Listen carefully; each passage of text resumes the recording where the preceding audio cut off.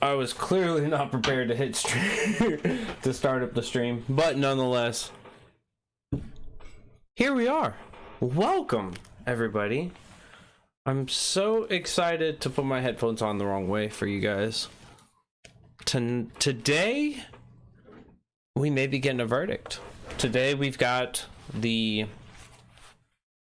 Kyle Rittenhouse. We've all been waiting for the verdict to come through.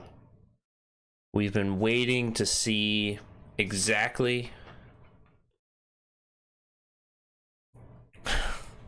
Matt Wright's already tweeting about us. We've been waiting to see exactly what the jury's going to come out with, and so today we have it. What you guys have all been longing for since yesterday. We have the door. Now, this of course is the main point that people are concerned about, right? There's a lot of people worried about, you know, how the verdict is going to come through.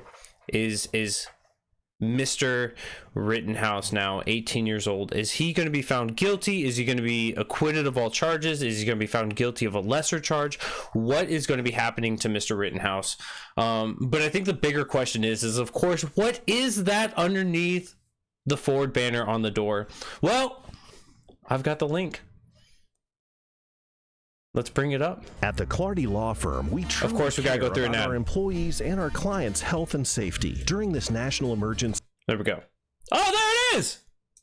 There it is! We are here. There is the pepper right there, smack dab. It's got to be a pepper with legs. I'm still unconvinced that it's anything but that. So here we are coming back to check this out. Throughout the day today, as people have some availability, they will be hopping in, as Matt Wright was saying last night on the show. I know it's not a door. We know it's not a door. We know it's sitting behind the judge. But for simplicity's sake, it is a door. And for simplicity's sake, and for integrity's sake, that's a pepper. But today we're going to be sitting by, waiting as deliberation continues.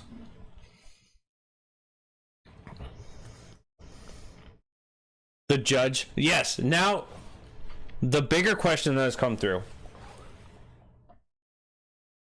who made this? Was it the judge? I would say because of the quality and the poor quality of this may have been the prosecutor. Just took it out back. He used his AR-15 to shoot at it a bunch of times. That's how he knew that the firearm was going to be safe, was because he was taking that AR-15 out back, just unloaded the magazine, whereas he would have said, as he likely would have said, unloaded that clip, yo. Dropped the clip. I know some of you gun people are going to hate me for saying it like this. Dropped the clip, yo, and knew that it was empty because of that. Now we have an armadillo.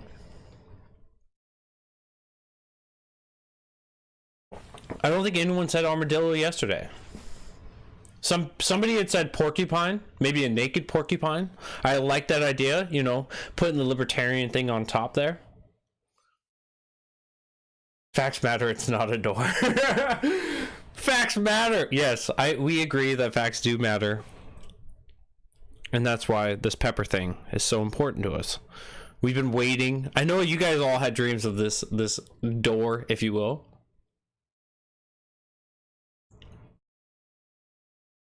I was dreaming about this door. I was so excited last night. If you guys missed it, last night on the show, Matt and Spike brought the door back. So we were revitalized. We were brought back to this sacred time in which we can look at this door together and enjoy every moment of it. If you guys missed the show last night, it was one hell of a show. A lot of good laughs coming about. You actually did, Chase. You and I were dreaming about the same thing. I think that makes us brothers.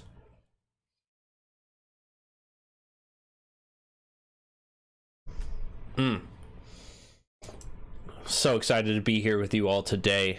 as we continue to talk about this one symbol.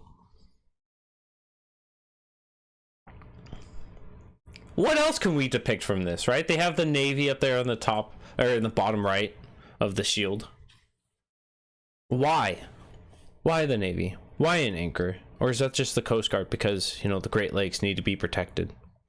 Why? Why though?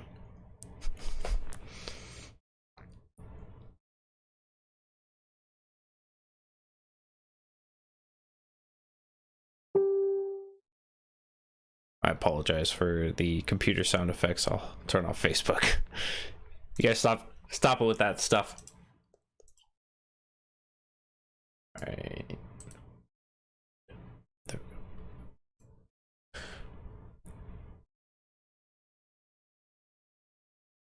we go.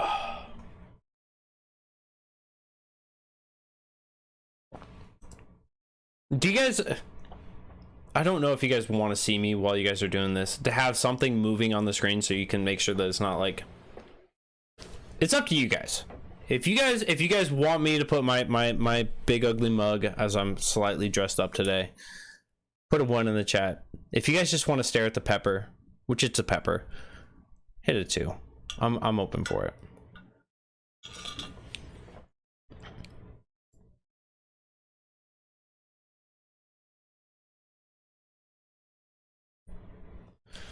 All right. We'll do it for you guys. Just for you. Just for you. One moment, please.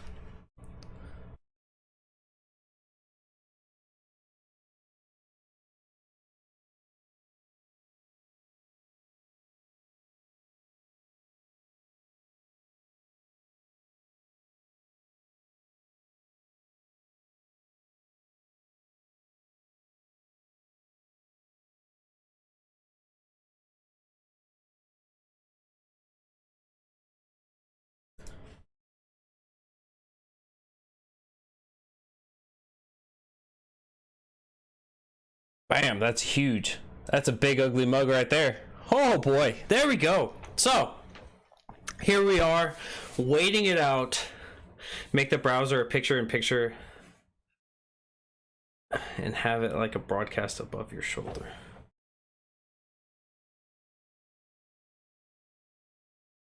Oh, so you're saying like use my picture here and have it be in the background? I can. I might be able to make that work.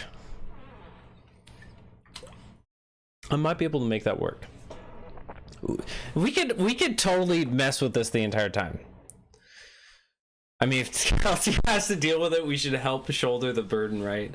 That's the problem, though, right? This isn't like the economic crisis where if we just get more people to shoulder the burden, it can make it better. No, my ugly mug is undiminished, regardless of how many people are shouldering this. So we'll have to suffer through this together. It's just more pain. Evenly distributed. Want to thank Dr. Pepper Cherry for sponsoring my hydration this morning. Good amount of caffeine after I've already had 2 cups of coffee, so keep the caffeine rolling, if you will. But we will I will try to keep up to speed on any updates coming through. Law and Crime Network, which is the source for our video today, have a poll up right now, and I would love to hear your guys' response. So on this, because we've already used the 1 and 2, I don't want somebody coming in late with those. If you, for the Kyle Rittenhouse verdict, what say you? Put an A in the chat if you think guilty, a B in the chat if you think not guilty, self-defense, C in the chat for a hung jury, or if you're undecided, put a D. D is in Delta. So give this a couple seconds and I'll give you guys their poll results. Right now there's 18,000 results there. I think that would be a good B. Ooh, a lot of B's coming in already. A lot of B's. A lot of B's. Joe Vasquez is coming in, offending the pepper by calling it a platypus. A B with a possible C. Like the hung jury thought.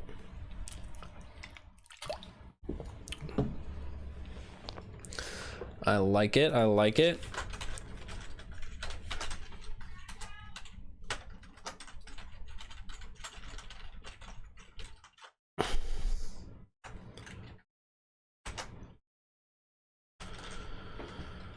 All right. Totally missed the question. Tell us you have ADHD without telling us you have ADHD. Yes. So A for guilty, B for not guilty, C for a hung jury, or D for you haven't made your decision yet because you're not a jury. Oh no, they moved it. Give us the pepper back center stage. Thank you. Thank you so much. Stop moving the camera for us, please. Law and crime. And of course, before I give you guys the results of what has come through their poll as well, as our poll is fairly one-sided towards that B of not guilty. I do gotta give a shout out for this Thursday, tomorrow night, 8 p.m. If you're looking for something to do, you might as well hop on a Zoom call with Matt, Wright, Spike, Cohen, and myself. Maybe some other people from the Muddy Waters crew will be able to be available to hop in. And from this, all you got to do is head on over to anchor.fm/muddywater/subscribe. Help us out, build up the crew, join the Mudsketeers. I don't have the full title, I apologize. But join the Mudsketeers, fight the good fight for liberty. Head on over there to anchor.fm/muddywater/subscribe, where for the low price of just a couple lattes a month, you can help out and get your own personalized, and by personalized I mean just an email sent to your inbox inviting you to join us as we'll hang out, chat, have a good time, crack some jokes, and you get your opportunity to ask us questions if you'd like. Did I do it wrong? Okay, maybe not. And so you guys can do that, but from the poll results right now on their end, it is 22,000 votes have been casted, 10% for A for guilty, 6% for a hung jury, which a hung jury could lead to a mistrial, and 3% for undecided, which leaves 81% agreeing with most of you on that not guilty of self-defense. So we'll see if the jury agrees with you all. We'll see how this all plays out. To give you guys an update, if you guys have been missing what's been going on there, don't worry, I don't blame you at all. So last night it came to the defense, the defendant and his lawyers. It became known to them that there was a video that was used by the prosecutor in which they had provided the defense with a video. As with many criminal cases, right, evidence that's going to be provided has to be provided to both sides, and so the prosecutors gave them a video that was roughly around a fourth of the size. So a fourth of the quality, a fourth of the resolution was given to the defense, while they gave a higher quality to the courts.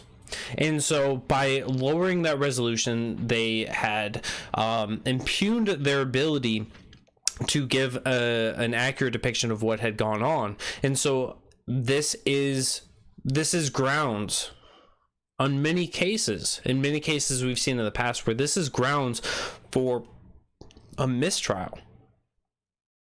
And so this was petitioned last night. This became breaking this morning in many cases.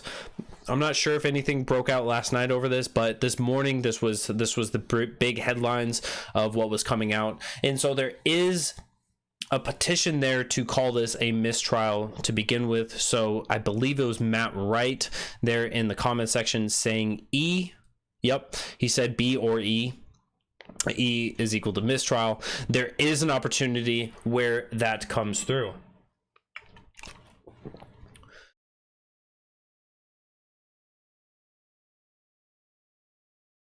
Yes, Janice, I am wearing a tie. I couldn't find that tie from Saturday.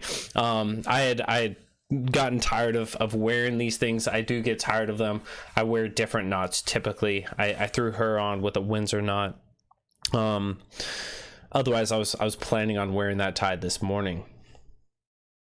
And so but the question then becomes, if it is a mistrial, right, how do we move forward? If it is a hung trial, wherein they have one juror that just defects from the rest of the jury, in which they can't get an all guilty or an all not guilty, the judge can call for more deliberation or can call for the mistrial. And I misspoke when I called it just they're petitioning for a mistrial. They're calling for a mistrial with prejudice, basically saying that the case that the prosecutors had put forth was not enough on top of the failure to provide all evidence to the defense in the same or to the highest quality of what they had. Basically, I wouldn't say that they are improperly providing it they were improperly providing it by reducing the resolution, but basically not giving to the fullest extent of what they had. So they're calling for with prejudice, basically saying, look, this can't go forward anymore. We can't retry this. We can't do any of that. And basically from that, you would see Kyle Rittenhouse walk free. And of course, judging by the comment section, judging by all of your reactions, and by the reactions of many people who've been in these polls, and of course we may be stuck in a bubble with this, but that's the way that a lot of people feel as if it should go.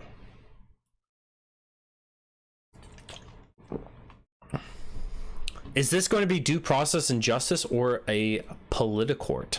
That is an excellent question. And of course, this is a problem that I had posted about on my personal page yesterday, was that if you get to a circumstance wherein jurors are feel incapable of providing the verdict that they feel is proper because of outside external factors, such as the way the media has portrayed this, because of the way society has portrayed this, because of the way that protesters have already they've been stationed outside since early yesterday morning, and they've returned already today for fear of their well-being, of their families' well-being.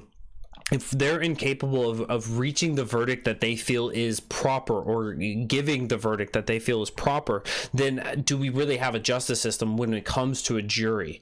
Oftentimes judges are viewed as giving verdicts that may not be proper because of the same thing, and it really does undermine the sanctity of these verdicts.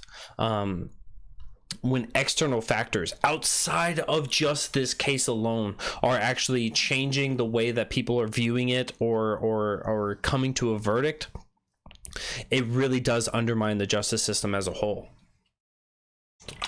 Incapable or afraid? Well, they're afraid, which makes them incapable, and that's the important thing, right? Putting yourself in the shoe of somebody who has family members that they care about, that they may put above. They may not realize what the severity of these of this case can lead to, right?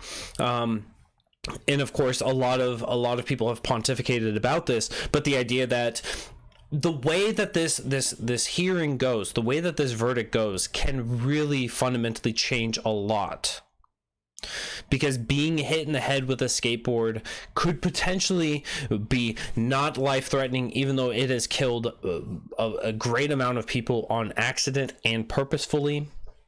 If that is not ruled as self-defense, if being chased down a road and the attempt to flee in a stand-your-ground state is not warranting of self-defense, things like that, then we've undermined the idea of stand your ground laws. We've undermined what self-defense is, and a lot of other things. So there's a huge precedent that could be there if he's found guilty of the first degree or even second degree.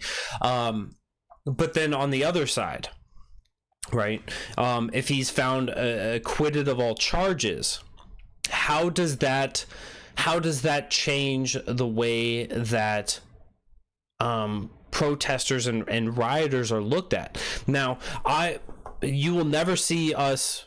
I want to say here on Muddy Waters Media, but I can't speak for everybody. But I will say that by our philosophy, we do not agree with rioting in such a way as destroying private property or threatening people that have done no harm to others, which is why we can separate the ideology of Kyle Rittenhouse and say that he does have a right to defend himself. He does have a right to defend people's property that they've asked him to.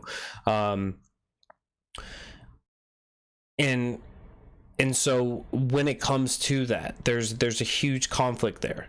And when we look at why people protest or riot specifically, often comes from a point in which they don't feel heard.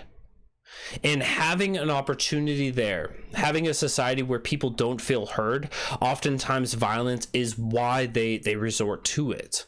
Because if they're not heard when they're speaking up, when they're not heard when they peacefully protest, and there have been ample examples of peaceful protests from even groups that are constantly being antagonized and demonized, such as BLM. BLM has had an abundance of peaceful protests. I've been witness to some of them. I've walked with some of them.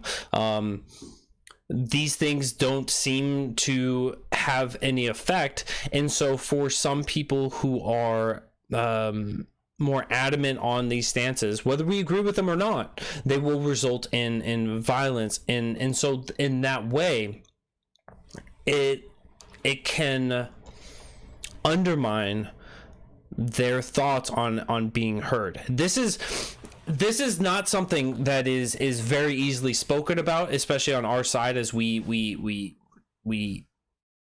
clearly call out the violence that is committed against others, right? We want people to be heard, which is why when you see a libertarian, right, when you see Spike Cohen travel the country, when you see libertarians stepping up and speaking out in favor of people's rights, of civil rights, of people being treated equally, against police brutality, against all these things, right? We are on the speaking phase.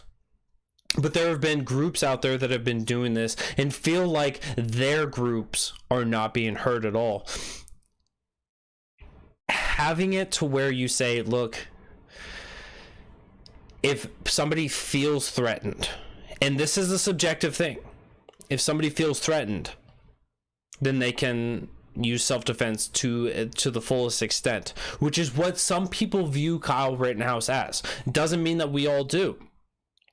But if you have that, where you can't express in any way being upset, of calling for a difference, of calling for justice, the next step is not going to be good. So from this case, right, we can clearly see that both sides, regardless of which way it goes, there's going to be a negative impact to that side. This is the concern when it comes to the Kyle Rittenhouse case.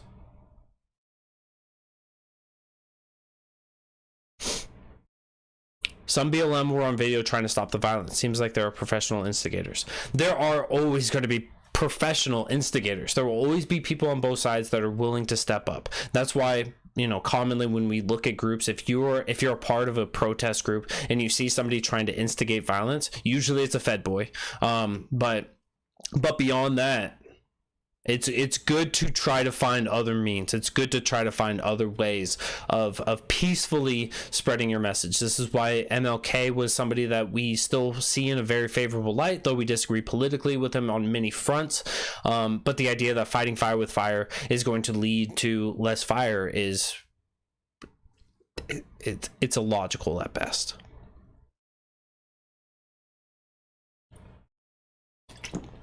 What you're saying is very important, but is there going to be more talk about the door? Did we settle if it's a pepper, a platypus, badger, or a butt plug? It is definitely a pepper. Unanimous decision by myself, and that's where we're sitting on this. Just looked it up. That's supposed to be a beaver, not a pepper. Well, it's a pepper. The paramedic was just convinced of stalking a police parking lot in the middle of the night, filming cops' personal vehicles. He's a member of some revolutionary group. Jury has ruled. From Chris Crawford. So we will see if the jury comes out and if they give their answer. We do have the audio on, so as soon as we start hearing something, hopefully it's not ramblings of the World War II again. I think we got trolled a little bit last night from the stream on that, but should we get some audio coming through, it will come straight through for you all.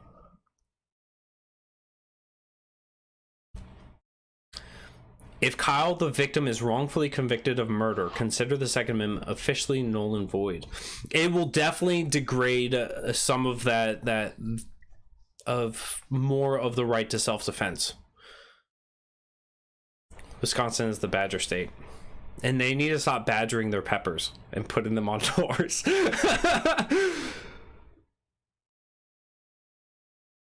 I saw rumors on the internet last night that random brick shipments had showed up in some areas. Will the judge call a mistrial because the prosecution withheld evidence? They gave the defense a lower resolution video than what they had presented at the end of the trial.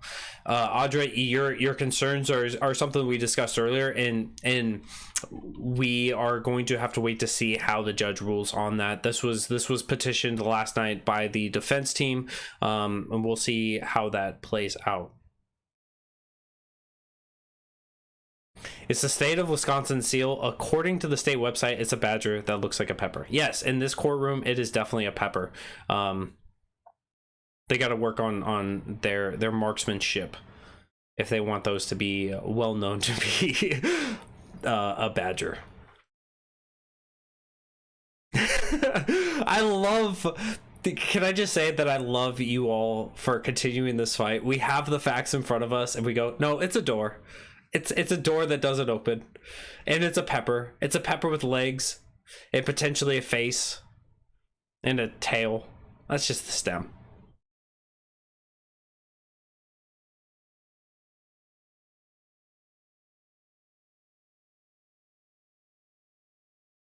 If he is found guilty, our justice system is shit. And Chris, I would say regardless on how it goes through. Right now, what we are experiencing with this court case, especially, this is an indication that I hope that both sides can see that our justice system has been degrading. If this is the first point of degradation in their opinions or in their views, I'm glad that they're seeing this now. But this has been a long time coming of a degradation of our justice system here in this country.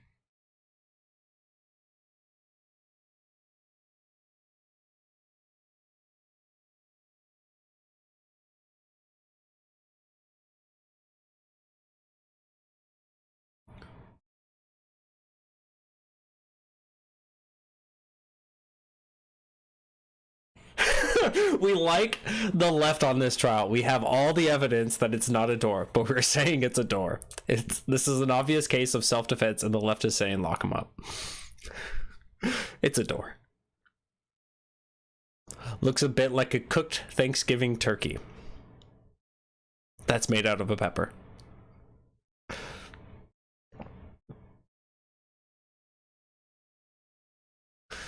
And people are referencing the man on the right.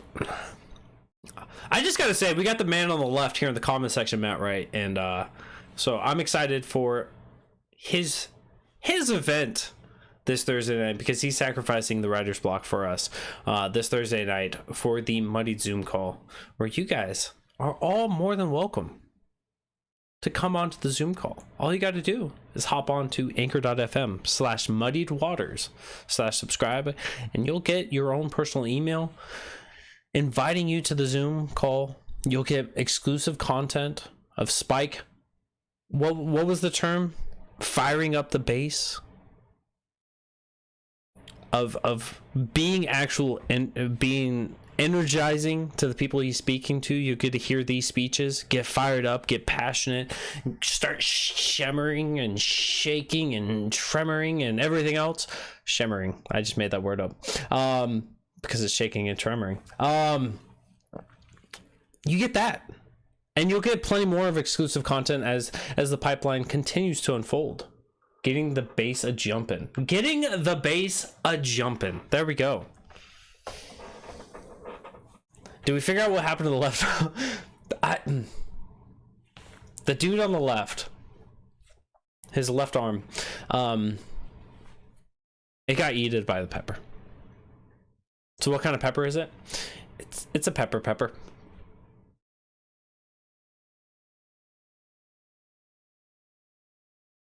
I'm still wondering about the anchor. If anyone can try to depict why they have an anchor there in Wisconsin, more than welcome to hear your rendition of that history. If you're gonna fact check this, at least let everyone have their fun first. It's a jalapeno. I think it might. So from my experience on the pepper challenge that night on the show, I went to eat a jalapeno and I actually ate a giant serrano. So maybe a serrano pepper. It may be a serrano. Lake Superior. No. So then that would be reference to like the Coast Guard or the National Guard. I'm not okay with that. It's a badger. You're a badger.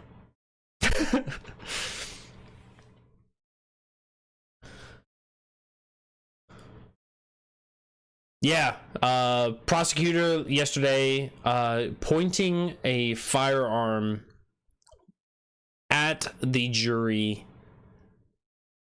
with the slide forward, the bolt or the case closed, his finger on the trigger. This is that right there is intimidation, right? That right there, he did not personally verify that firearm safe. And many people say, well, you know, the police, when they brought it in, they had verified it clear and safe 3 times during the day. And that's great. Now, when I teach my daughters, when I teach others about gun safety for the first time, I will verify every gun that I pick up as clear and safe. And I hand it to them and I ask them, is this gun clear and safe?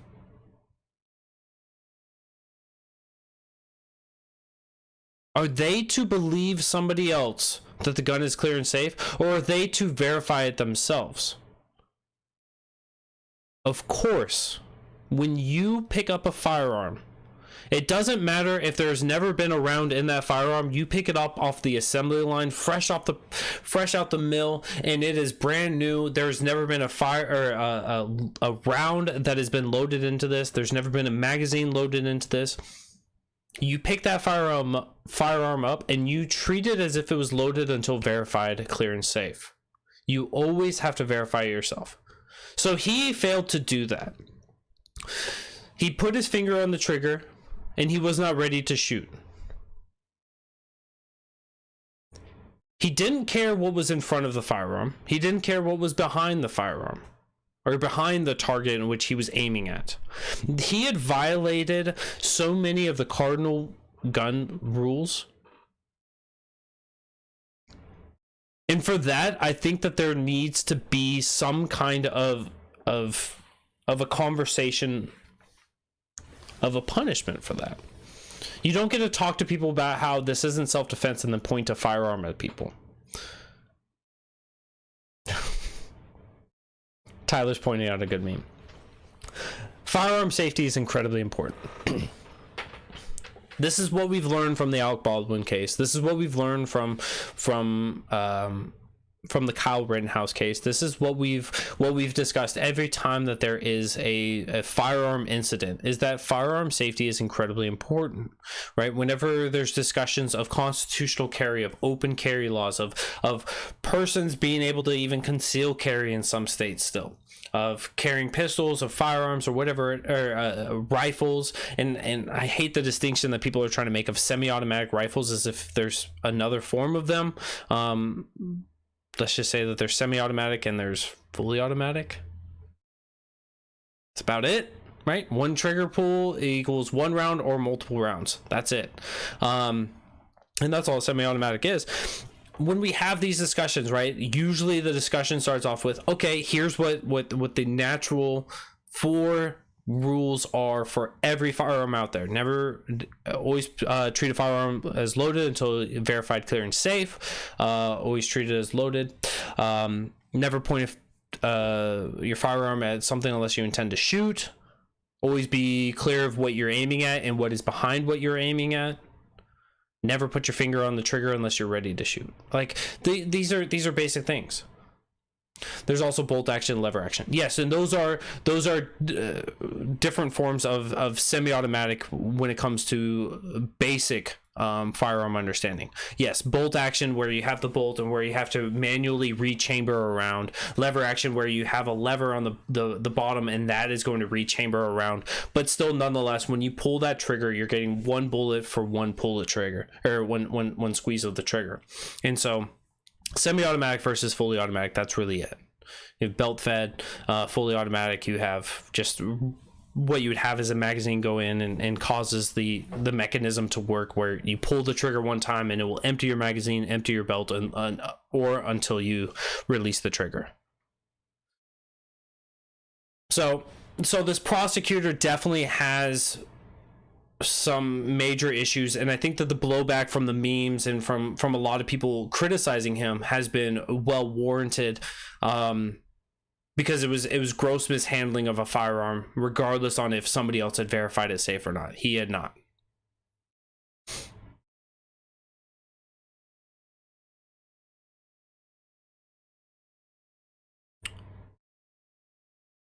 The sight level is more intimidating. Yeah, I mean, he had shouldered this and faced it towards them. Now, of course, the firearm, this was the firearm that was used by Kyle Rittenhouse, and they had taken the sights off, and I don't know if they had taken other attachments off of the firearm, but you can definitely see in the pictures and video that he was that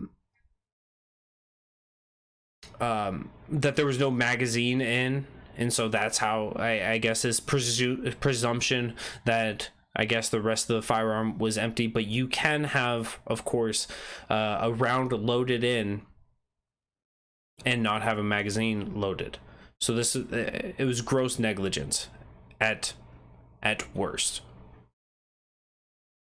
Call that prosecutor Alec Baldwin. Single barrel breakaway shotguns are not considered semi-automatic. True. Semi-automatic implies that another round is automatically loaded into the chamber when a round is fired, then another trigger is pulled. Yeah, no, and you're absolutely right. But this is the difference between like diving into the firearm thing, into the firearm discussion. But for simplicity's sake, for people who are either against the idea of guns, or actually I don't really even need these headphones, for somebody who is naturally against the idea of guns or self-defense or carrying of firearms, or just otherwise ignorant of the topic at whole, trying to keep it simple between semi-automatic and fully automatic is probably the best distinction that you can have.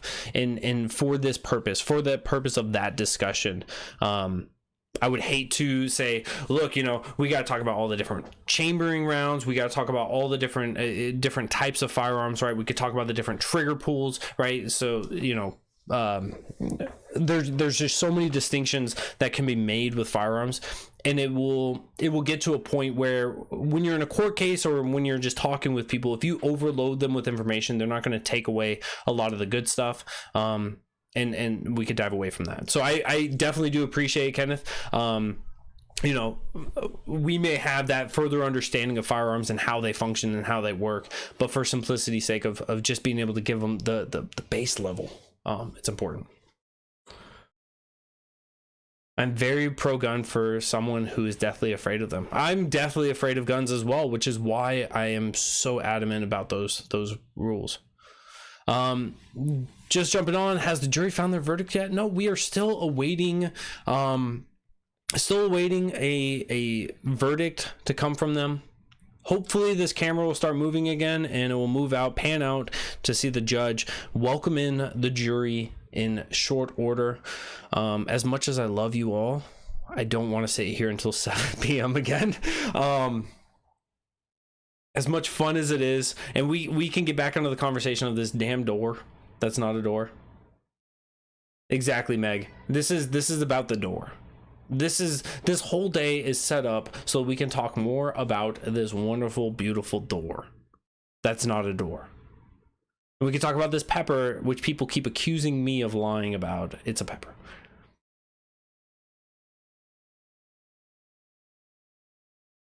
Which, more that we're against guns, would actually listen to those descriptions. Why wouldn't they? Why continue the ignorance? I don't know if that was a rhetorical question or not, but I'm going to treat it like it wasn't. Why do people who are afraid of something refuse to learn more about it? Oftentimes, people are ignorant on topics that have already created a bias against something. And so being able to get into their mindset that, hey, look, let's have an actual conversation about that. We're not seeing this on Facebook. We're not seeing this on social media. We're not seeing this from the media, right? We have legislators coming out there and saying ghost guns are shooting hundreds of rounds a minute and yada yada yada. The difference, we have so much of a narrative pushed against the idea of gun safety because of false narratives being pushed out there, factless or facts that are taken out of context in order to provide for a narrative, that you have to find a way in order to break down a lot of those mental walls put in place to allow for somebody to say, hey, look, I want you to come down to a gun range with me and I want you to actually pick up a firearm. We don't have to shoot it, but I want you to at least feel it, run your hands over it, see that it's, yeah, there's a lot of potential. There's a lot of potential with these things, but they are merely nothing more than a tool. It takes a lot of mental fortitude and a lot of empathetic conversation with somebody in order to break down some of those barriers. And quite frankly, a lot of us are not equipped to be able to handle that for a lot of people that need this. So that's why it's important that rather than demonizing people who disagree with us on this, we have to find a way to be empathetic with our messaging to get them on board with it. The gun is an object. People's incompetence is what you should fear. Yeah. It's a badger, not a pepper. It's a see. Robert Jones is here just to try to correct me. Facts don't matter. It's a pepper.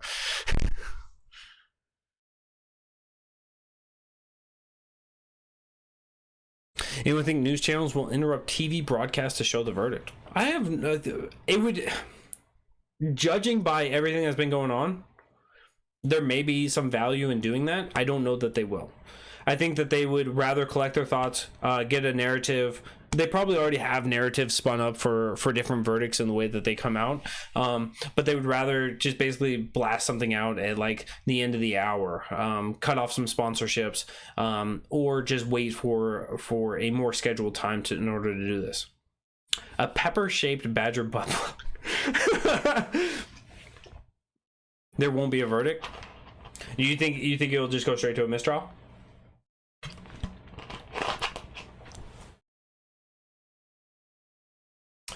So we will hold the door.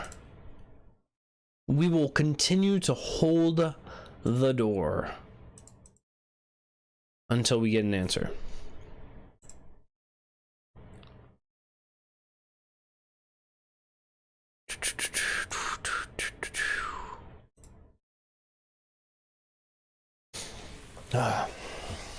But exactly.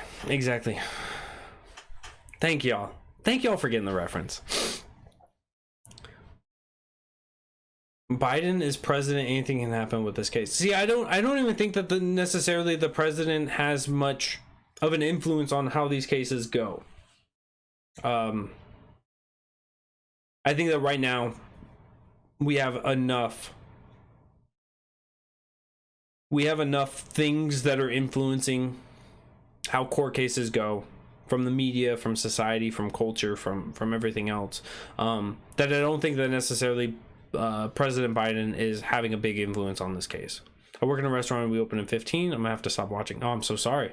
And the only way I'll be able to see the verdicts is if they interrupt broadcast or this goes on until I'm off work. Well, for the sake of everyone, Maybe we'll keep this going all the way through. Maybe I'll just take a screenshot of this door, and we can just keep this going after the verdict has been released. We'll cover the verdict, and then we'll bring this door back for you, Joseph. Okay, I got you. I understand.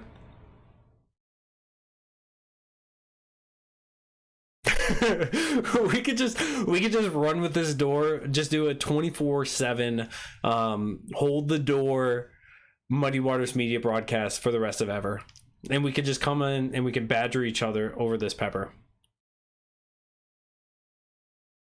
How can you say that? He labeled him a white supremacist in the beginning. People prejudged not knowing what's going on. Absolutely. I completely agree with you that President Biden was attempting to cause a difference in the outcome by using such labels. Absolutely.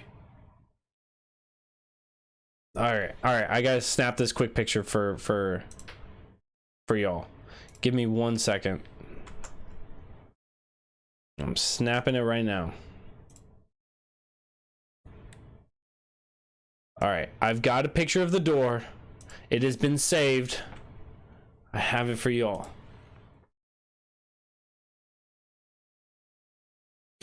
But to the point of, yes, President Biden had said that, called them white supremacists. They have basically stepped back from that without apologizing, without saying, you know, they were wrong for it. We saw Paskey come through and basically try to deflect around it, saying, look, it's an ongoing case, we're not going to discuss this. Of course, it's a weak deflection, it's a weak defense. So yes, there was an attempt there, but I think that the thing is that when we look at how President Biden is an influence into our culture and our society, people aren't really watching Joe Biden except for the people who disagree with Biden, right? Oftentimes when we look at politics, when we look at the left and right, the authoritarian left and right, so the Republicans and the Democrats, they don't look at their own side hardly ever, right? I think that Trump may have been the point in which people looked a lot on the right, looked a lot more at Trump because they liked his rhetoric and they liked the kind of the disgusting behavior that he had, his punchback and everything else. People really like that, and so they kind of paid a little more attention to him. But for the most part, what we're seeing is people are kind of ignoring the one-off statements. They're ignoring a lot of this stuff, but they're looking at the bigger picture things, right? People want to talk about the infrastructure bill, but they don't want to talk about the actual details of the infrastructure bill. And that's a good it's a good synopsis for how people look at politics when it's our side versus their side.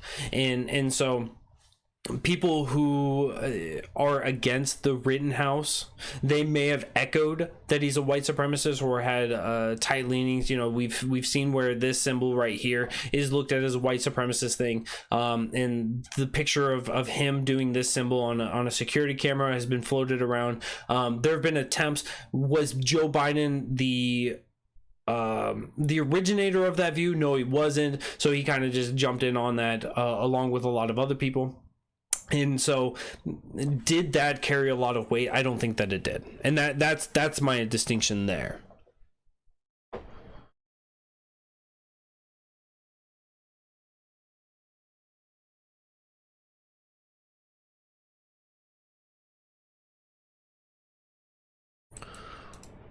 He's going to do time period, maybe not on some more of the serious charges, but it's going to happen. No way there's an acquittal. People's lives were lost at his hands, self-defense or not. And maybe you're right. We don't know what these jurors are all thinking. We don't know what their train of thoughts are. We will see how they come out with their verdict, and maybe you're right, maybe you're wrong, but that's I'm glad that you're willing to step out and kind of say something different than what a lot of other people have been saying here. And that's okay, right? I have no problem with that idea being floated around. I think that, you know, just because somebody's life was taken doesn't necessarily mean that there was wrongdoing being done. And so that's really on the jurors' hands right now, of because somebody's life was taken, right? We have a couple people dead and a bicep that was just eviscerated. Was that Was he justified in those actions that he took? That's what's going to be weighing on their minds. That's what they have to determine. And maybe they come to the conclusion that, you know, a life lost means or equates to the idea that you have to have a sentence from that. We'll see it.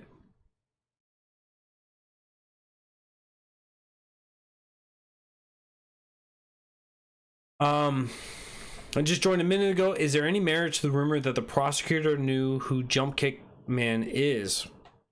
And is there any merit to some of the FBI's video evidence withheld? So from my understanding, the FBI video evidence being withheld was the drone video, in which a lower resolution video was provided to the defense team than what was provided, of course, by the prosecutors to the courts. That one was one of the points in the letter being sent last night by the defense to the judge. We will see if that is actually a concern for the judge, leaning towards a mistrial, maybe even potentially a mistrial with prejudice because of that. As for the Jump Kick Man, do they have the opportunity to find out who Jump Kick Man is? Absolutely, right? We've known that, you know, they're able to they were name dropping like crazy. The possibility that they can't figure out who one singular individual is in all these matters, the possibility, the potential is there. Did they actually take the time to find out who they are? This is going to be, I mean, this is one of the problems with the surveillance of the American government, right? Do they have the possibility? Do they have the potential because of the unauthorized acts that they've granted themselves? Yes, they do. Do they use it in any efficient way? Do they use it in an effective way? Are they capable? Or have they shown that they're able to use their capabilities to the fullest extent? We've seen time and time again where it's not, right? We've seen where mass shooters have been on FBI watch lists, where they've been monitored, they've been brought in multiple times, they've been questioned and everything else, and then they go on their killing sprees. So we know that the possibility is there. Do we know? And we also know that when it comes to it, they've failed in a lot of ways.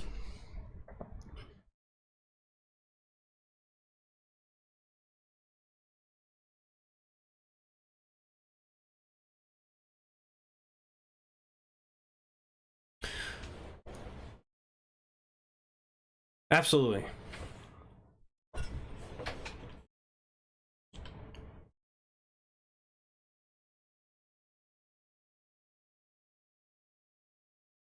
I don't mind answering all your guys' questions when they come up. Feel free to, if you guys want to start up a discussion, you guys are more than welcome to. I'm of course leaning towards the door, the pepper, and everything else.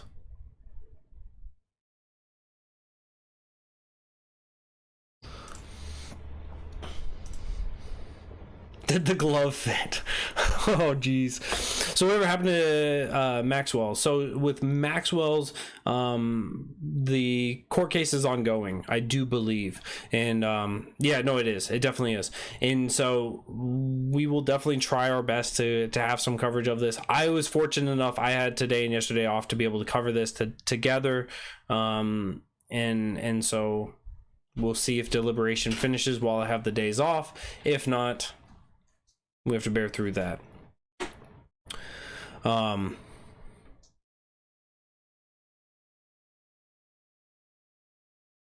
Joseph, doors love, doors life. Absolutely, absolutely. What a great quote. I wish that we could put like a header on this, because I would have that.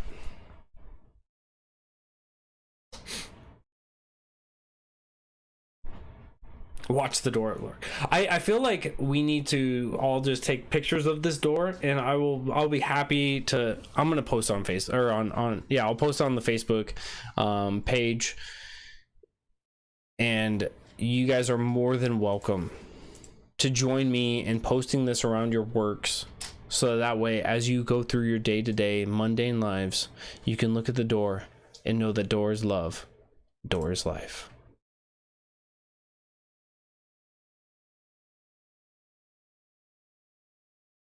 It might be a tie on my neck. It might be.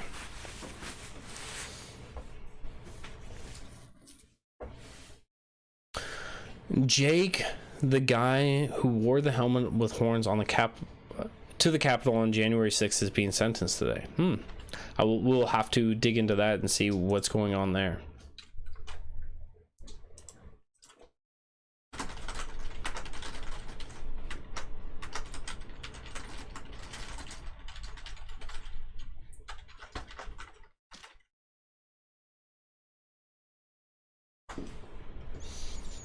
I just posted on Facebook, under Muddy Waters Media. If you guys would like to, go ahead and save that photo, share it out, make it your cover photo. Make sure that people know Doors love, Doors life. Oh, not you. He's got so the guy on the left has a neckerchief.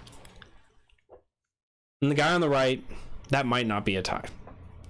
That might not be a tie.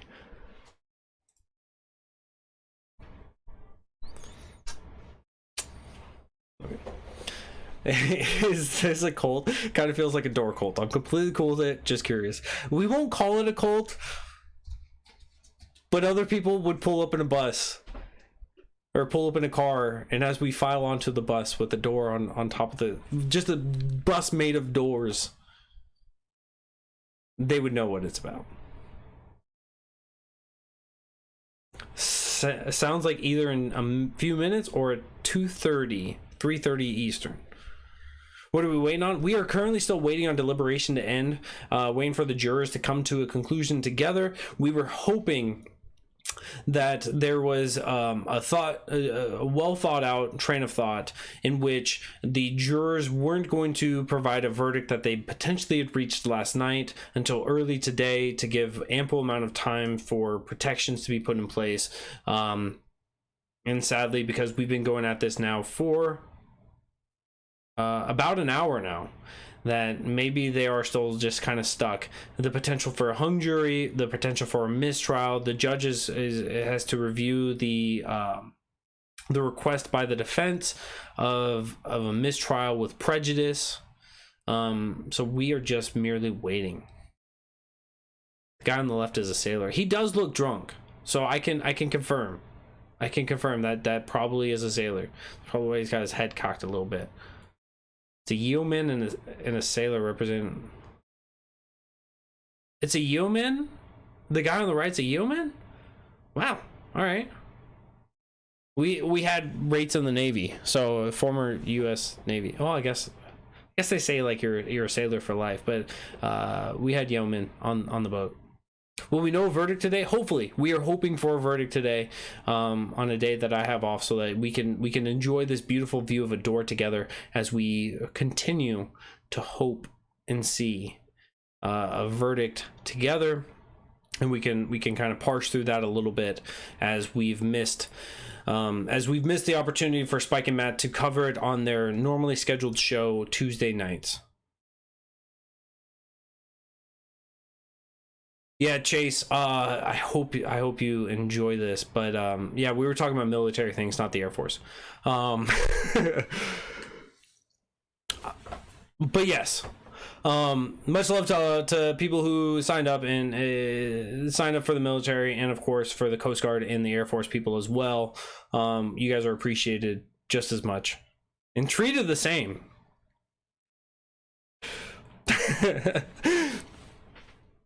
And for people who are outside the military, if you guys have not been witness to, of course, the military fun, the Air Force and the Coast Guard are commonly made fun of quite a bit. Of course, the sailors are made fun of as well, but it's a non-starter with that one. The jury asked for more copies of the self-defense instructions by the judge, which means they were leaning towards self-defense, but wanted copies of the instructions to make sure they got it right. In my opinion. Yeah, no, so they've been asking for, so they've gotten extra copies of the jurors' instructions yesterday throughout the day, and then today, if they're asking for self-defense instructions, right, they're doing their due diligence to ensure that they're making the correct decision, and I think that's the right decision.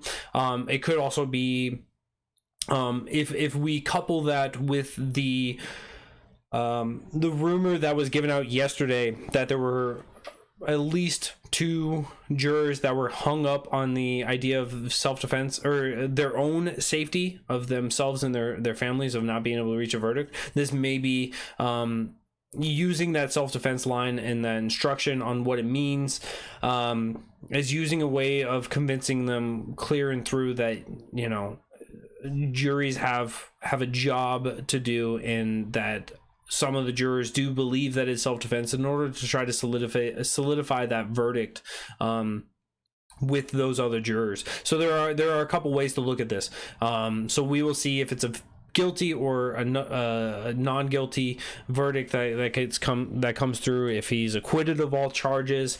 At this point, I'm just glad we got the door.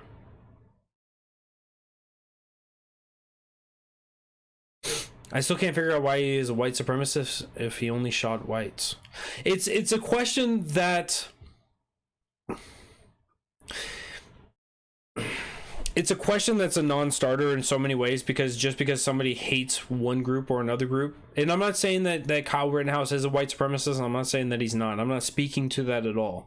But just because somebody were to hate one group or another group doesn't mean that their acts of violence would only be towards that group, especially when others within that group can be construed as defenders of said group. And so the opportunity there for somebody who believes that Kyle Rittenhouse is a white supremacist could see that he shot white people and still see that as an act of aggression against that group, because those were construed as defenders of said group, if that makes sense. Let's say the jury can't decide, does he get retried? This could be for Monarchs, this could be the potential. The judge could call a mistrial without prejudice, and then we would see a retrial, in which then, you know, the defense would presumably have the higher resolution video from the drone footage, and we would see a retrial with a new set of jury. And I think that one of the things that's is so incredibly important when we talk about this stuff, and this came up during the Derek Chauvin case as well, is that our society is so well connected through telephone, through Facebook, through Twitter, through all these different lenses and through all these different mediums, that finding people that are not have no witness, that have already not been influenced to one decision or another, is going to be even more difficult as time goes on.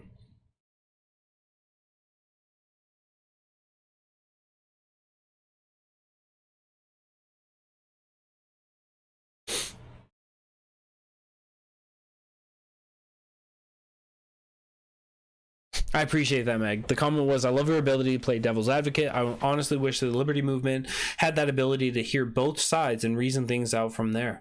Yeah, no, one thing that I've learned in working in politics and pushing for legislation and pushing for changes is that if you merely just solidify your own arguments and you don't actually listen to the other side, how are you to address their concerns and to create allies? And so for me, it has always been a driving force to be able to understand counter arguments even more than my own side. Because at the end of the day, what we want to do is we want to make society better for everybody, and not just for people that agree with us. And so that's been one of my things that I've been determined to be better about. And so I appreciate you acknowledging that. And I thank you very much. My wife doesn't even know what's going on. I think there are plenty of people. There may be.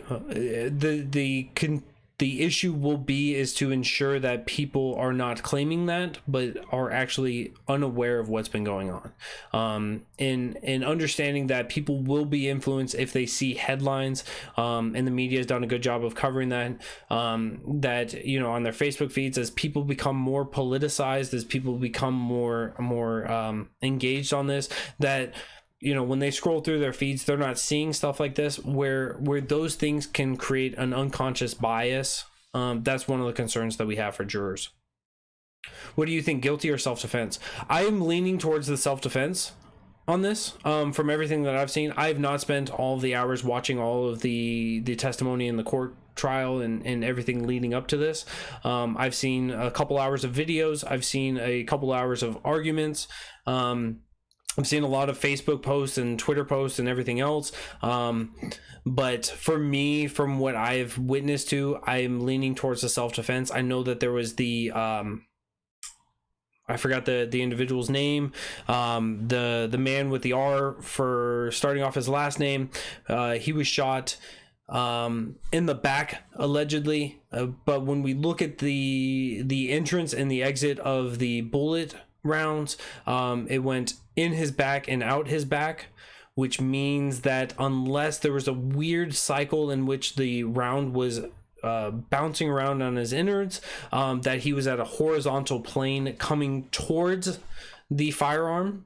And so if that were the case, he would be in a lunging motion and a forward moving motion towards Kyle Rittenhouse, and so that round in his back would be from his forward progress towards the firearm, which leads me to believe in that one, which is one of the points that a lot of people on the side of the prosecution have rested their laurels on. When it comes to that one specifically, it definitely looks more like self-defense. If somebody's lunging at you, you don't know what's going to come about from that. You could, based on the circumstances of that night, this was not the first person, there is an opportunity there to call that self-defense. And I think with that one specifically, that one kind of leans you towards the self-defense idea. The individual who did live, who had his bicep eviscerated, right? We've all seen the memes on that. We've all seen the testimony, or a lot of us have seen the testimony on that, wherein that he was saying, look, when I had my hands up, he didn't shoot. When I had my hand down and I pulled out a firearm and started pointing at him, that's when he shot. Clearly self-defense. So I think that looking at everything that I've seen, I'm leaning towards the self-defense. Rosenbaum, there we go. I don't know if I agree with the idea that he knew about Rosenbaum beforehand or anything else about that.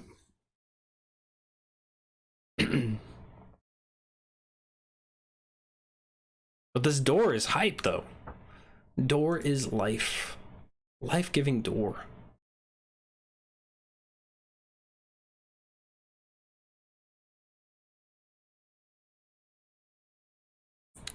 So they had resumed deliberations at 9:15. So right around the time in which we started this stream is when deliberations began. Hopefully that means that we will see something come forth.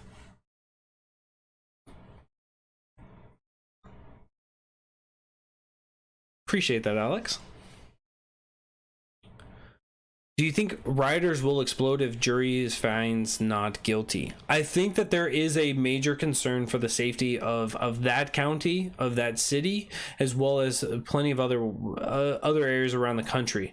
I think that people are oftentimes so attached to a narrative, to an ideology, that when things go against them, that it almost feels like an attack on them, and they will result in a violent way from those. And so this is of course a major concern. This is why the National Guard has already been called out. This is why police in the area are already on high alert for things going on. The concern for the safety and well-being of that community has to be paramount for those in position of safety. And that's what law enforcement is supposed to be about. So I do have that concern. I share that concern of potential violence against property and people as a result of this. Mr. Mystery Voice makes staring at this door for days makes it so much better. Well, I appreciate you, Derek, and I'm just doing what I can. This door is entertaining enough as is, and if I can give you guys a little bit more on that I'm here for it.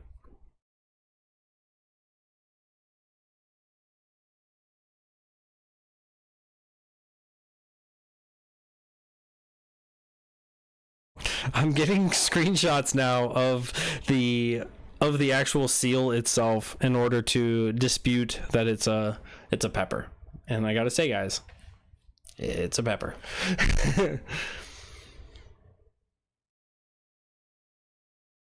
Yeah, their pants are a little bit high, but I mean, that was the fashion statement back then. Cognitive dissonance can be a strong drug. Absolutely. Absolutely. We see this all the time in politics. Platypus. Maybe it's a pepper trying to be a platypus. Don't put that elevator music back on.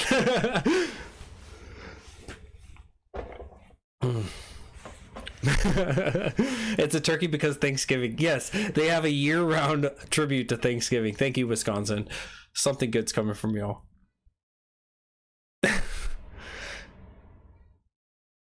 How did you feel when Binger brought up Kyle playing Call of Duty? This has been a non-starter for so many different things. It was almost expected. And while there are some people who view video games as undermining our ability to feel emotion about others and the empathy there may be some credence to that. But I think that would have, I think that was an improperly placed thing. I think that if you were to properly look to apply a video game mentality to somebody, you would be looking at somebody who went on a killing spree. That would be much more justified in that stance of somebody who just comes through and just lays waste and then just goes, all right, I'm ready to restart, as opposed to somebody who is claiming self-defense on this. I think that it was a push too far, and I think that a lot of people saw through it, and it didn't garner the optics that Binger was hoping it would. It's not a pepper, it's a cheese curd.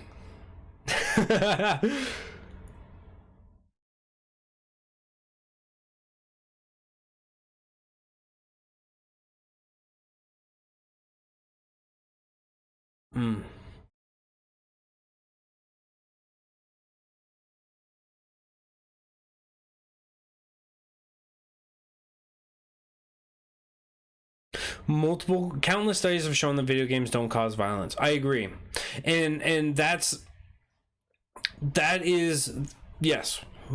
The problem is that there are studies that have also said that they do, and so the issue is that you can make statistics say whatever you want them to say, but then along with that you can kind of apply a narrative that you want. I think that when we look at video games, if somebody were to be just fully enveloped in video games, and Kyle Rittenhouse definitely does not appear to be that, that you do lose a little bit of empathy for people out in the real world, and that may be the narrative attempted to be applied. There's so much out there, but I do agree with the notion that it really doesn't cause violence. It really doesn't cause people to be an issue in society. And let's be frank, there's not a lot of people playing video games that are well versed in like, hey, look, I'm sitting here.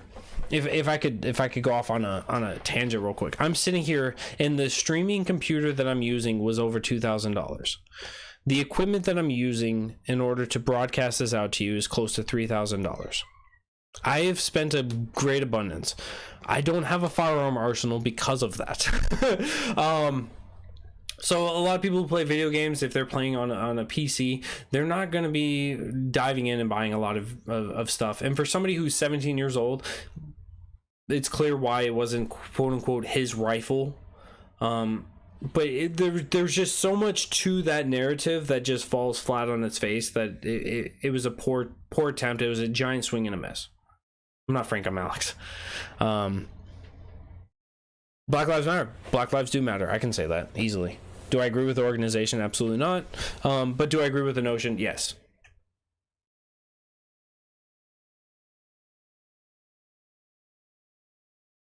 Art Panda is the best video game.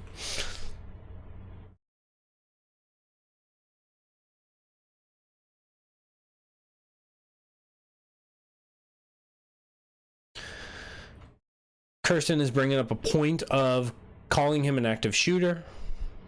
He only shot those that attacked him. If he was an active shooter with no regard to human life, as stated by the prosecutor manager, then why didn't he shoot others? It's a good point there. The Department of Homeland Security defines an active shooter as an individual actively engaged in killing or attempting to kill people in a confined or populated area. In most cases, active shooters use firearms, and there's no pattern or method to their selection of victims.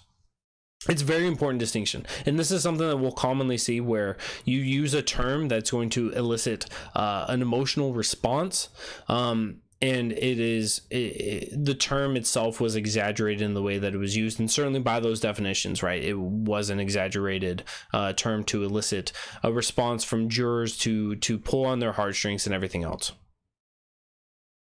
Whoo, $85 for a butterball. Hey, don't worry, inflation is good though.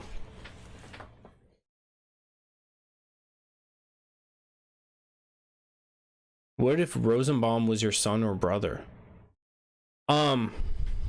It's a very good question. What if Rosenbaum was your son or brother? I've met some pretty disgusting people in my life, and I am very quick to say I will not be around them. Family or not, that doesn't change my perception of people who are found guilty of multiple times of doing abhorrent things to children, specifically boys, young boys. Like I have no issue with cutting ties and wishing unwell on them until they've turned their life around.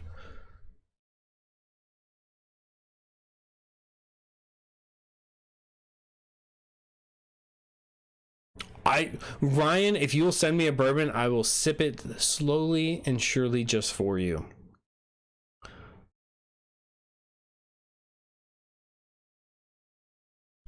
I have not played Arpan either.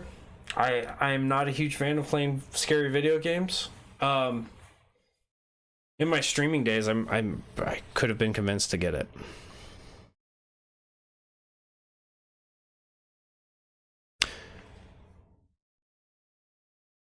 I believe that the sheriff didn't step in when the prosecutor was holding the firearm because the sheriff had known that the firearm was clear and safe because they had checked it clear and safe. So that's why they kind of allowed it.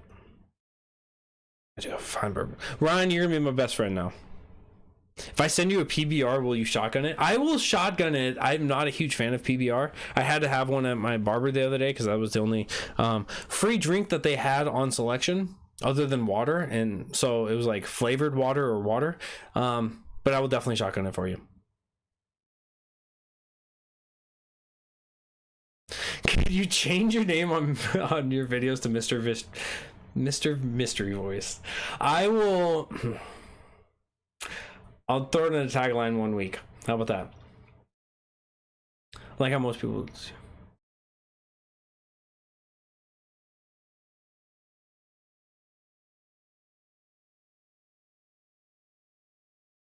I blame Disney Plus for all this nonsense. I like it.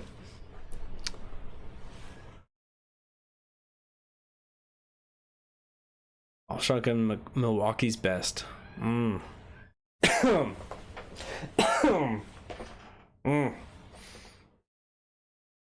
Exactly, Robert. That's exactly it. Verify every firearm is safe. Clear and safe.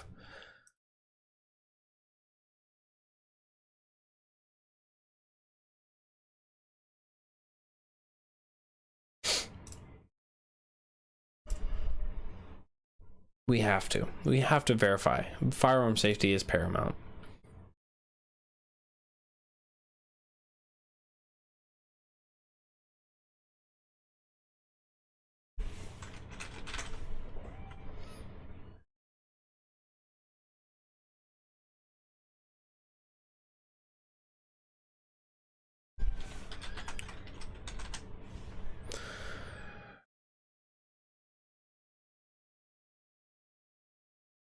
All right.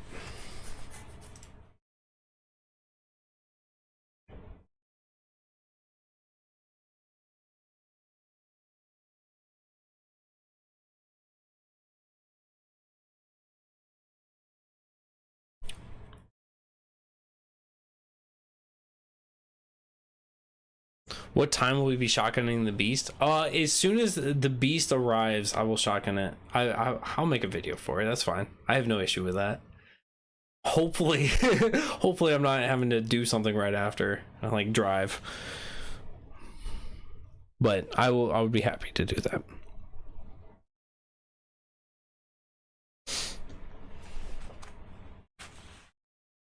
It's really weird playing with a mirror.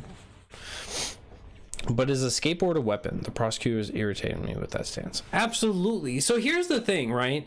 Is that there are more people killed each year with fists than AR-15s, but we don't treat fists.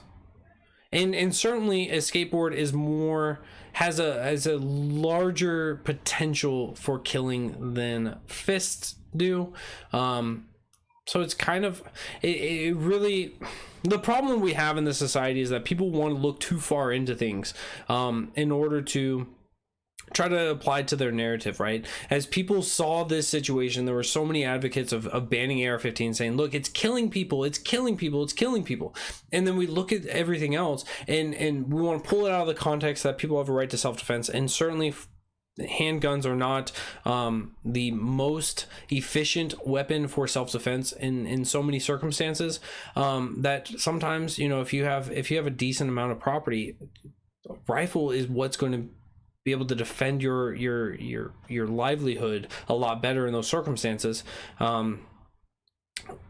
But people were calling for the ending of that because of how many lives were taken. But we don't look in the context of how many lives are taken through all these different mediums, through all these different tools, through all these things that have value, that have purpose. And so, yes, there are more people killed each year with a fist than with an AR-15. And for anyone to try to say that a skateboard is not a weapon because it's a tool to be used for fun and enjoyment and for skating and for to go on to X Games and all these other things, absolutely right. But the problem is that it still kills people. It still has a good chance of killing people. The trucks on the bottom of the skateboard is metal, and you can get a good swing with those things.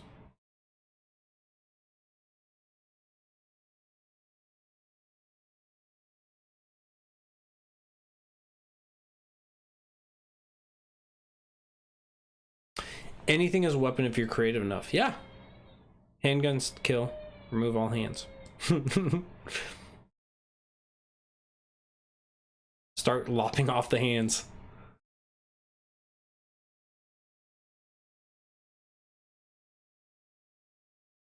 Yeah, no, baseball bats are fun. My daughter, she's practicing to be a good pitcher.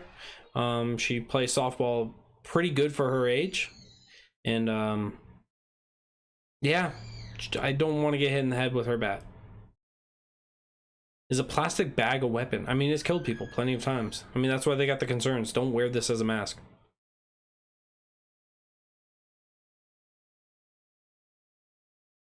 This guy put a button down and a tie to live stream a door this morning.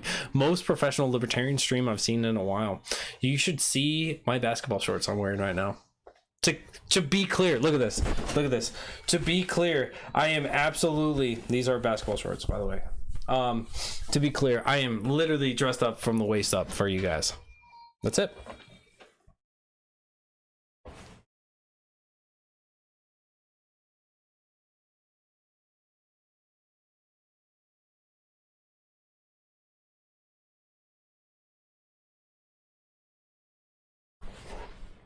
Yeah, and of course, as we talk about this, right, it's important that when we talk about defensive land, that we also say that not all states are made equal. Some states have castle law where people on your property posing a threat to you and your livelihood is enough in order to take actions of self-defense. Other states are not castle law, wherein they have to be inside your property posing a threat to you or your family members. And there are states, I mean, I remember court cases, I think there was one in Florida where an individual was breaking into somebody's house, fell through their moonlight window, right? The window on the roof, fell through that, I think it was like 18 or 20 feet, hit the ground, broke their legs, and sued them and won. There's a lot of things that you have to understand about self-defense and the way that our system is.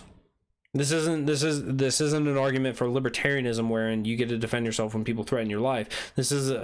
You have to understand that through the legal system that we have in place, that there are so many loopholes for people to take acts of violence against others, and that they have the law on their side should you take action. So it's important that you guys know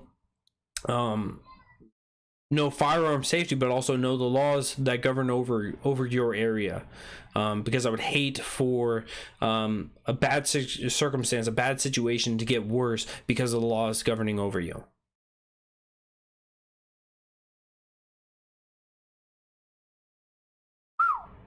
Ouch, Meg. You didn't have to dress up for us. We're libertarians. We don't care. Yeah, but I had an excuse.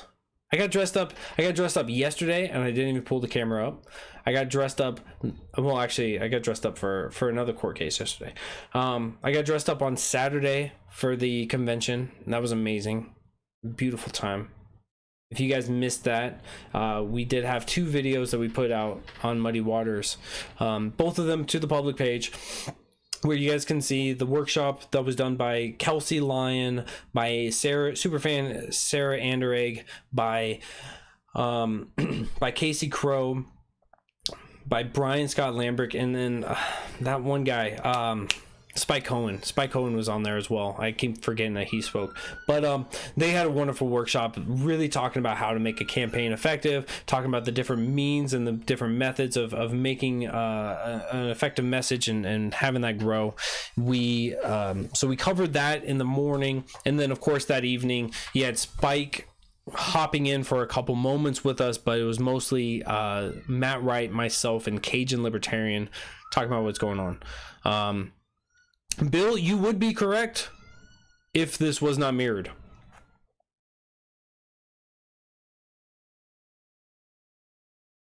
Yeah, I've never heard of Spike Cohen either. He just showed up one day, and I was like, well, all right.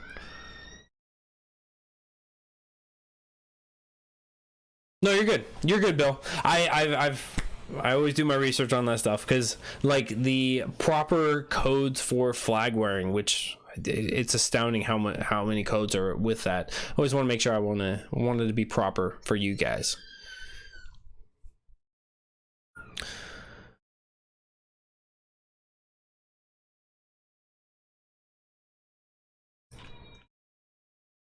Yeah, so this is my left shoulder.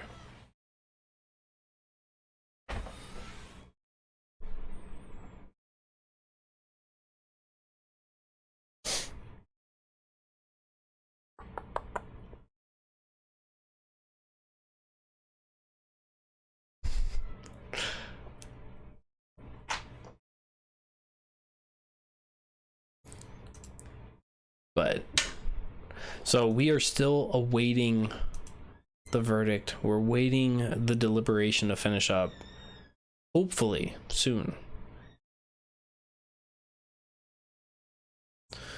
All right, hold on. There's a comment here.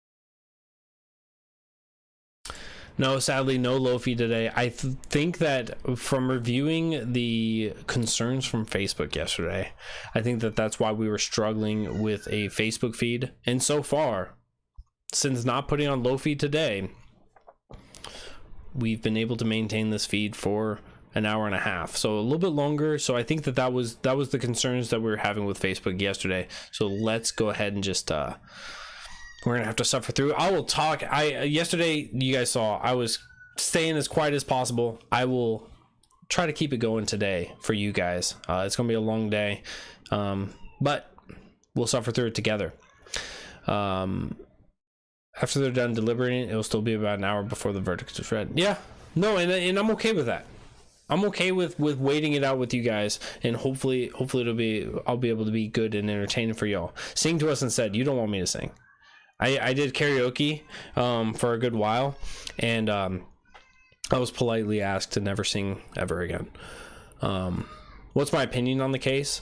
So we've covered this a couple times before, but I am not fully informed on everything that's been going on. I've watched several hours of content on this, right? Reading literature, reading comments, watching videos and everything else. From my perspective, though, the way that I've been leaning is towards the self-defense on things. We did break down two of the individuals who were shot during this, and both of those look very, in my opinion, look very clearly like self-defense. I think that really, when it comes down to on this circumstance, what can lead somebody to not come to the conclusion of self-defense is how he was there, why he was there, and any prior comments made, or looking at the intentions. And that's what's going to differ between the idea of self-defense or an act of premeditated aggression. That's going to be what's weighing on the minds of these jurors. And in some of those things that happened in the past, they were ruled as irrelevant to the case. So even that's going to be limited in how that gets played out. So if someone is throwing a plastic bag at you, you have the right to shoot them with an AR point blank in the head. The circumstance with the bag, this is one that I've done a little bit of research on. I'm not very well versed, but putting it into the context of somebody who's been running from others and having objects thrown at them, having things, what raises to the level of you're fearful for your life as you're being chased, as you're having objects thrown at you, the level of which you become fearful for your life has to come into play somewhere. And so in that circumstance, it's not a matter of just somebody throwing a plastic bag at somebody else and then you're like, oh, now I have the right to shoot somebody in the face. No, there's a little bit more to that context in order to say, based on the circumstance that he was already in, based on the heightened animosity in that circumstance, was he justified in believing that his life was at risk from an individual throwing an object at him, towards him, near him? And so that's what's got to weigh on the mind of these jurors.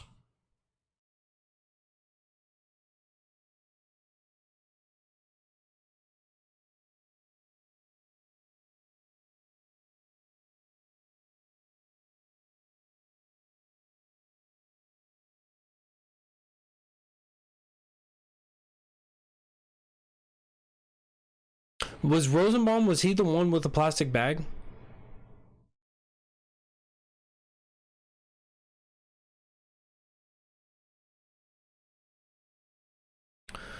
Hung jury may be it. And as for the sound, the loud sound that happened around that, yes, Rosenbaum was the one with the bag. So we covered that. So it's more than just the bag. So the loud noise that was made, and by the prosecution's theory, the loud noise was an object hitting something at that gas station. So it wasn't necessarily a shot, though it may have sounded like a shot. In a circumstance with heightened, where somebody's already fearful for their life, that is going to ring out. But based on the actions that were taken by Rosenbaum, right, when you're lunging at somebody, which is where the shot in the back happened, this is where you can kind of see it. There's a lot more to this context in that circumstance, because of where the bullet entered and where the bullet exited, which was in the upper right shoulder, I believe, and out the hip, which means that he was on a horizontal plane, either moving forward or backwards. I have never seen somebody scoot backwards with their back flat towards a shooter like that. So it would be a forward movement towards Kyle Rittenhouse in that circumstance, and a firing down, which would lead people to believe that was an act of self-defense in that shooting. You see a guy in the video shooting the air behind Kyle. So I have not seen that part of it. And as I've said, I have not seen everything going on. I've just seen a good amount of information. I have not seen everything. There's been so much of it from different angles, from different timelines, that clearly I can't keep it all straight. I normally whenever I cover like a long storyline like this, I've got like a whiteboard and I've got like things jotted down as to, here was this event, this was this individual, this was the target, this was the victim, this was the shooter, this was this, that, and the other. I've got it all laid out, and so we can break this down. I haven't done that for this case. I just thought you guys wanted to see a door with me, so I'm here for the door. Some of you guys are here for the door, some of you guys are here for the case, and I have no idea why.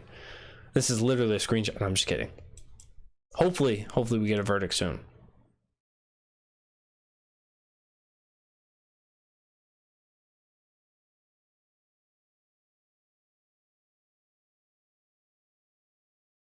Yeah, that's the other problem, Jimmy, is that there's a lot of stuff that's being put out there, and that's one thing why I wish we could have more faith in the way that the prosecution and the defense were relaying their information, because with some of the information, such as that drone video being released in lower resolution, and with cases such as like what Kamala Harris has done, where she has kept exonerating evidence against people on death row, there is an undermining of the trust of that system itself. But if we are to trust something, right, that would be the most trustworthy part of this, of evidence that is actually procured and actually provided in these court cases. If we can see that evidence and we can see it there, we can understand that there is somewhat of a timeline there, and we can get a better understanding of what happened, rather than trusting our Facebook friends who clearly have a bias one way or the other, and everything else. And so that really does speak to, we need to be listening to the firsthand knowledge, right, or the renditions put out in the court cases to be able to get our evidence and our information, rather than trusting yahoos on YouTube. Hi everyone on YouTube, come trust me.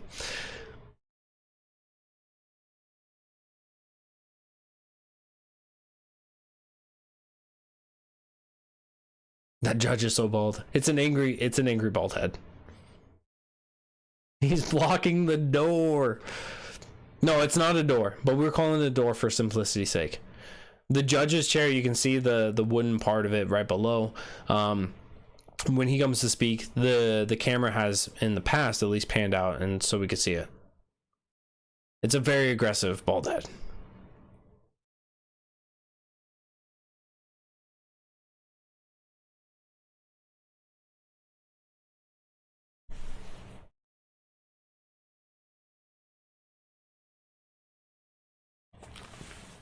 I gotta see if they're actually giving us volume.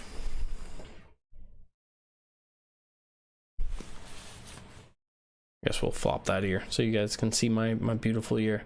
How many people can fit on that door? Just the one villain from the Titanic can fit on that door. One villain. Matt Wright would be so happy to hear that.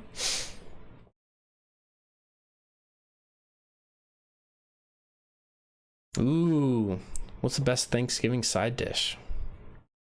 I'll ask you guys. A pepper on a Thanksgiving door. Based bald man is not happy with your brassness.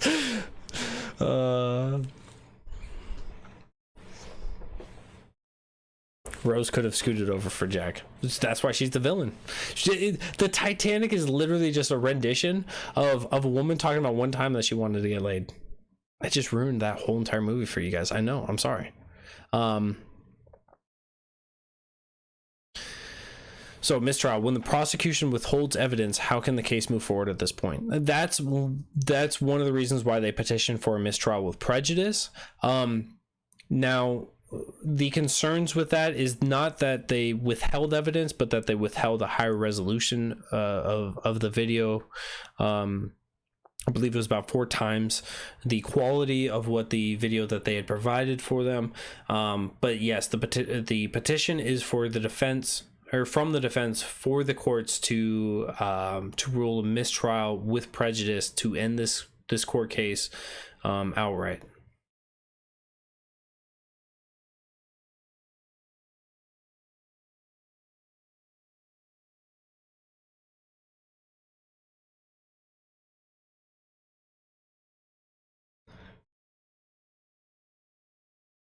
You only fell asleep twice? Bravo.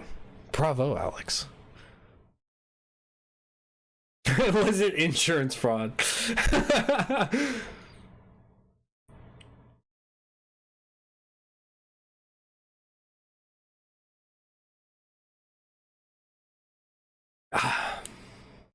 If you guys, I implore you all to ask questions about the Titanic on the Anchor call-in moment. You can go to anchor.fm/muddywaters.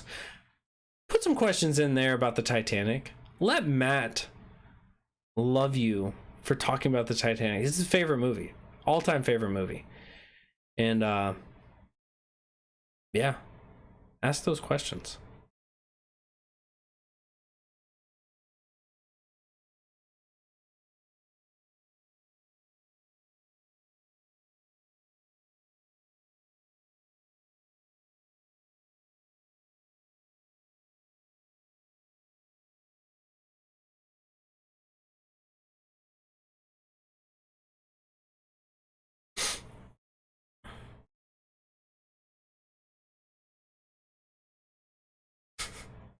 Yeah, you gotta wash your hands after you look at this pepper for too long. You don't want to get that in your eyes.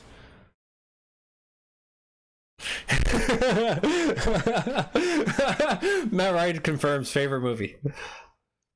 Can you picture it if it didn't sink? These poor people's car.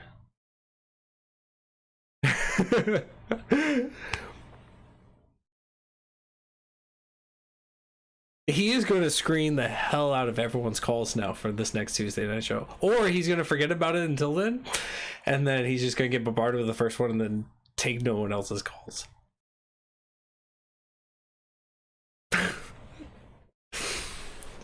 I'm here for it. I'm here for it.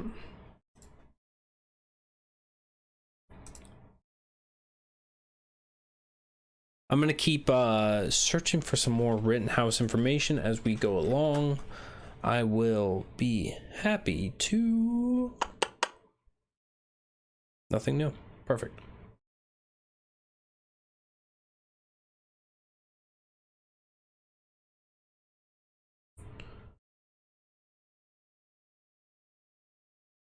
So if this is not a indication of how stupid our media has been. Breaking news 15 minutes ago on Fox News. Demonstrator says he traveled from California to support Kyle Rittenhouse. This is breaking news, guys. Guys, Fox News. They've got demonstrators from California.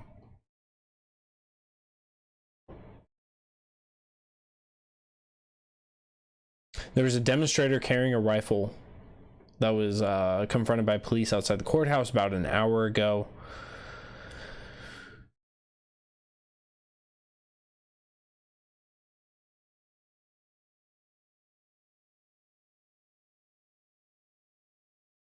That demonstrator was asked by police, if you want to be here, you're gonna have to put the rifle away, and was asked if he had a concealed carry permit. So he was open carrying it because it's a rifle. The man did not have a concealed carry permit, left, and then returned later without the rifle. Bunch of non-issues. All right. Yep. So just in case you guys were wondering, there's that guy from California. From California. So glad, Fox News. So thankful for that.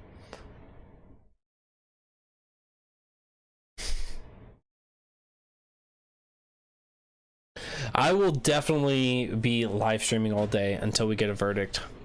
This will be the last day that I get to do this. I will be back at work tomorrow.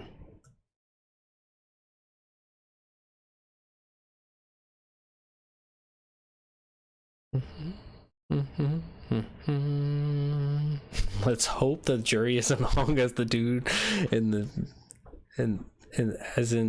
as the dude in the knee highs on the right. I mean, that's hung.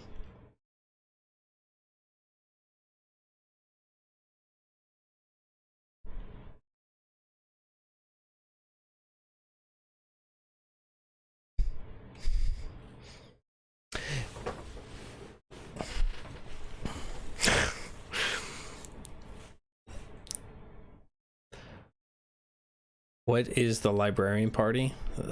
You first rule of librarian parties, you don't talk during the librarian party.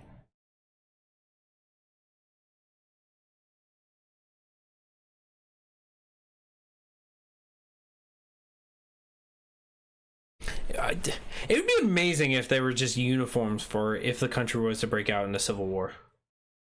I don't think that they would. I think that there would be. We're not gonna dive into that rabbit hole. I'm not gonna dive into that rabbit hole. I think that's the first rule of Fight Club. It's also first rule of librarian party. See, because they got a book called Fight Club in the librarian party, so they get to take it from that. No copyright. That's what's beautiful, right? As long as there's a book about it, they get to use whatever they want. They're the librarian party.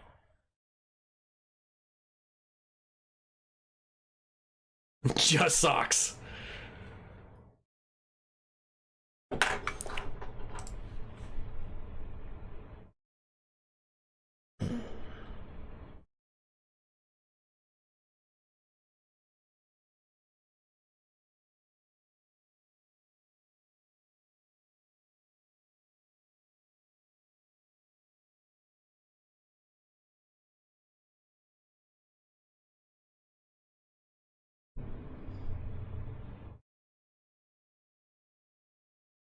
I'm reading CNN, and as you guys can imagine, it's very clear in their bias on it, as we would expect, right? Fox News was no different. Fox News was like, hey, look at this guy, he's coming to defend Rittenhouse from California. This one's like talking about the charges, right? First degree reckless homicide, use of a dangerous weapon. Count 1 states Rittenhouse recklessly caused the death of Rosenbaum under circumstances that showed utter disregard for human life. And it continues on, of course. But this will always be one of the issues that we have with the media, is that their biases are clear and open and upfront, but it makes it so difficult for us to get a clear understanding of what's been going on. And this is why you guys come here to Muddy Waters Media, so that we can kind of traverse all these muddied waters and get through to the truth of it all, through the thick of it all, to the truth of it all. And so this was literally just going through all the different charges against Rittenhouse. And basically they say, look at this is the charge, and he claims self-defense. This is the charge, he claims self-defense. This is the charge, and he claims self-defense. So it's like, all right, that's cool. I'm proud of you guys. That's fine. Whatever. It's a way that, oh, it's Horry County. Hey, it's Horry County in here. But it's a way that they can basically, you know, as you emphasize one side of this and you kind of downplay the rest of it, it's a way that you can have your reader feel more closely to the other side. Well, he just can't claim self-defense. Kill somebody. Self-defense. Why? No. It's biasy from the journalist. I'm done reading those. I'm done. All right. Do you think the prosecutor will be known as Littlefinger or Binger and his trigger finger from now on?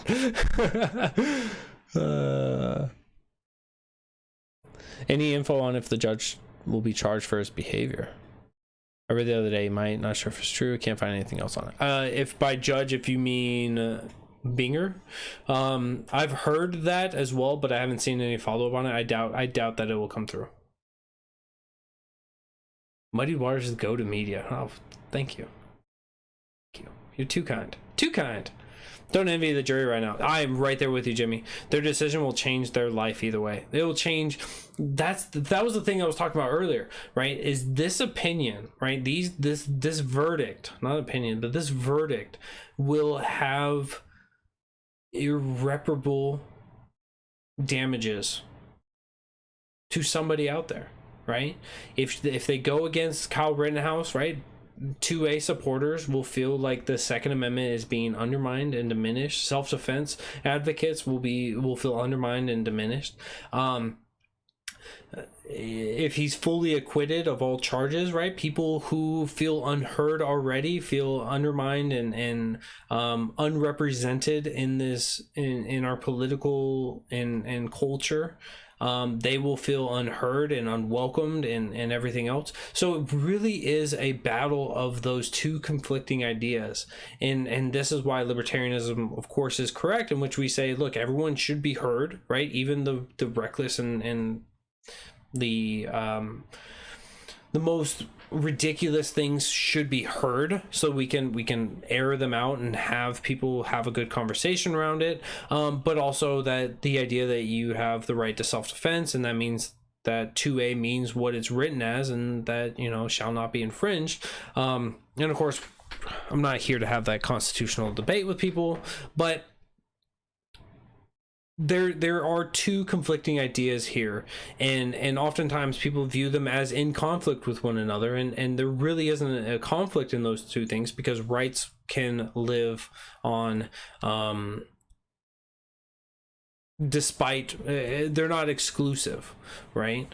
You shouldn't have the choice between having your what is construed as your First Amendment right and your Second Amendment right. You have them both.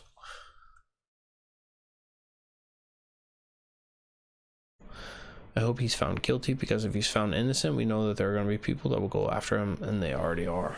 See, and that's the thing, right? Is that given the opportunity, I don't think that we say that you should be found guilty because something else bad will happen. It has to be on the merits of this case. And from what I have witnessed and what I've read and everything else, I think that I personally believe that self-defense is the way that this should go.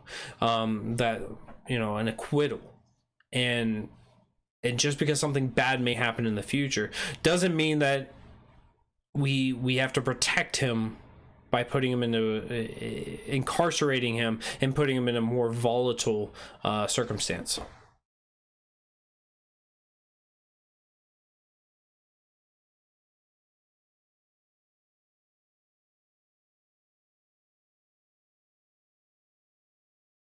Did you miss the halftime show? I am the halftime show, Tim.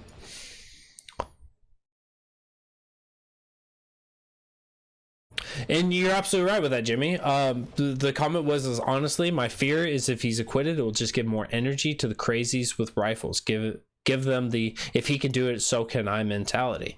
Yes, this is one of those things that's also a major concern, right? You fully acquit Kyle in these circumstances, and now we're going to have more cases where people feel justified and dignified to go out and create circumstances and then claim self-defense. This is a major concern as well.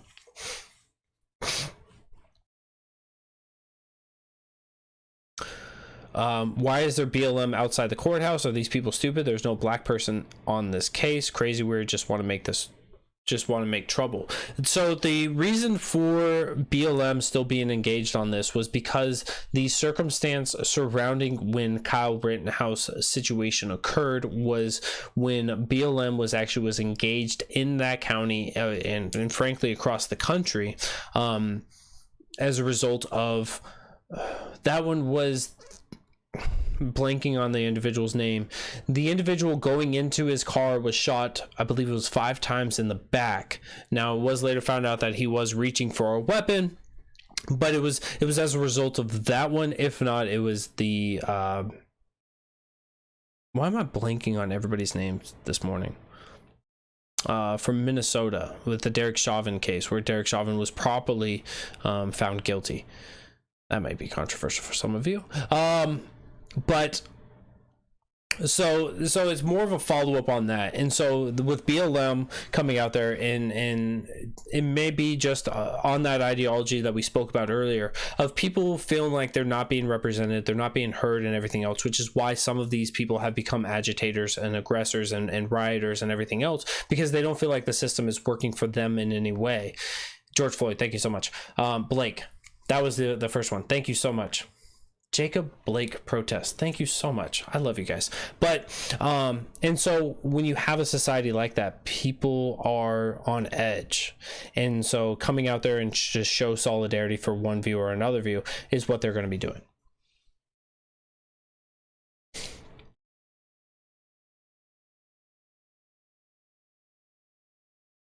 Why are so many people afraid of weapons? They're afraid of things that they do not understand and do not know. Fear is the basis behind a lot of actions that happen.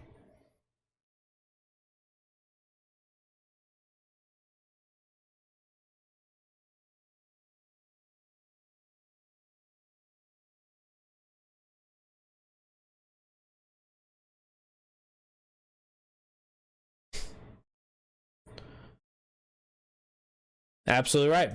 Black Lives Matters has a First Amendment right, whether you like it or not. Yeah, absolutely. And I agree with a lot of the things that they find issue with in this country. I agree with a lot of the things. I don't agree with all of the things, right? But there are plenty of things in which they've raised concerns about that I do agree with. And that's why I'm you guys will see on my shows Monday nights here on Muddy Waters Media, I talk a lot about criminal justice reform. I talk a lot about it. What's today? Next week I've got on Dwayne Lester, who's returning to the show again. We're gonna be talking a little bit more about the war on drugs.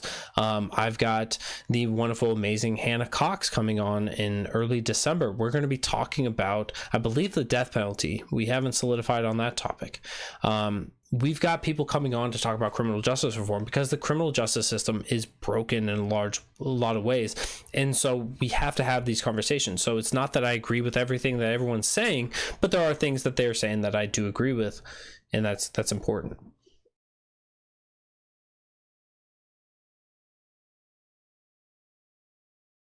Jury has question for judge in Rittenhouse Trial. Judge Bruce Schroeder is calling everyone back into the courtroom to read aloud the jury's question.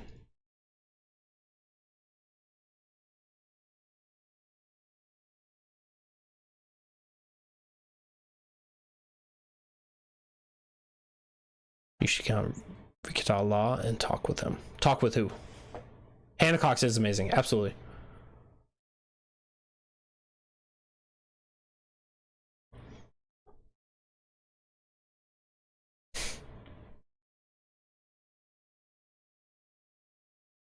It would be nice if we can get victimless crimes off the books. Absolutely. And that's one of the big things that we talk about a lot. So if you guys are interested in learning more about criminal justice reform or already an advocate for criminal justice reform, come on in on my shows Monday nights, 8 p.m. Eastern, as we have guests typically talking about criminal justice reform a lot. We have some outliers, such as I've got the amazing Brian Scott Lambrick, which I don't think I've ever seen anyone talk bad about this man, talking about campaigning coming up as well. But if it's a criminal justice reform night, feel free to come in, drop the questions for me, drop it for the guests. We will do our best to cover those. BLM is a different version of KKK. I disagree for many reasons, but that's okay.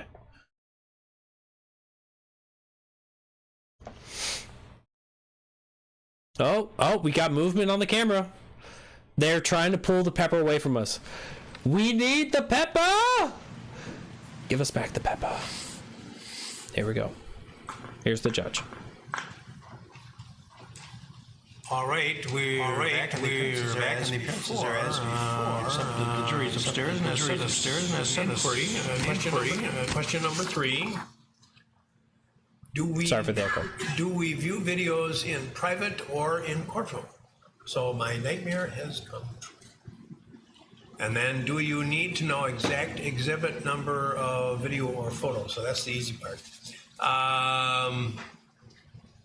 Any suggestions? Well, Your Honor, we can show them the videos here in the courtroom. We've previously discussed this issue, and I understand the court's personal feelings about it, but I do believe the law is clear that we have to show it to them in the courtroom. I don't believe that we can give them a laptop and let them view it in private. So we have our laptop ready to go, plugged into the system, so if they give us any numbers that they want to see, we should be able to pull them up for them. Your Honor, I agree with the first part of that. I don't know what exhibits the jurors wish to see. We, the defense, has a real problem with them seeing the drone footage. And what has come out, we have a motion pending before the court for mistrial based upon disclosure of evidence. And if they want to see that, that's just tainting this jury more. And I asked the court to consider the drone footage was turned over by an anonymous person who we supposedly now know who it is, Mr. Beeman, on the first Friday of the jury. We were provided a copy of that from Mr. Kraus that was neither in the length or definition clarity that the state had. We did not get the full download that they received until Saturday or Sunday of last weekend, after all the evidence was closed. And that's a real problem. Not to mention that since doing our research, the specific amped owner's manual says that when using AI to enhance photographs or videos, it is for investigative purposes only. It is not forensically to be used in a court of law and should be labeled as such. Doesn't say that. You're wagging your head no. Is that true? The evidence in this trial does not say that. And I'm concerned because I don't want to get. Let's not get ahead of ourselves, because right now the jury wants to address this. We'll certainly have to talk about it. I have not.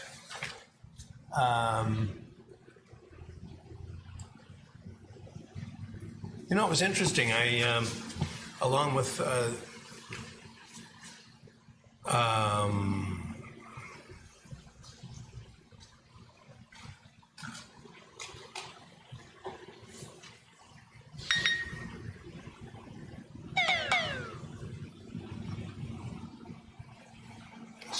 some of the other misinformation about the case that is widespread, and you gentlemen are as aware of it as I am. Now they had some people in the Milwaukee Journal, I think I read it, which is the paper that I used to deliver for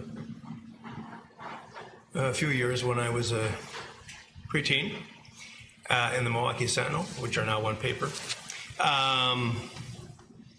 that they talked to some professors at the two law schools in the state and said it was odd, I think was the word, that I didn't rule on the motion to dismiss. I haven't even had a chance to read the motion to dismiss. I just got it yesterday, and I really think before I rule on a motion, I should let the state respond. So why anyone would think that it's odd for the judge to sit on a motion to dismiss, I have no idea. I think that, and the recommended course, I think, for judges, at least that was what I was educated to believe, was that motions to dismiss should be kept under advisement unless they're crystal clear and have had a chance for both parties to respond, which we didn't have in the heat of the discussion on the day the original oral motion was made. I never heard your side of it in terms of argument. So I'm somewhat astounded, but of course it gets out into the general public. And as I spoke about it on the first day of trial, the result of the trial should be open to public scrutiny, and people should have confidence in the outcome of the trial. I think we can all agree on that, and it's just a shame that irresponsible statements are being made.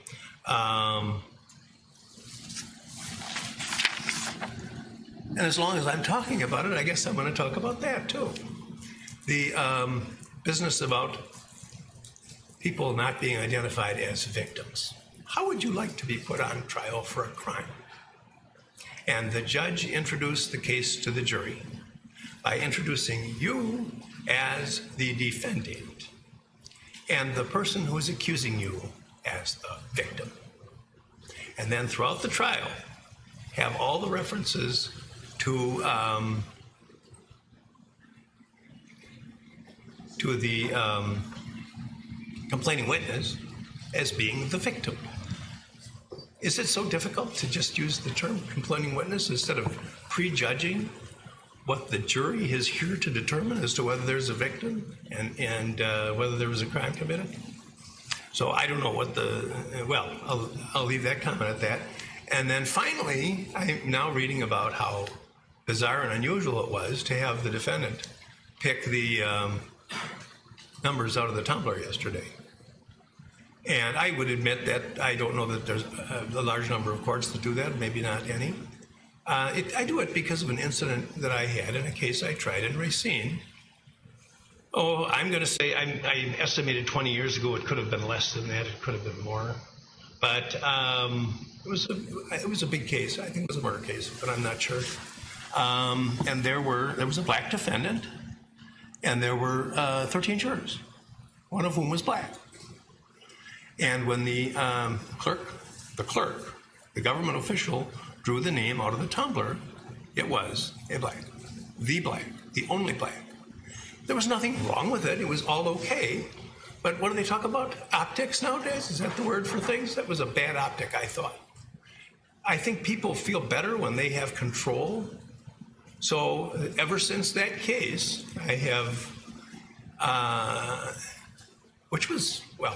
ever since that case, I've had an almost universal policy of having the defendant do the picks. It had nothing to do with anybody's race or anything like that. And I never had a complaint about it before. In fact, I haven't had a complaint about it here. But some people seem to be dissatisfied with that, and people who want to undermine the result of the trial. So that's today's statement on that subject. All of that, Your Honor, is why I do my best to avoid reading anything anybody's writing out there about this case, because we know what happens in here, right. They don't. Well, and I don't always have that luxury, though, because I've got to... Sure. But anyway...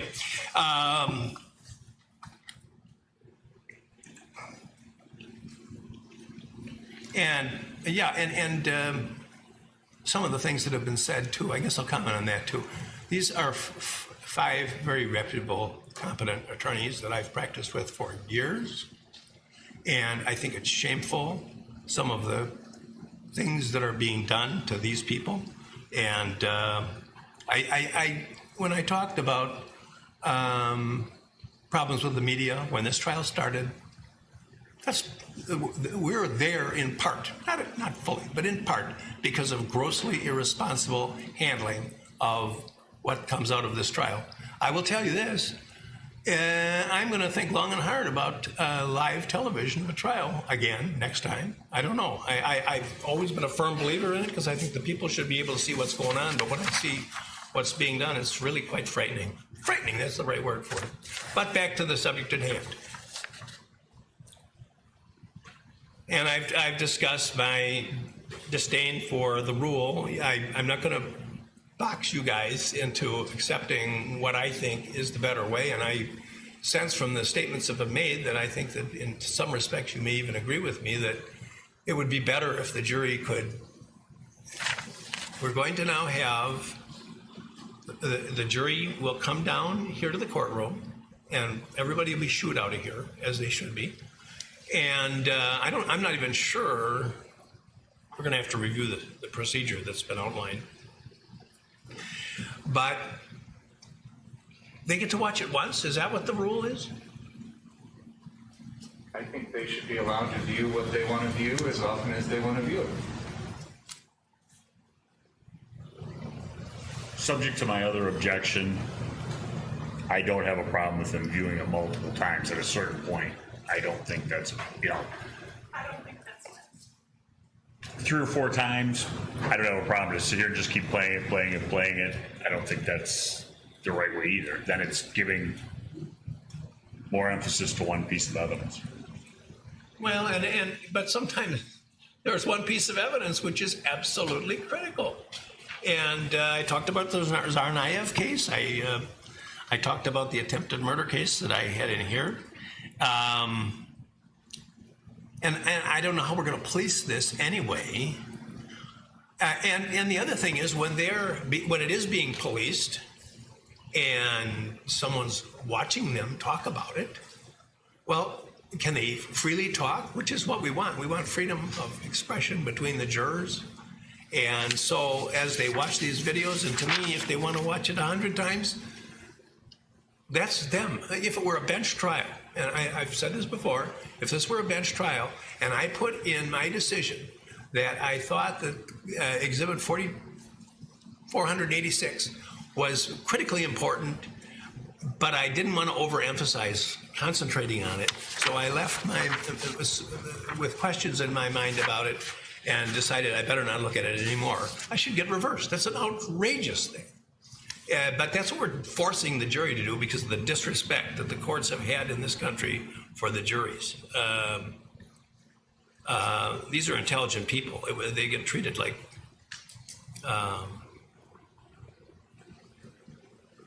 there was a time when the educated people in the town were the physician and the lawyer and maybe the school teacher and the preacher, and the rest of the people were farmers. So obviously they weren't as smart as those educated people, right? Wrong. That's never been the belief of the founders of our country. It's never been true.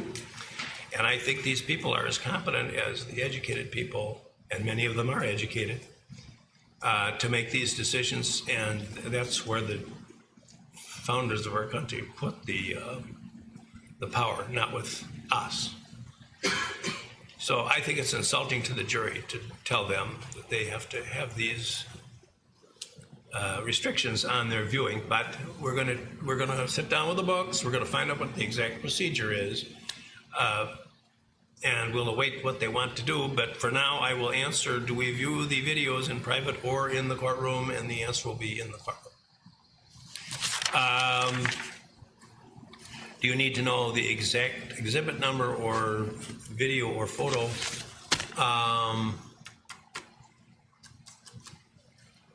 Well, there's two options. One is we can just, you can have all of them. Anyone gasping? You can have all of them, whatever you want. You can pick and choose, and you can, or you can describe generally what you want. Yeah, I think the exact exhibit number would be helpful, but if they can give us just a title or a description, we can also figure it out. I agree. All right, so what I'm going to write, you've got copies, so what I'm going to write on here is in courtroom. Well, I better pen.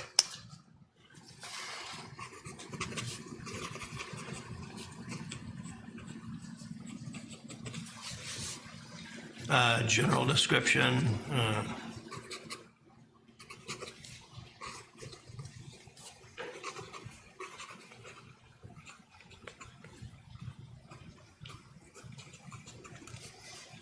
We'll address everything that General description of what you would like. that the judge has addressed as soon as we get back to looking at our sacred pepper. The only thing I would ask about with regard to your answer, Your Honor. Yes, sir. I'm not sure I heard you correctly about if we bring the jury back, you mentioned something about kicking everyone else out of the courtroom. And I don't know what you're planning to do, but if you are planning on doing that, it might be helpful to tell the jury that so they understand that they would be viewing it without the public around. I don't know what you're planning on. That's a good point. Except that I don't know exactly who are going to be the kickies. Certainly all the media and the officers, other than the media and the officers, and the question is whether the lawyers and the defendant. I don't know what the answer is. We'll have to check that. And I don't know if I'm supposed to be in here. I got the impression, and it's been a long time since I've read one of these cases. I got the impression it was actually supposed to be the bailiff, but I'm not even sure about that. So we'll have to look at that. So I guess I understand that it was a good suggestion that you've made, but I'm afraid I don't know enough of an answer right now. So I'm going to send this out now. Thank you. All right, would you make a copy in the upstairs? And then, Your Honor, would we be excused to go do some research on what you're talking about? Please do. Okay. Please do. Thank you.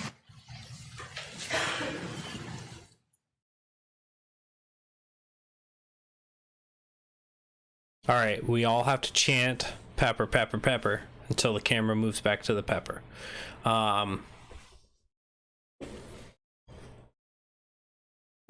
Thankfully, it looks like they're going to get some research done to get a better understanding of kind of the procedure for this part of it. As you guys heard, the jury wants to watch more videos, wants to get a better understanding. Maybe there's some cause for some concerns or some differing views on what's been or what occurred during some of these, and so they're now going to have those videos in front of them.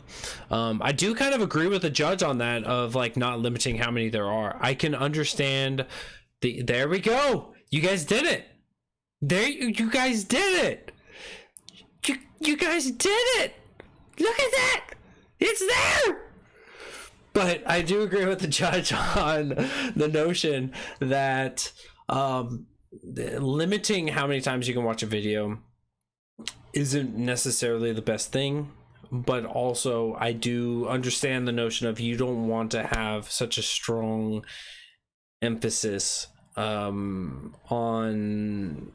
trying to, because there are certain optics or certain views in which we've all seen this, we've all bared witness to this in the past, where if you look at it from one angle and you just keep harping on that one angle, it can distort what was actually happening just based on those optics. But if you look at it from all the different angles, you can get a whole an entirely different picture. And so with that, it's going to be bring us back the pepper. They got rid of our pepper. What are they doing over there? Give us our pepper back. All right. We're gonna leave the screen up. I can do this. I can do this. How about that? There we go. We'll keep this up until we get back to this. But so there are, of course, like optical concerns for all of this, but at the end of the day, if the jury needs one specific thing, right, you want to try to give them what they need. So the concerns, of course, from the jury on this was, hey, look, we want to know, where can we watch these videos? Can we watch these videos? How do we get these videos? And so the court's going to work for them to give them that, what they're seeking. And so it's good to see that. Some of the things that the judge addressed, I think are incredibly important. As we've seen when people cover big topics, right? You can see me when I'm talking about something I've covered multiple times before. I'm able to talk with a little more fluidity. I have a lot less care. I'm being a lot less careful in the way that I'm talking. But I think with this case, certainly with the amount of scrutiny that's happening, the media is breathing down the court's necks.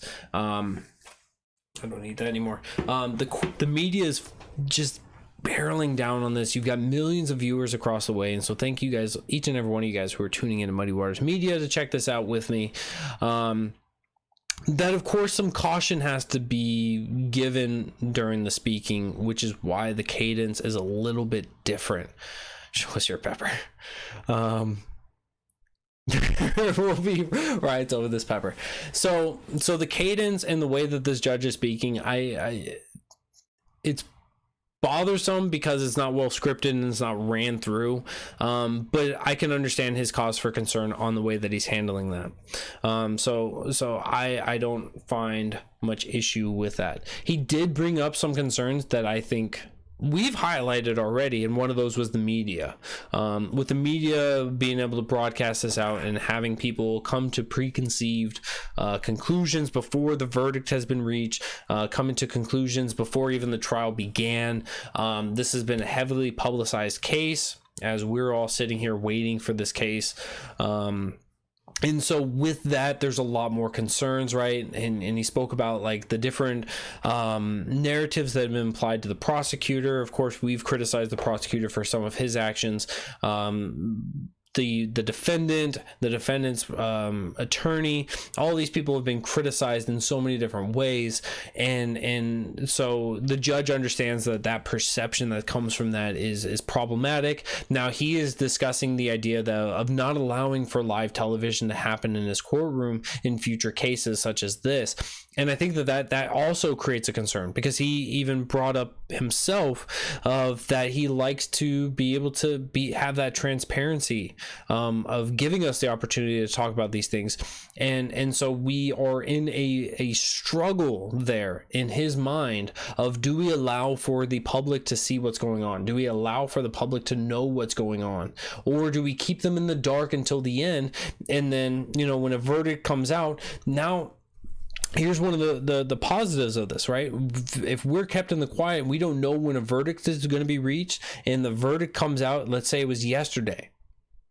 Now you get the verdict out, and now you have to raise up the people in order to riot, if that was the case, or protest. It becomes a much more spontaneous thing. You'll have a lot less drive in that to have it be well organized, and so with things like that, there are some pros and cons for both ways. And of course, for me, myself, and the way that I look at things, right, more transparency is always going to be better.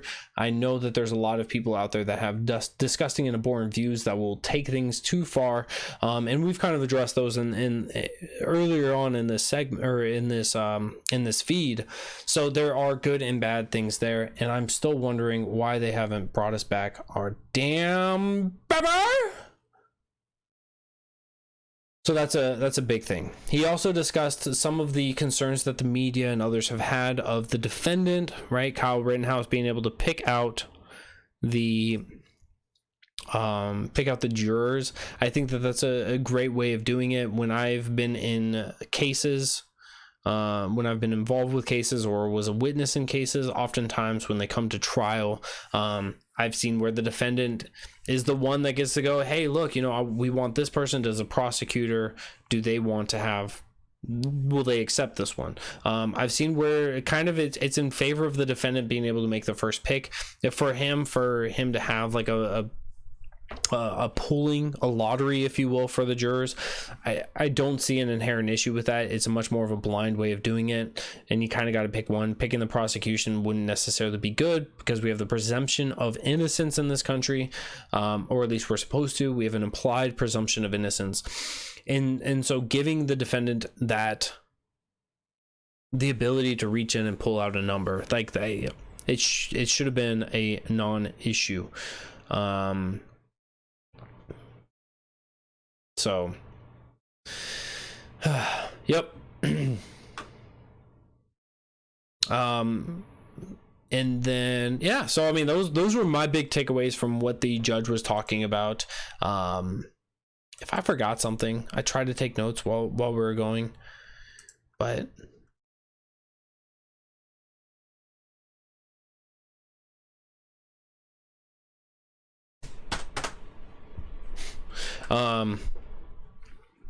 so we have, so we're gonna be looking at a black screen. I'm gonna contact them and be like, where is my pepper?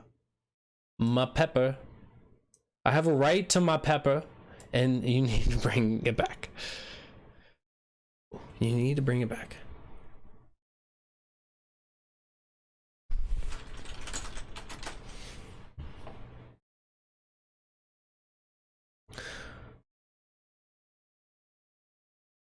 No, I don't think that they would just necessarily. So the question is, I know you said that if there's a mistrial, there's a chance of a retrial. So if it's ruled a mistrial without prejudice, they can do a retrial. The question is do you think the prosecutor will just let him go and drop the charges? No, I don't. I don't think that they would. I think that, given any opportunity to retry this, it would be in the. I think that their arguments may be framed differently. I don't think that some of the things that swung and miss, I don't think that they'd go back at that. But this would be with a new jury, and so they want to try to give that case again. there's also thinking through that as well, putting out some of the extreme stuff. Yes, it doesn't, it's not good, it doesn't work, but what it does is it can potentially open up that Overton window for the things that did work, that did make it seem as if the defendant was on the wrong side of things. It could make that it could make that a better possibility. So maybe we would see similar things come through on that as well. Uh-oh, you guys buffering? Uh-oh.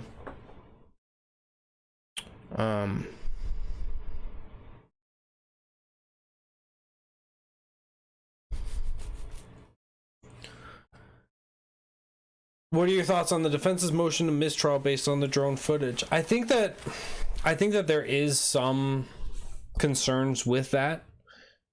If you know, if they're not provided with the same thing, and if it was doctored using AI in order to provide a higher resolution, and within those codes, if the defense is correct on that, you know, when AI doctors your videos, it is no longer used for trial, but only for investigative purposes, then that would absolutely be 100% true.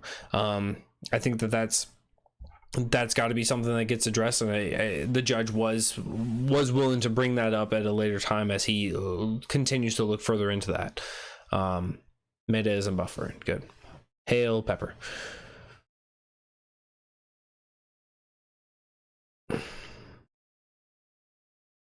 I think with prejudice is the only mistrial that they would get. There have been multiple times when the prosecution questioned the defendant's right to silence and the right to confront his accuser. What if the prosecution believes he's innocent too, and he's averting stupid on purpose, regardless of what it does to his career? And that's the interesting thing about being a lawyer, right? Is that a lawyer is not there to decide pardon me, is not to decide on if their side is the correct side or not. Their job is to prevent the information of the case to advance their sides. And that becomes a moral conflict for a lot of lawyers. And that right there is one thing why I would probably never become a lawyer, because if I have to defend somebody who's guilty, I would probably end up not putting up a good defense, and people that are guilty wouldn't want me. And that's fine. I have no problem with that, but I wouldn't make nearly as much money as a lot of the other lawyers would. And with the cost of education and everything else. But I digress.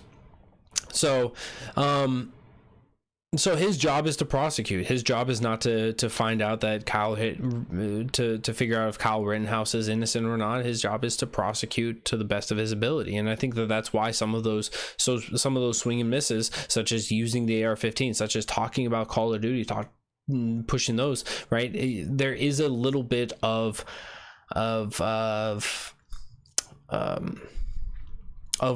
erratic behavior in determining what should be brought up, and so when you have bad things that make it to court from a prosecutor, I think it shows them maybe an inability of putting together a solid case there, or at least not having the proper rationale for what should be in and what should not be in there.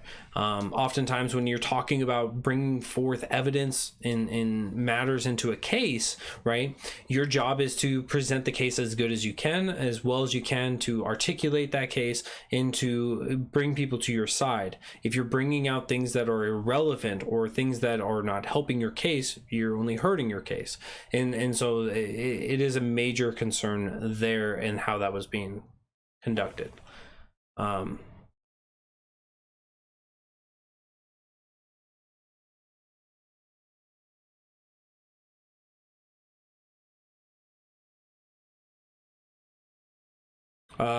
Comment was, I did respect the judge's comments about the legal teams. Case aside, they have tremendous respect for each other.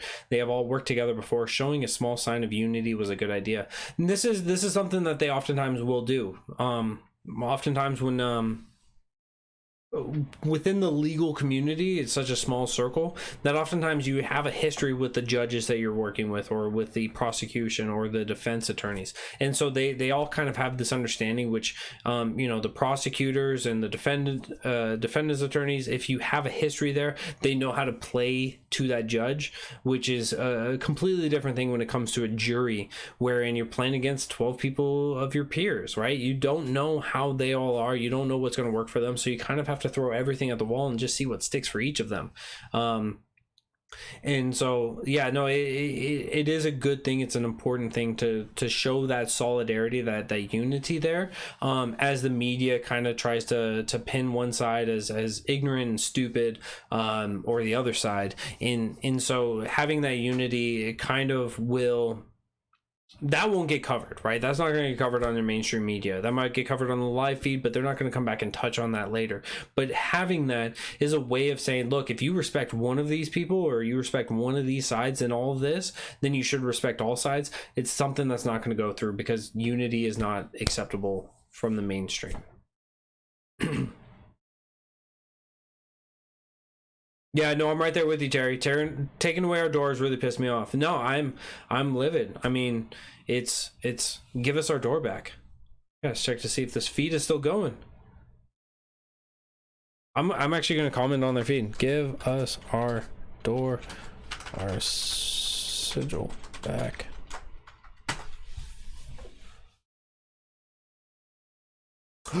No, you know what I just thought of? They may be taking it out in order to allow for the jurors to come into the courtroom to watch that,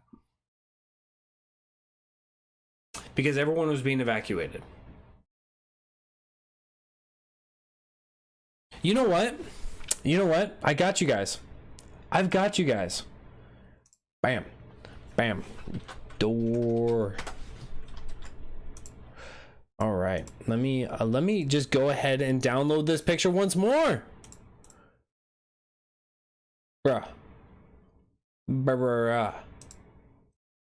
I've got you guys. This save image, door, desktop, done, open, desktop, door. Where's door?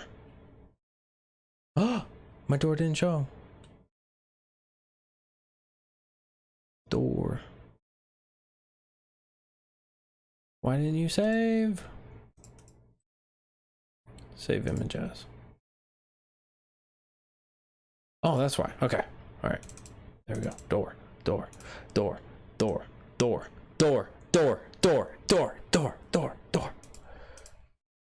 There you guys go. Look at saving the day. Who wants a door?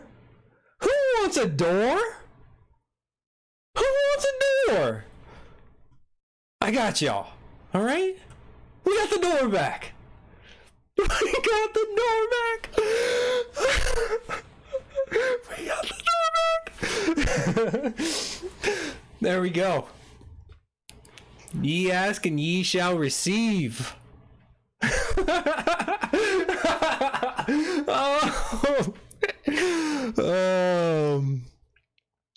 Yes, so Shannon, the jury wants to review some film again, and as a result of that, they're going to be watching it in the courtroom.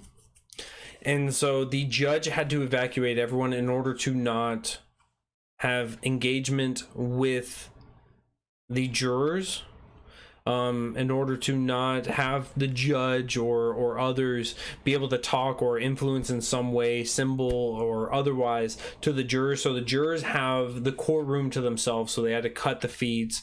So that's why it was a black screen over there. And for that reason, we've lost our door, so we've got that back. They're going to review some film. They're going to review those videos, hopefully be able to come up to a conclusion and a verdict. But until then, spice be with you. I like it, Nick. Until then, we've got the door. Oh.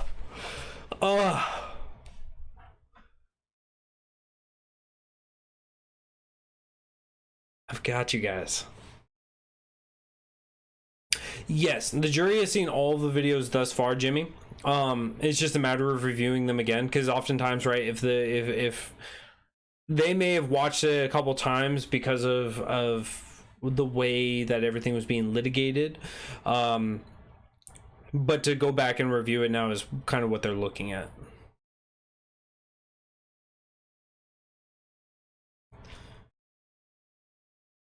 So I'm glad that we have this back. See, you guys only get this here on Muddy Waters. This is Muddy Waters exclusive content now, because nowhere else can you see this right now. This right here. Jalapeno door caucus. Oh god, don't get Spike him out on that. Oh.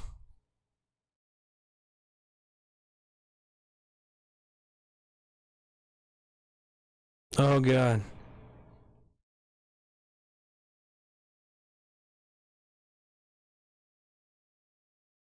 Oh god. This is amazing.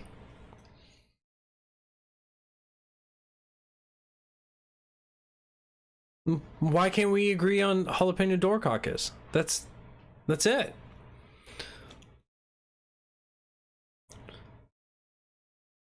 Maybe they need to crowdfund a proper deliberation room. The first question that they had asked to the judge was, do we need to watch these in the courtroom or do we watch these in private?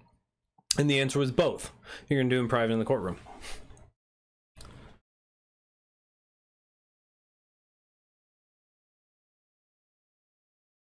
Yeah, but potentially that could change things. Because it's a platypus. What? That's a pepper. It's a wrong P word. Look, it's my sledgehammer arm. We do need to 3D print these doors. And could you imagine just like sending a bunch of 3D printed and pictures of this door to like as a means of being like, so there's a tactic in politics, right, of binding up somebody's fax machines, because believe it or not, government still runs on fax machines. So you just basically bombard somebody's fax machine like the day before a vote, if you think that they're trying to like spread some bad stuff, if they're trying to add like earmarks or add bad amendments, you can basically tie them up by bombarding their fax machines, and we could just keep faxing them this door. It's going to be expensive, but you can do it. And so you just bombard them for like 4 or 5 hours straight of just keep on printing out this door. It would be a good political tactic. Unsolicited door pics. Carly is adamant about it being a pepper.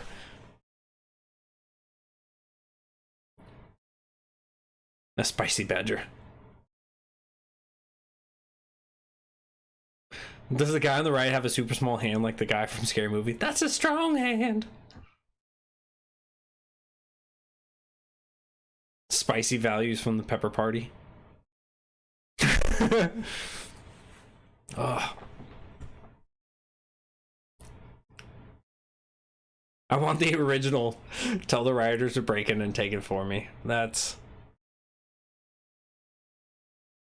They've seen everything at least 3 times, if not 20, but they're allowed to see it just once more or as many times as they want. So that was one of the concerns that was brought up from the judge, and so both the prosecution and the defendant, well, they're going to be reviewing to figure out if there is code on this, but that was brought up that it's the belief, I believe the consensus there is that they can watch as many times as they want to.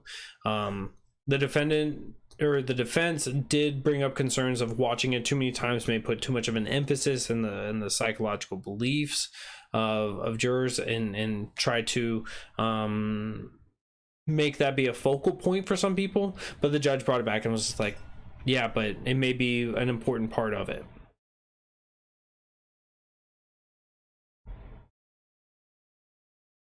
When do you think the campfires will start? By soon as the verdict is reached, I'm sure. Or as soon as the verdict is read.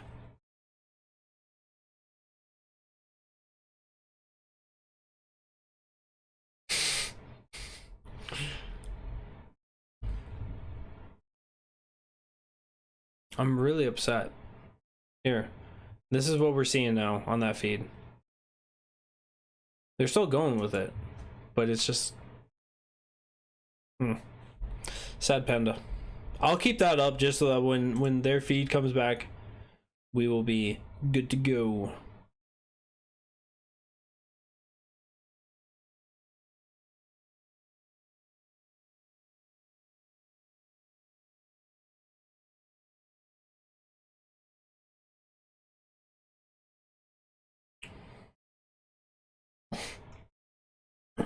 Not at least another 5 minutes. Okay. I would hope that the jury is more concerned about the Okay, thanks. the integrity and the structure and the visual effects of the door than anything else, because this is what will bring true prosperity.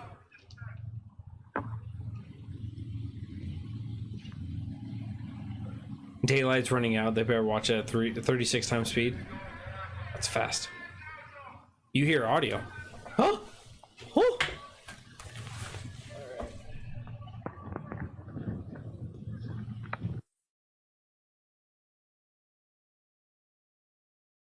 This is what you're hearing. So they're outside, so you can see there's people lined. What? They flashed it back to the door. See, this is my door, this is their door, this is my door, this is their door, this is my door, this is their door. They brought the door back. They brought the door back. My door, their door, my door, their door. See, you can even see like the judge's chair. And there's that shiny head of his. Look at that head. If ye ask enough, ye shall receive. Yeah, so she was, I believe that's one of their coverage teams. Probably Kathy Rusin. Let me look her up. How about that? Yeah, it looks like her. Look at that. Investigative journalism. Done right there.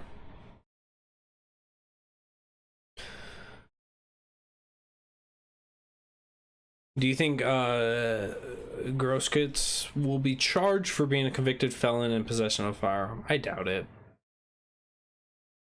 I doubt that there's going to be new charges that get applied from this. I think that the charges that have been applied already are the ones that are going to be around. Because, I mean, what, this was like 14 months ago? I don't think that they really care about going after him.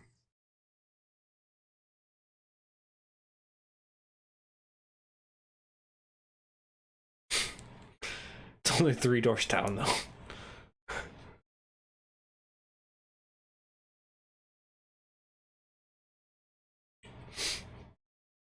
I'm so glad to get our door back. Yeah, so happy. Hey, if you guys tune in next Monday night, I'll make sure to bring the door back for all of you. Next Monday night, 8 p.m. Eastern, I will have on the one, the only Dwayne Lester.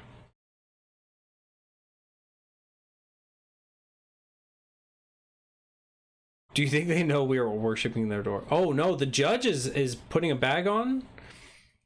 So it looks as if they might be clearing out now. I think the dude received his penalty in the loss of his bicep. I don't think that he is going to be much up for carrying of many things after that one. They should know that we're worshiping the door, that we as a society have been able to clamor around such things, that we become entranced by good things that are life-giving, such as doors.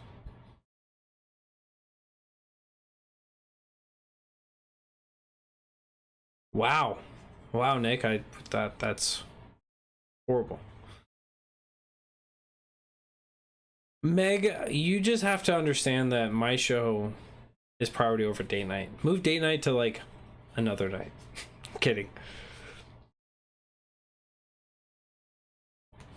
But you can always, if you guys if you miss any regularly scheduled show, you guys are always more than welcome to find us on your favorite podcast app where you can listen to everything like as if it was live.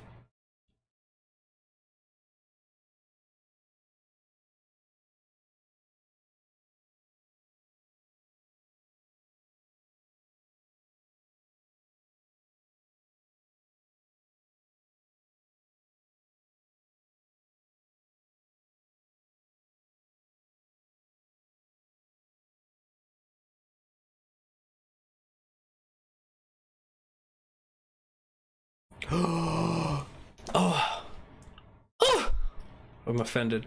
I want this door as my virtual background. You know what we need? We all need to put this as our phone backgrounds on our lock screens. So you actually have to like move the door to get into your life. Huh? We have the doors. Recruit your date to watch libertarian content on date night. Only the strong survive. Ooh. Yeah, see, we have not had any issues with keeping Facebook up today. So I apologize, guys. Missing out on the music. That's what was causing it yesterday. Because we're going for 2 hours, 45 minutes right now. Without issue.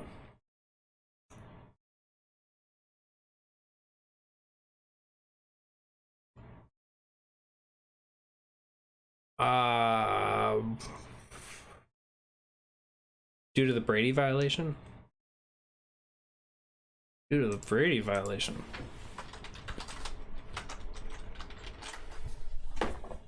Is that the video? Yeah.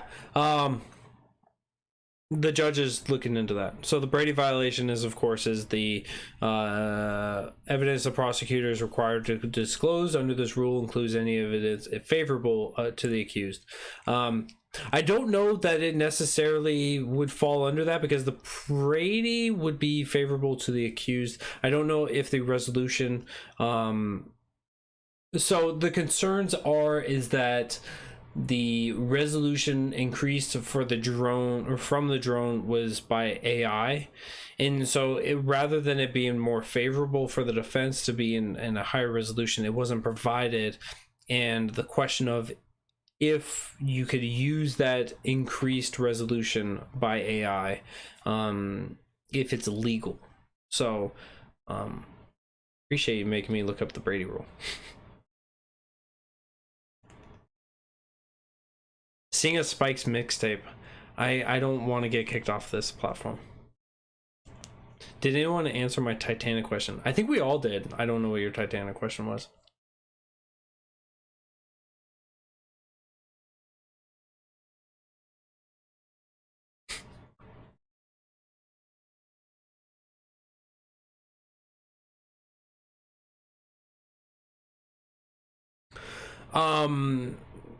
What did it show us that was such an issue? So the issue with the drone video was that basically in criminal court cases like this, if the prosecutor or the defense has evidence, it must be provided to the other side. So the defense was provided with a video from a drone footage, and then that video was allegedly improved in resolution by AI and was used then in the courtroom. And so the improvement through the AI is a concern, and then also evidence that was being administered to the courts was not also provided to the defense because of the resolution difference.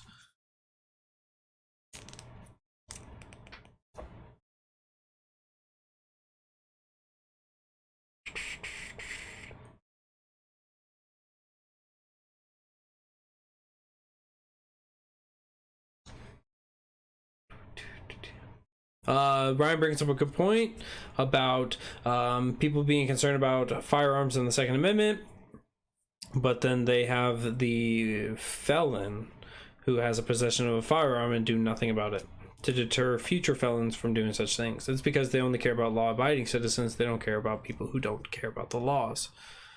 which is why, like, as a society, we have such stigmas against felons and everything else. We just want to make their lives terrible, which is why we see people advocating for people who are outside the prison system are felons. We still say they shouldn't be able to make laws, they shouldn't be able to vote, they shouldn't be able to do a lot of things, because we see them as second-class people. We don't see them as people anymore. And so,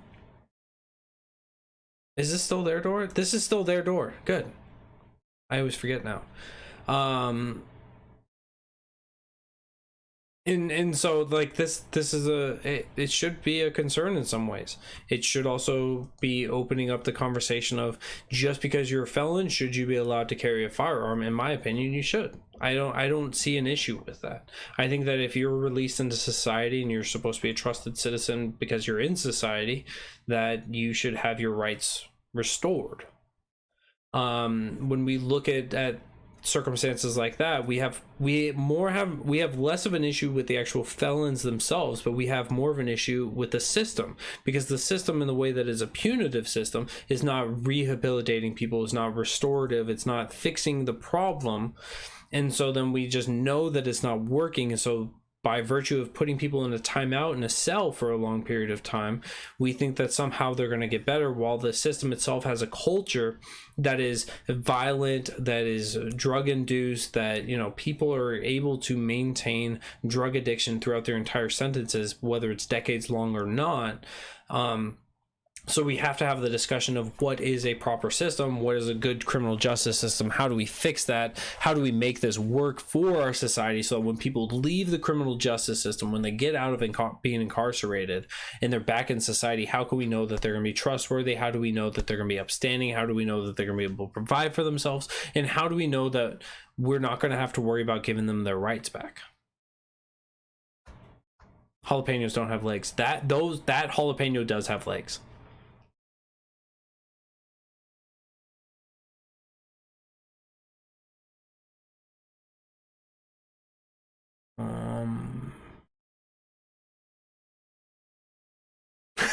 Every year on this day, libertarians will gather here and tell the great tales of the great pepper door.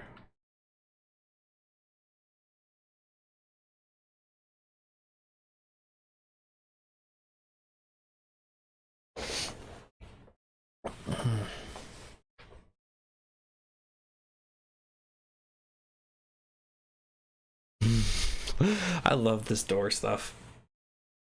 My issue is, say a convicted felon gets out and now can buy a gun and goes and robs a bank and kills someone again. How do we prove to this better without laws and help prevent repeat gun crimes? So yeah, so how do we prevent recidivism, right? That's the big question. How do we restore somebody through the criminal justice system to where when they come back we can trust that they're not going to cause problems? Well, thankfully we have a lot of systems in place, private systems, private organizations, non-profit organizations that go into prisons and work with people, provide them with educations, help them get GEDs, get them on the job or job training, so when they get out they can go to onto the job training, provide a means for themselves, teach them financial understanding, teach them about finances so that they can balance a checkbook, so that they can maintain a positive checking account, so that they can bring in money, become self-sufficient, and through those things we see a marked decrease in recidivism, right? And people going back to jail again. Right now as a nation we have about 40%. So if somebody's in jail right now, 40% chance that they're going to go back within the first 2 years. 40%. But when you have systems in place, and I've got a great one right down the road for me, Soteria CDC, not to be confused with federal CDC, but Soteria has I think it was a 3% recidivism rate. So 3% of the people that come out, they come and they live in their live with Soteria. They come through, they go through all these workshops, they learn how to build things in an actual lumber mill, if you will. They make a lot of things out of reclaimed wood. It's a very it's a strong symbolism of reclaimed wood, because they're reclaiming their lives. They make wood, they sell those, and they become self-sufficient. And then through that, a less than 5% recidivism rate. So it's things like that that we can put in place, that we can work with society in order to take people out of an absolutely broken and fractured justice system that we have now, through a prison system that is looking to utilize the 13th Amendment to continue advancing slavery, that doesn't care about the people within it, just cares that they sit in a cell for long enough to fulfill their punitive sentencing, that we can take them and we can make them whole. Now, what if we had that system actually work towards rehabilitating these people while they're in? And then we also still have these private organizations, private non-profits coming through and helping those people. That 2% might be the high end. Might be 1%, might be less than 1%, right? We can all do these things. And so this is why, like, when I talk about criminal justice reform, when I talk about the prison reform, when I talk about sentencing reform, these are all things that have to get addressed within all of those. Because at the end of the day, we don't have a problem with felons. We have a problem with crimes, and we have a problem with the way that the system is handling those crimes. And if we better those things, we'll have less felons. We'll have less people committing crimes against one another. This doesn't mean that we're ending it, right? Because as we know from nope, forgot his name. Thomas Sowell. From Thomas Sowell, one of his great quotes is, there are no solutions, only trade-offs. Well, this trade-off will absolutely 100% put our entire society off on a better foot.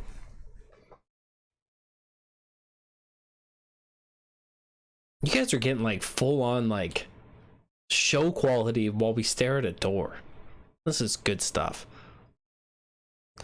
He says, let's talk about the Titanic and then left me hanging. Feels like a marriage. Robert, I'm here for you, but I'm going to turn my back on you again. Bad influences, all of you. Sorry. Because all that good stuff is available if they make the right choices. But the problem is that when we talk about people who are in the system, oftentimes these people are raised up in communities or raised up in a household that the right choices weren't instilled upon them early on, and so now they're behind the 8 ball and things are only getting worse and worse.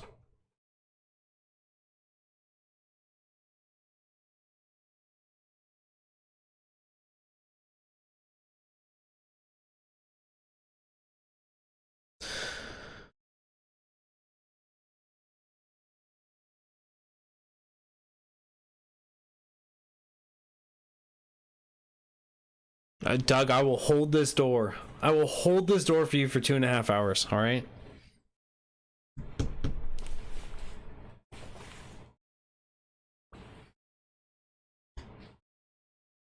But yes, so we are diving into this. What is this? I don't know what that is.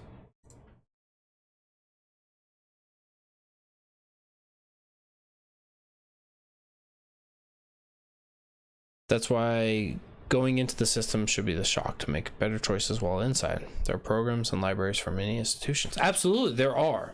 Now, but the problem is that we can't just expect that somebody who sits in a prison cell for 10 years and is living in the culture that is ingrained in so many of these prison systems, we can't expect that they're going to come out and view society as society and the prison population as a prison population. There's many things that are going to have those overlaps, and that creates an internal, like a mindset shift.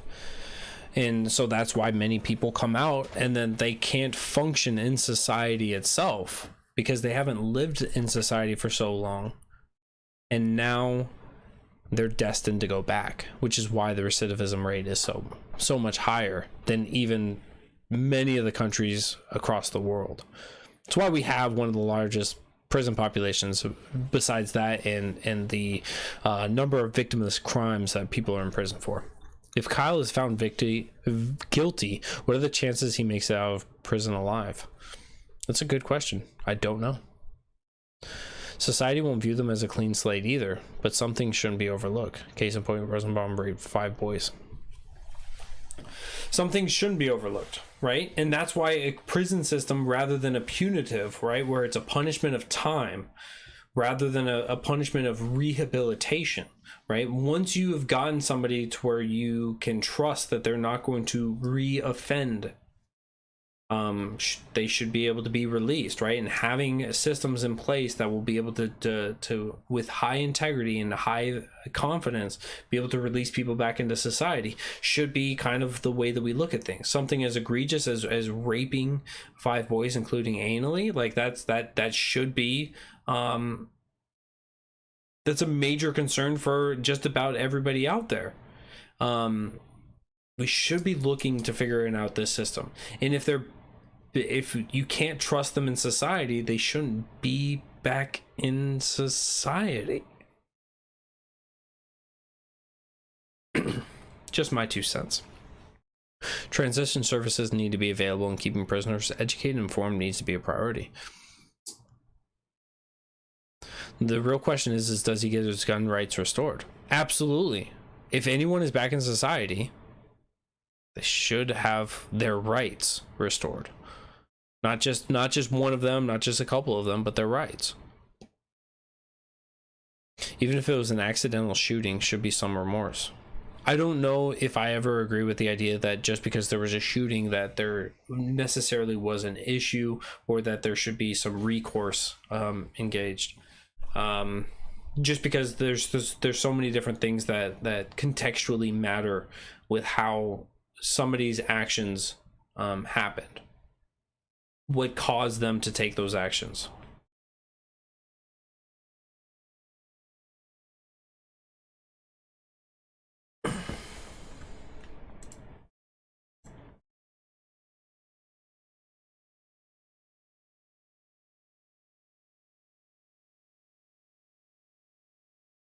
We're still waiting for the jury to come back, waiting on this verdict.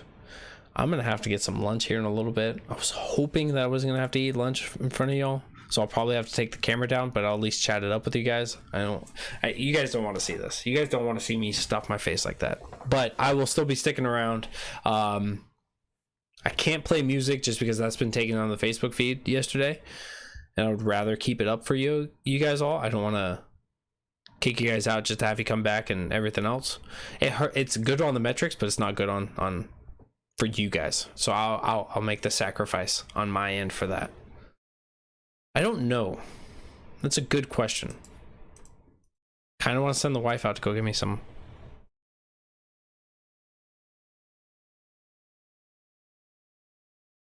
Send her out for some Waffle House. My concern with Kyle and his mom will be their safety if he's acquitted. Yeah, no, definitely. I think that there's a lot of concerns both ways, right? Regardless of what outcome comes about, there's concerns for the safety of so many people.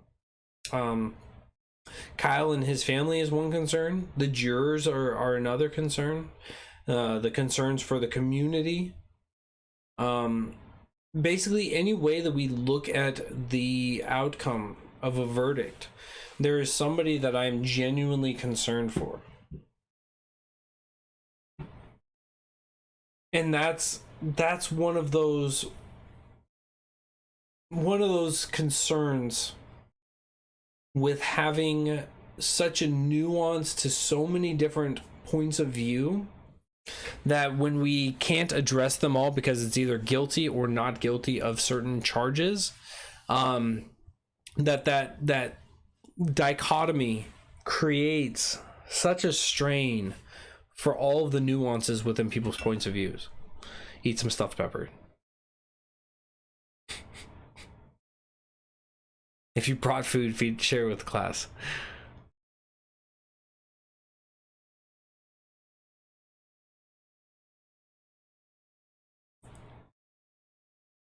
I don't know where Kyle is going to school. He is 18 now, though. Although, could you imagine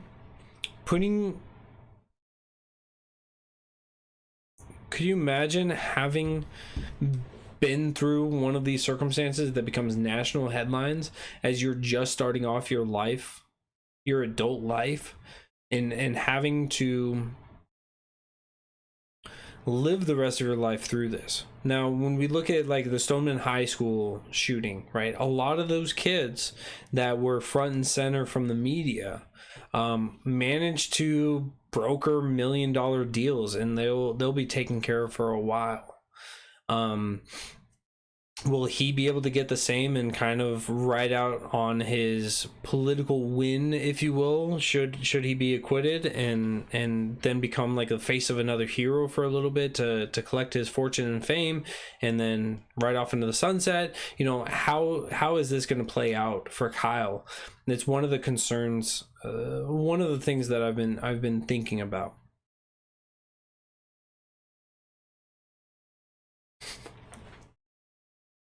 Call of Duty references.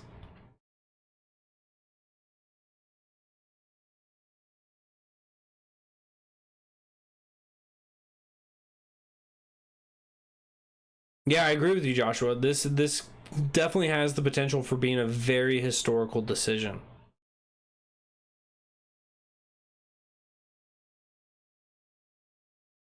Will this be referenced in future cases?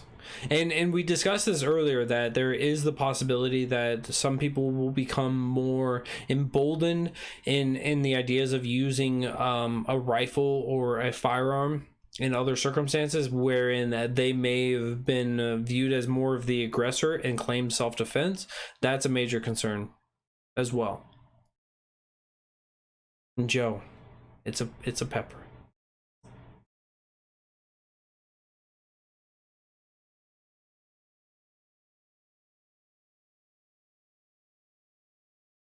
And I think, yeah, I think it'll be referenced, but I don't know that it will be such a significant case that it will be referenced in a lot of cases, right? When we talk about abortion, right, there's a couple of cases that come up. When we talk about education, there's a couple cases that always come up.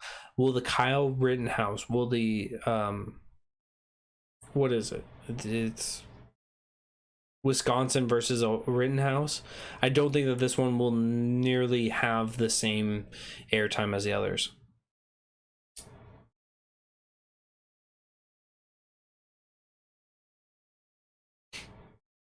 It's a pepper with legs, because he's moving places, like into all of our hearts.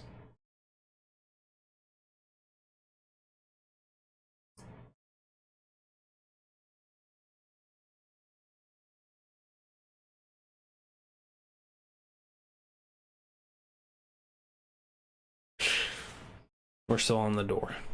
I love you guys.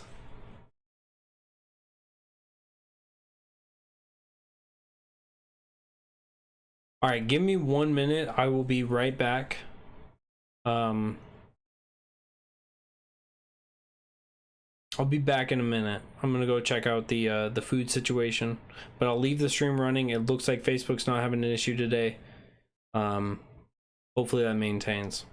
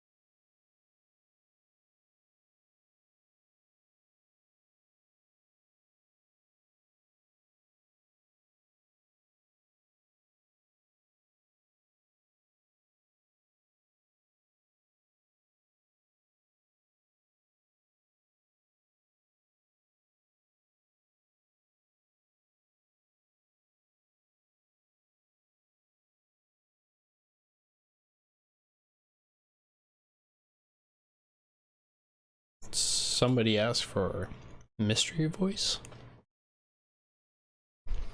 All right, let me check to see what you guys have been saying.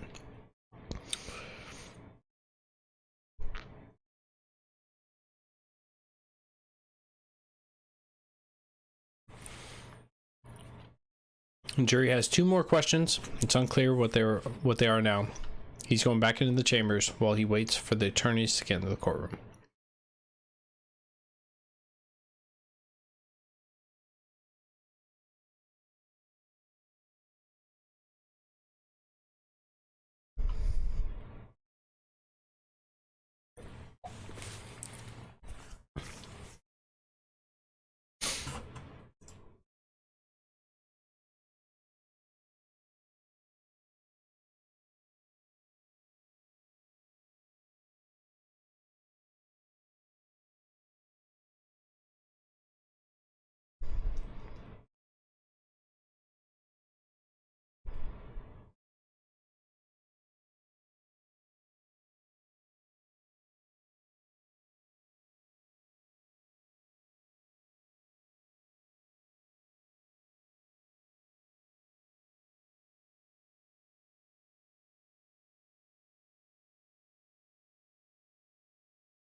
This is actually a live shot of the door.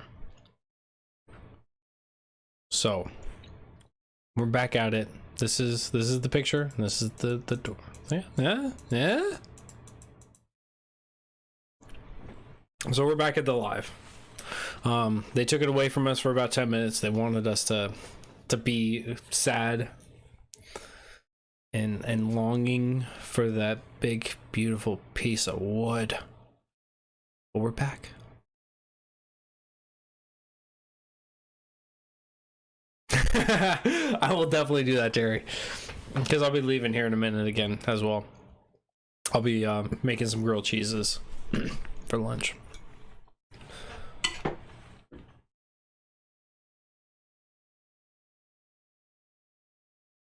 Oh, there's nothing sus about this love for the door. Sometimes you just see that big wood. Oh, yeah. Oh, yeah.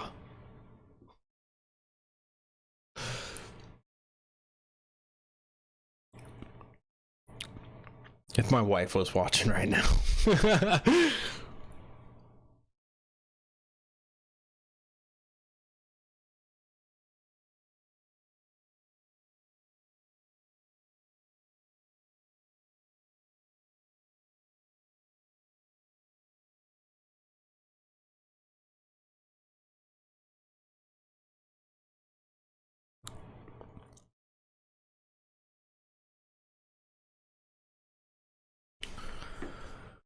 All hail the door. No tendies today. I wish.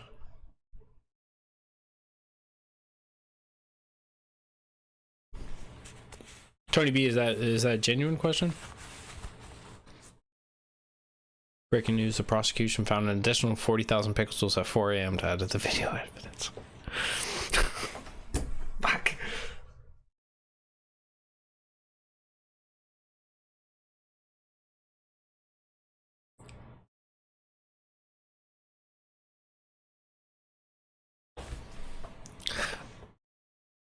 I think that we've gone over why Rittenhouse shouldn't be construed as a domestic terrorist pretty thoroughly.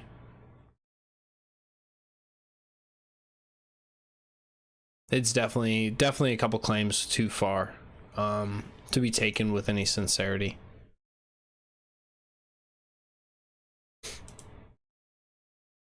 I'm here for like conversations around all of this, right?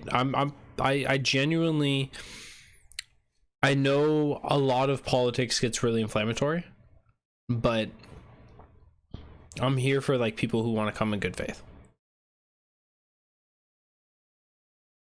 Why is this taking so long for a verdict? So as we've watched this beautiful piece of wood, it's clear that the jury is concerned with the specifics of what's been happening by asking for the jury instruction pages again, asking for the definition of self-defense for a couple copies of self-defense to be able to work through that angle, asking for to be able to go back and watch videos. So it seems like they're actually deliberating with one another to come together on a definitive perception of what had occurred, and then from there they'll be able to come through with the verdict. And so just giving it the time necessary, and something that is so incredibly volatile, something that has the potential of really shaping the future. I'm glad that they're giving this a little more consideration, and we get more airtime with the door. So between both of those things, I'm not too hurt by the time it's taking. When do they recess for Thanksgiving? I think it's I want to say that they were given 2 weeks. We're on day 12 right now, so I think they've got a couple more days left, and where they could be going for further deliberation. I think at some point, right, the judge is going to come in and say, look, more deliberation is going to solve this, and then they will have a hung jury and a mistrial, and either they'll do a mistrial without perjury or without prejudice, in which then they can do a retrial, or they will do it day 13. Thank you so much, Laura. Or they will do it with prejudice, and that will be the end of this case outright. Are any jurors pro 2A? I don't know. I don't know anything about any of the jurors, and I think at the end of the day, that will not. I think that if you're staunchly against the 2A, it could lead you to have a you guys can see I'm wearing shorts again. It can lead you to a conclusion against, but I think being pro A or being neutral and pro 2A, I don't think that would really have any concerns. Now, I will say that during the jury selection process, right, during the screening process, right, they're gonna try to figure out people that are relatively neutral to everything, right? You don't want to have somebody that's super pro or super against anything that may be involved with the case. So I would imagine that they're not going to find radicals on either side. If the jurors find him innocent, then I worry for their safety. I absolutely worry for the safety of everyone involved right now. I'm worried about the community. I'm worried about the jurors. I'm worried about the prosecutor, the defendant, or the prosecution team, the defendant's team, the defendant. I'm worried about everybody. It's a genuine concern, just based on the volatility and the culture that we live in right now. Which Alphabet News media outlet has the rights to the movie and interview? That's a good one. Jurors are in danger either way, and that was one of our thoughts from last night as to why they wouldn't. We thought potentially they may have come to a verdict, but wanted to wait until today in order to give the verdict during the light of day rather than after night had already set, in order to give more time for safety and precaution to be set, as well as do it during the light of day, so that way people can there's less of a chance of it immediately erupting into kind of that veil of darkness to where people feel a little more anonymous and can commit more atrocities.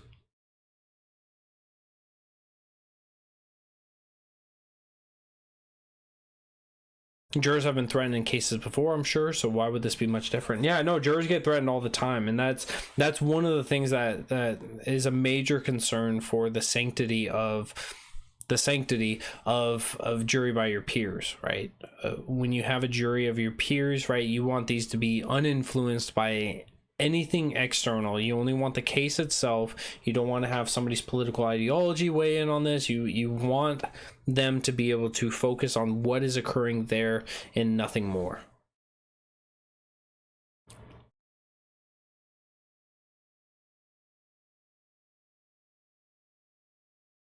I believe National Guard has already come out, yes. I believe that there are security precautions being put in place in order to protect the community. If it's a mistrial, I hope it's with prejudice, because finding an untainted jury the second time around will be impossible. It will be definitely difficult to have a retrial and to have people that have not bared witness in some way to this case. I think that was the struggle that they were having in the beginning, and of course each time with longer periods in between, it's only going to become more difficult.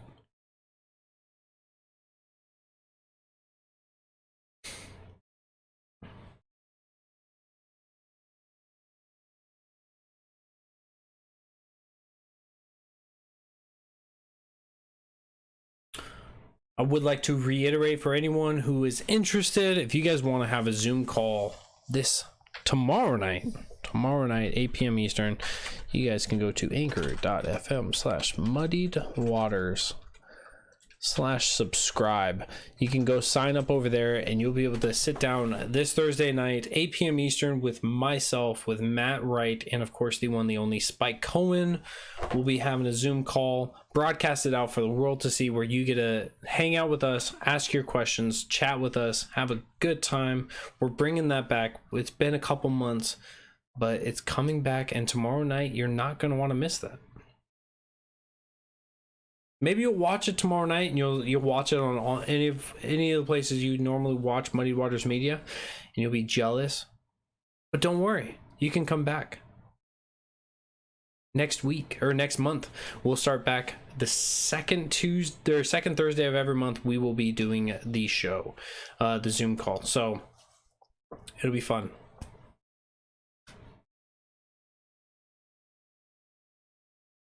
Yeah, Jacob LaBelle will be there as well. So if you guys sign up, let me know. It's only for the Mudsketeers. Yes! Sign up for less than the cost of a couple lattes a month. You too can be coming in and having a good time with all of us.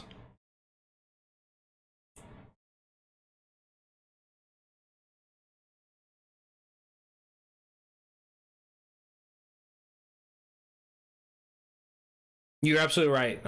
With media today, prolific retrials are becoming much more difficult. It was simple before social media and the 24 hours news coverage. Yeah, no, and there's a lot of credence to that. There's a lot of truth to that.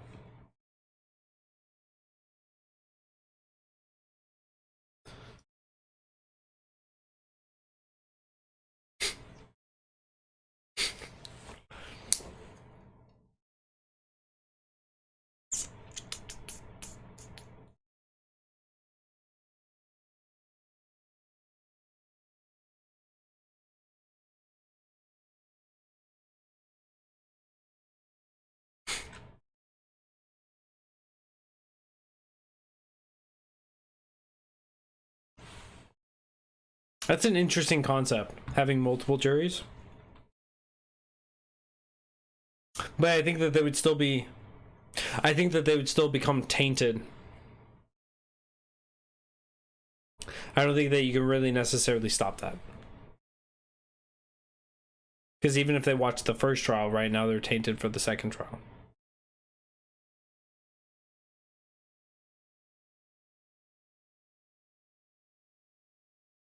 It's definitely becoming more difficult to have an untainted jury. Absolutely.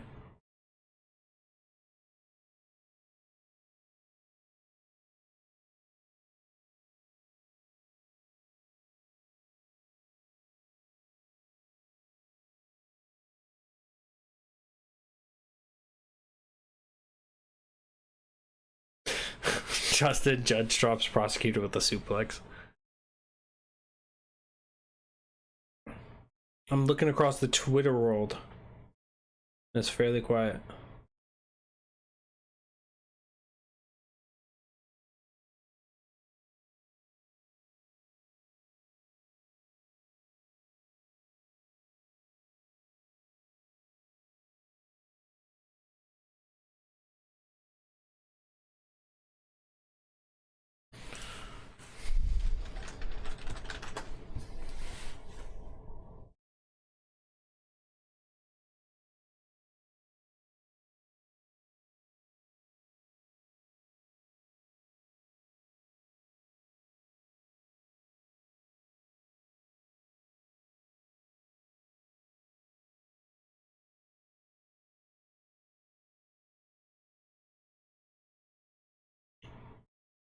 how did the jurors go to and from the courthouse unnoticed? There's people watching.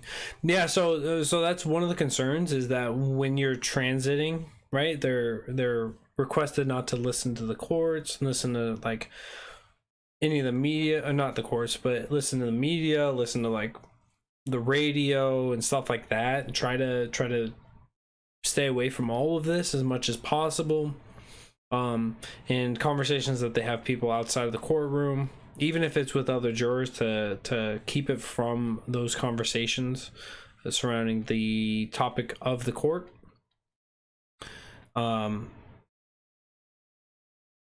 It's definitely something that they're concerned about, maintaining that purity of, you get all of your information while you're in the courthouse and while you're under the protections of the courts, and you discuss nothing unless it is the full jury in collection with one another, and that's it.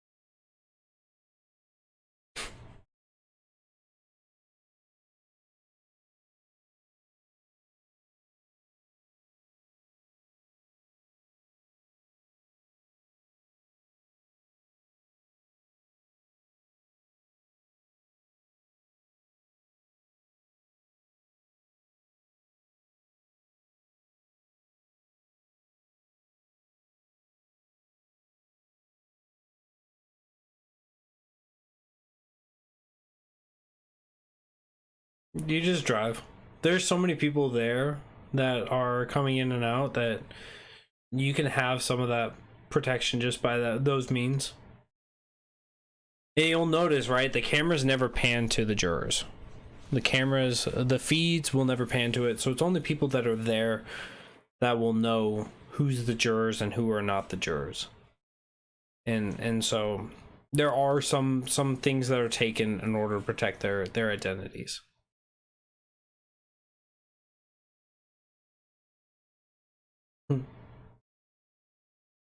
Jury pool through the Amish community.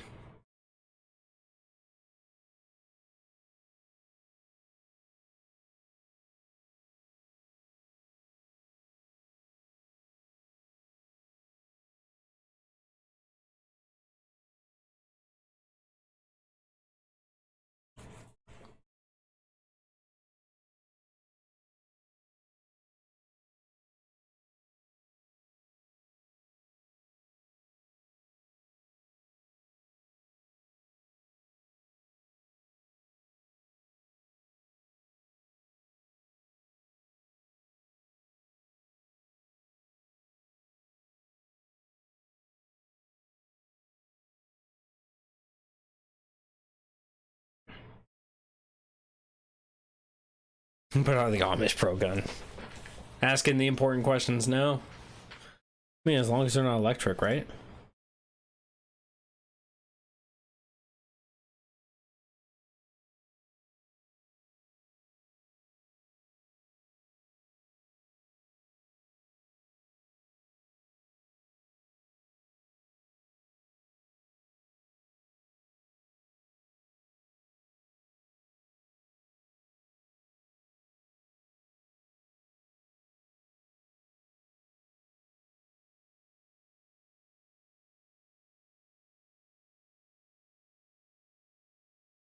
Brother Zachariah would like to inquire where you can acquire the newer muskets.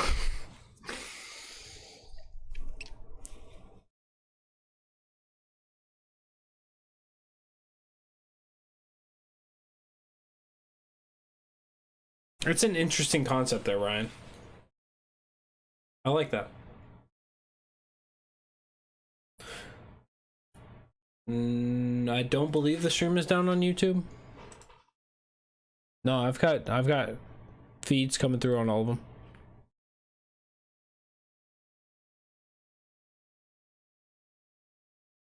You want to talk about the Titanic? We can talk about the Titanic now. Well, the fact that it's a pepper, I agree it's a pepper. That's why we've been talking about how it's a pepper. I'm glad that it's a pepper.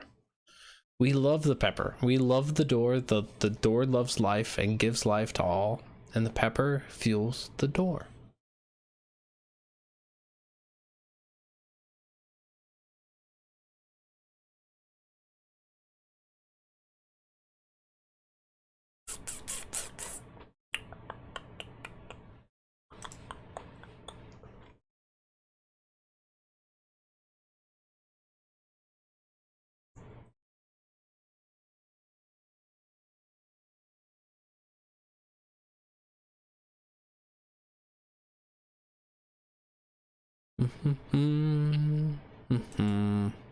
Is the Titanic a pepper? Well, when it went down, it was very spicy for a lot of people.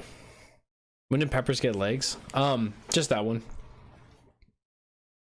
Because it's got to move into our heart.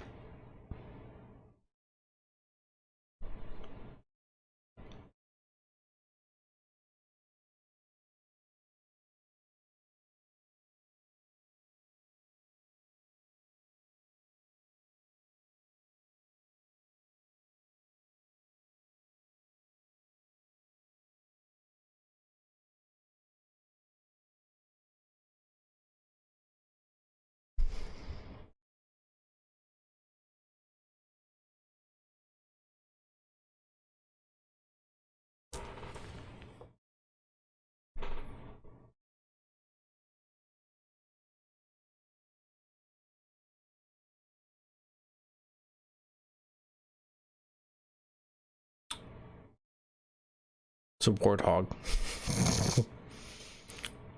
The door will forever be in our hearts. Yes.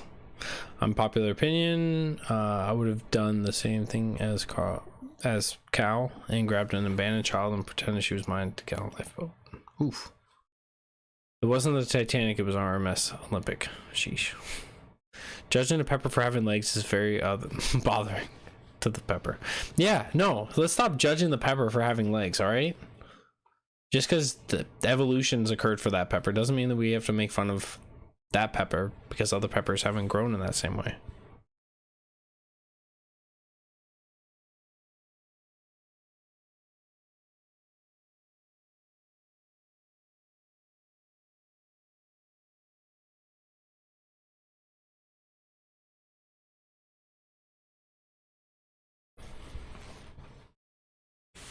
There better be a pepper group after this. Send me an invite.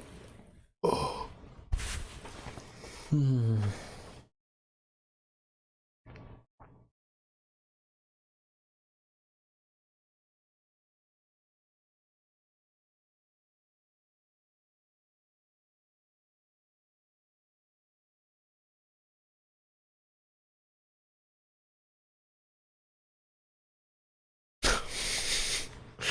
I love that this door has gotten so much airtime.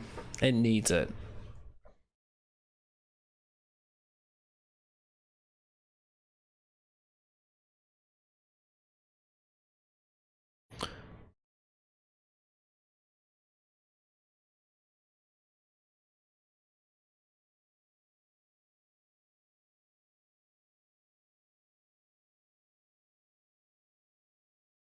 Jump Kick Man finally has been identified.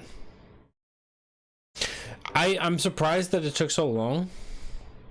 But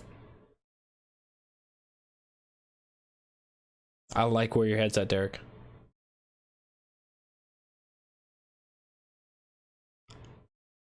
I feel like we've created a monster with this thing.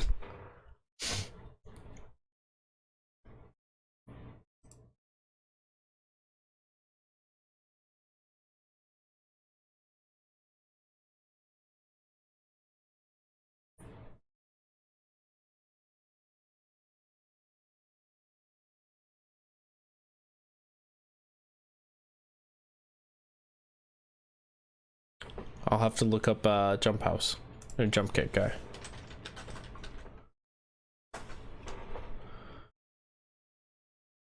Huh.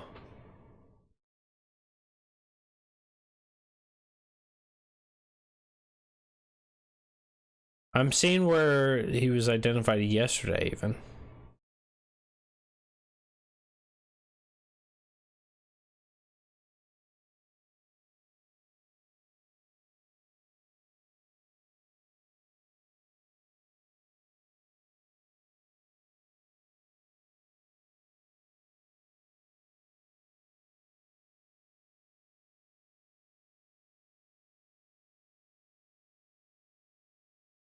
That's who I'm getting. Yep.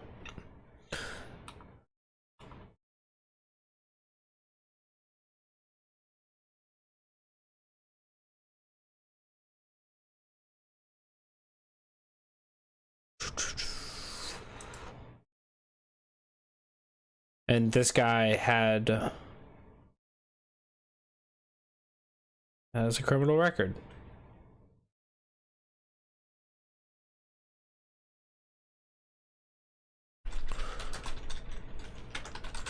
Do some research with you guys. Oh, jeez.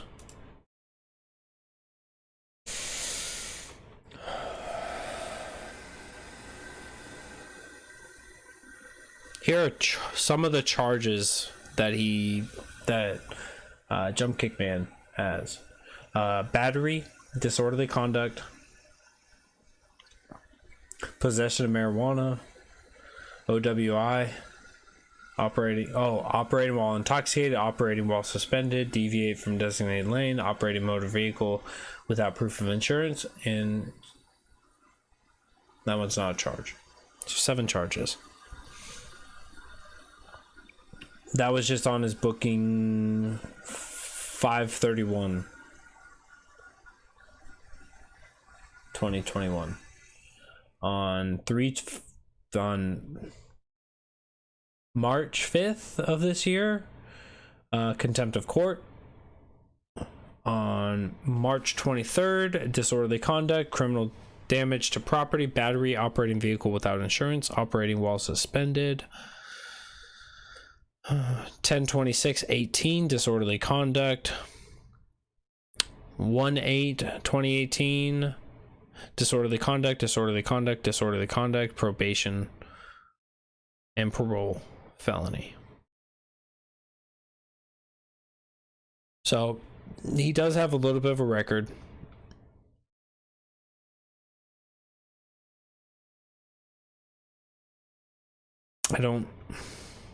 I'm not processing. I mean, I don't know enough about those cases clearly, right? As I just pulled them up. There's the judge. To know, like, justified or not, right? Sure, driving, operating without, while intoxicated with a passenger less than 16 years old. That's or no, it's greater than 16 years old. That was a misdemeanor. But there's definitely stuff there that people may want to look into, right? As we were talking earlier about how our punitive system doesn't work. That right there.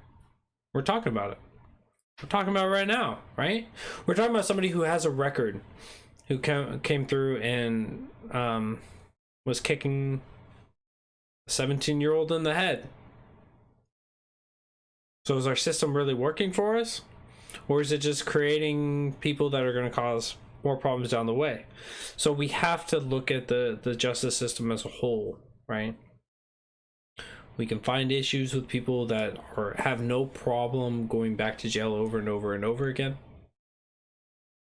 How do we stop that? Because that's the goal, right? That's the whole goal of the criminal justice system, is to be able to have it when people create victims, that we can restore the victims, and then also take the person who was doing the damage, be able to rehabilitate them to where they're not causing harm to others, and that they can live a self-fulfilling life from there.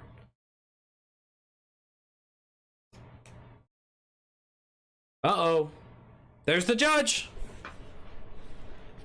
Shake that head at me, daddy. What?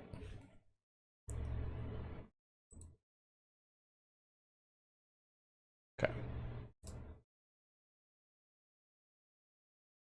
Let us get the audio back, please.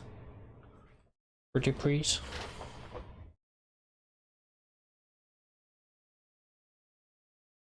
Oh, he didn't like that. And that's it. The Supreme Court said, this is what it says at paragraph 31. By playing the recording in open court during jury deliberations, the circuit court can guarantee the jury does not play the recording multiple times and may instruct the jury as necessary to minimize the risk of overemphasis. So that's how I take that. So it's clearly an open court. I think we all agree on that. At least under Anderson, it can be played once, not rewound, and started and stopped. That's how I read Anderson. State. Anderson makes some interesting findings. In looking at Franklin, it talks about how the risk of breakage or accidental erasure of the tape, which obviously is not an issue here. What we have here are digital copies of everything. There's no risk of erasing or breaking.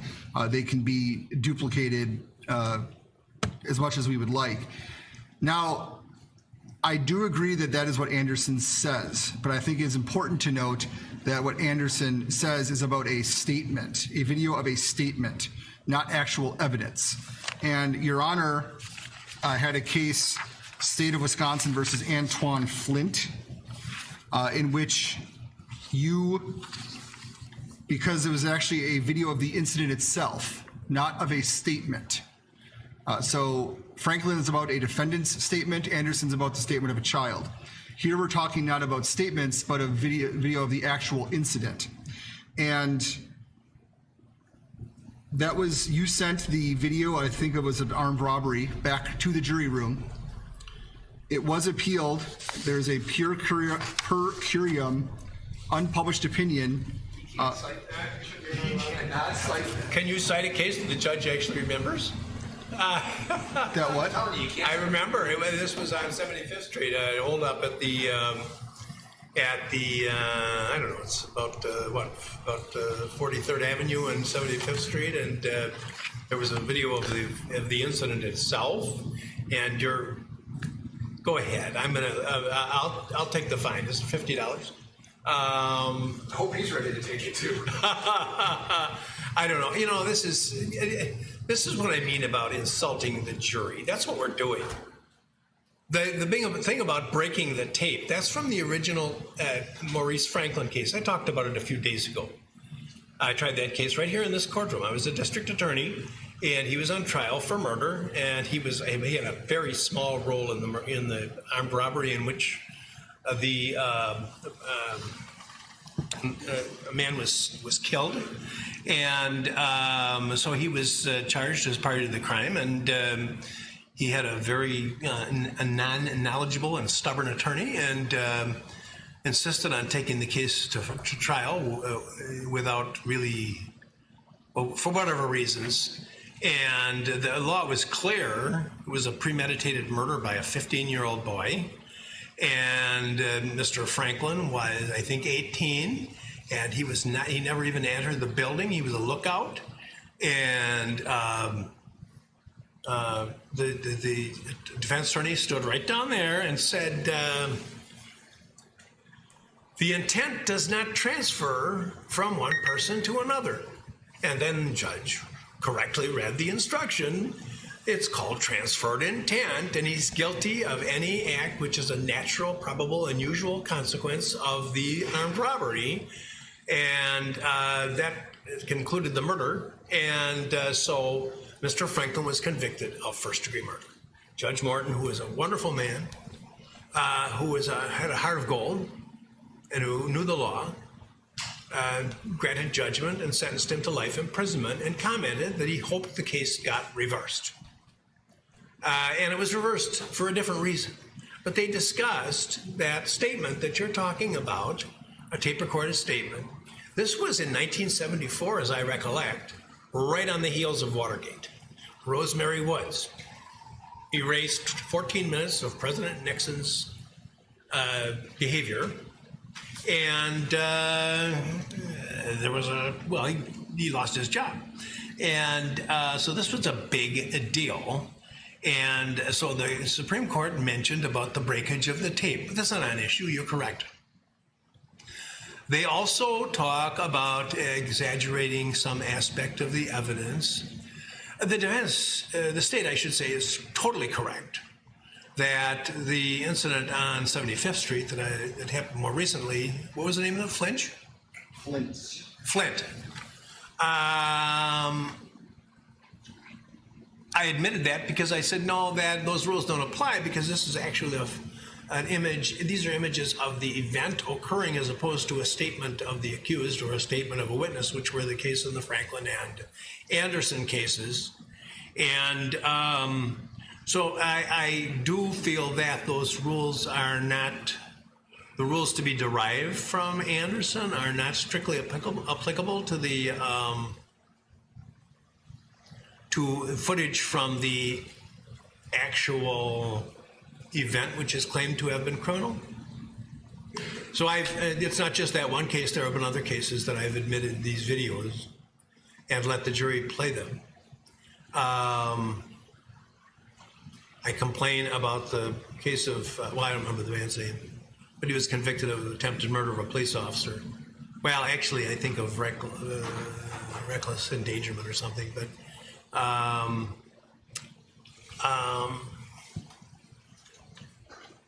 because of video footage that they had to come down here and watch on a tiny computer, and we had to bring them down 3 at a time because we could only let them see it one time. I think that's so outrageous. But, you know, I have to be aware.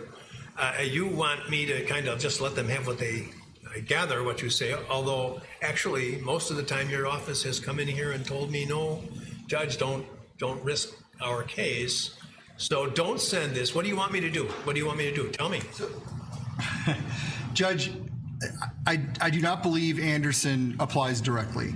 I believe that because it is of all these requests are of the incident themselves or incidents themselves, that I believe the jury should be able to watch them as they see fit, watch them, pausing them, rewatching them, watching them in any way they see fit, in any configuration they see fit.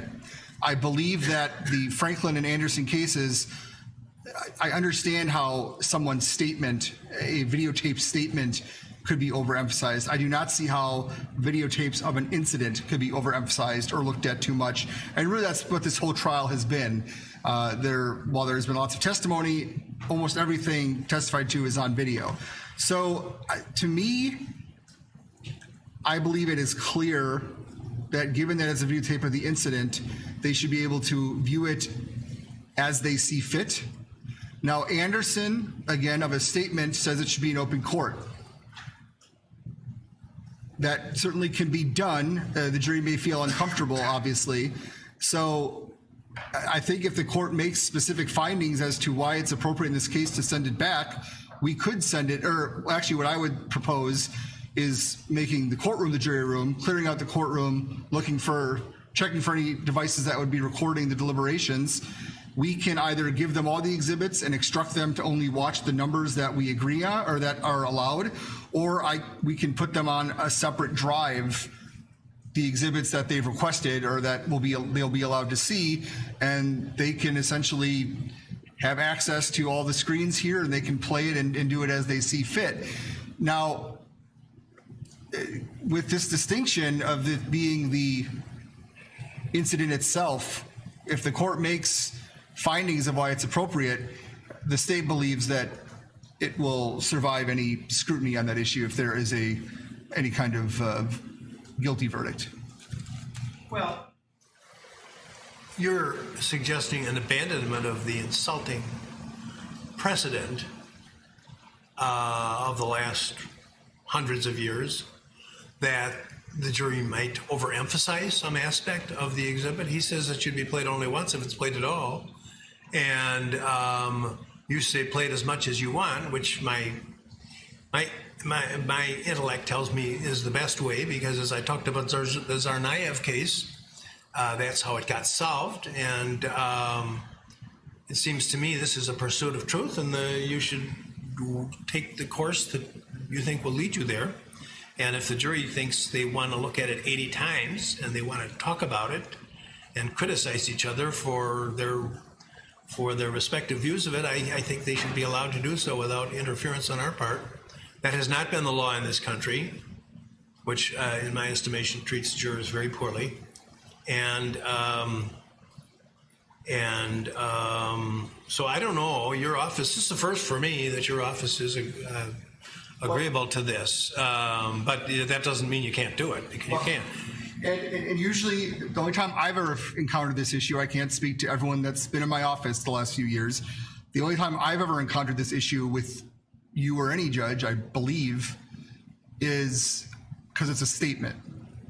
And the video of the incident is different.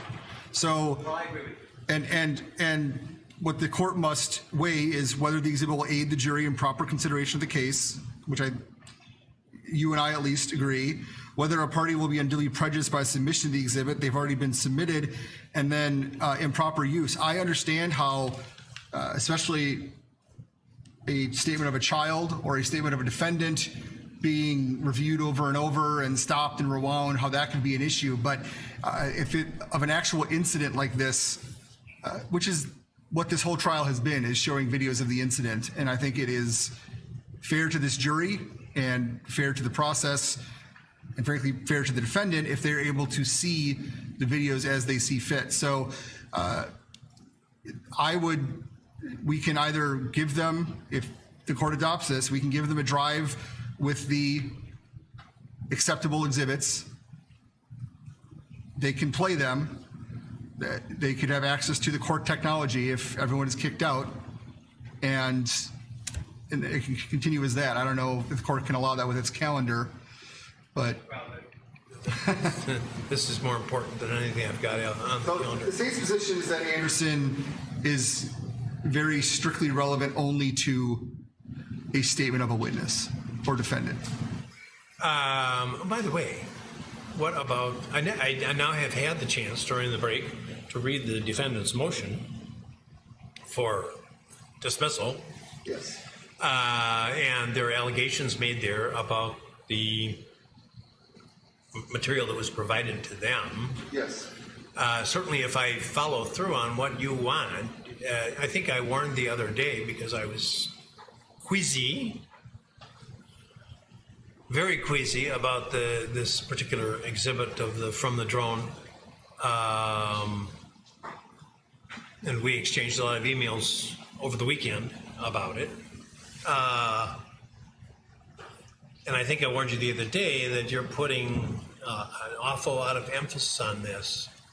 And if it turns out that it's not technologically sound, I've referred to it as the situation as a house of cards. This is just more weight on that.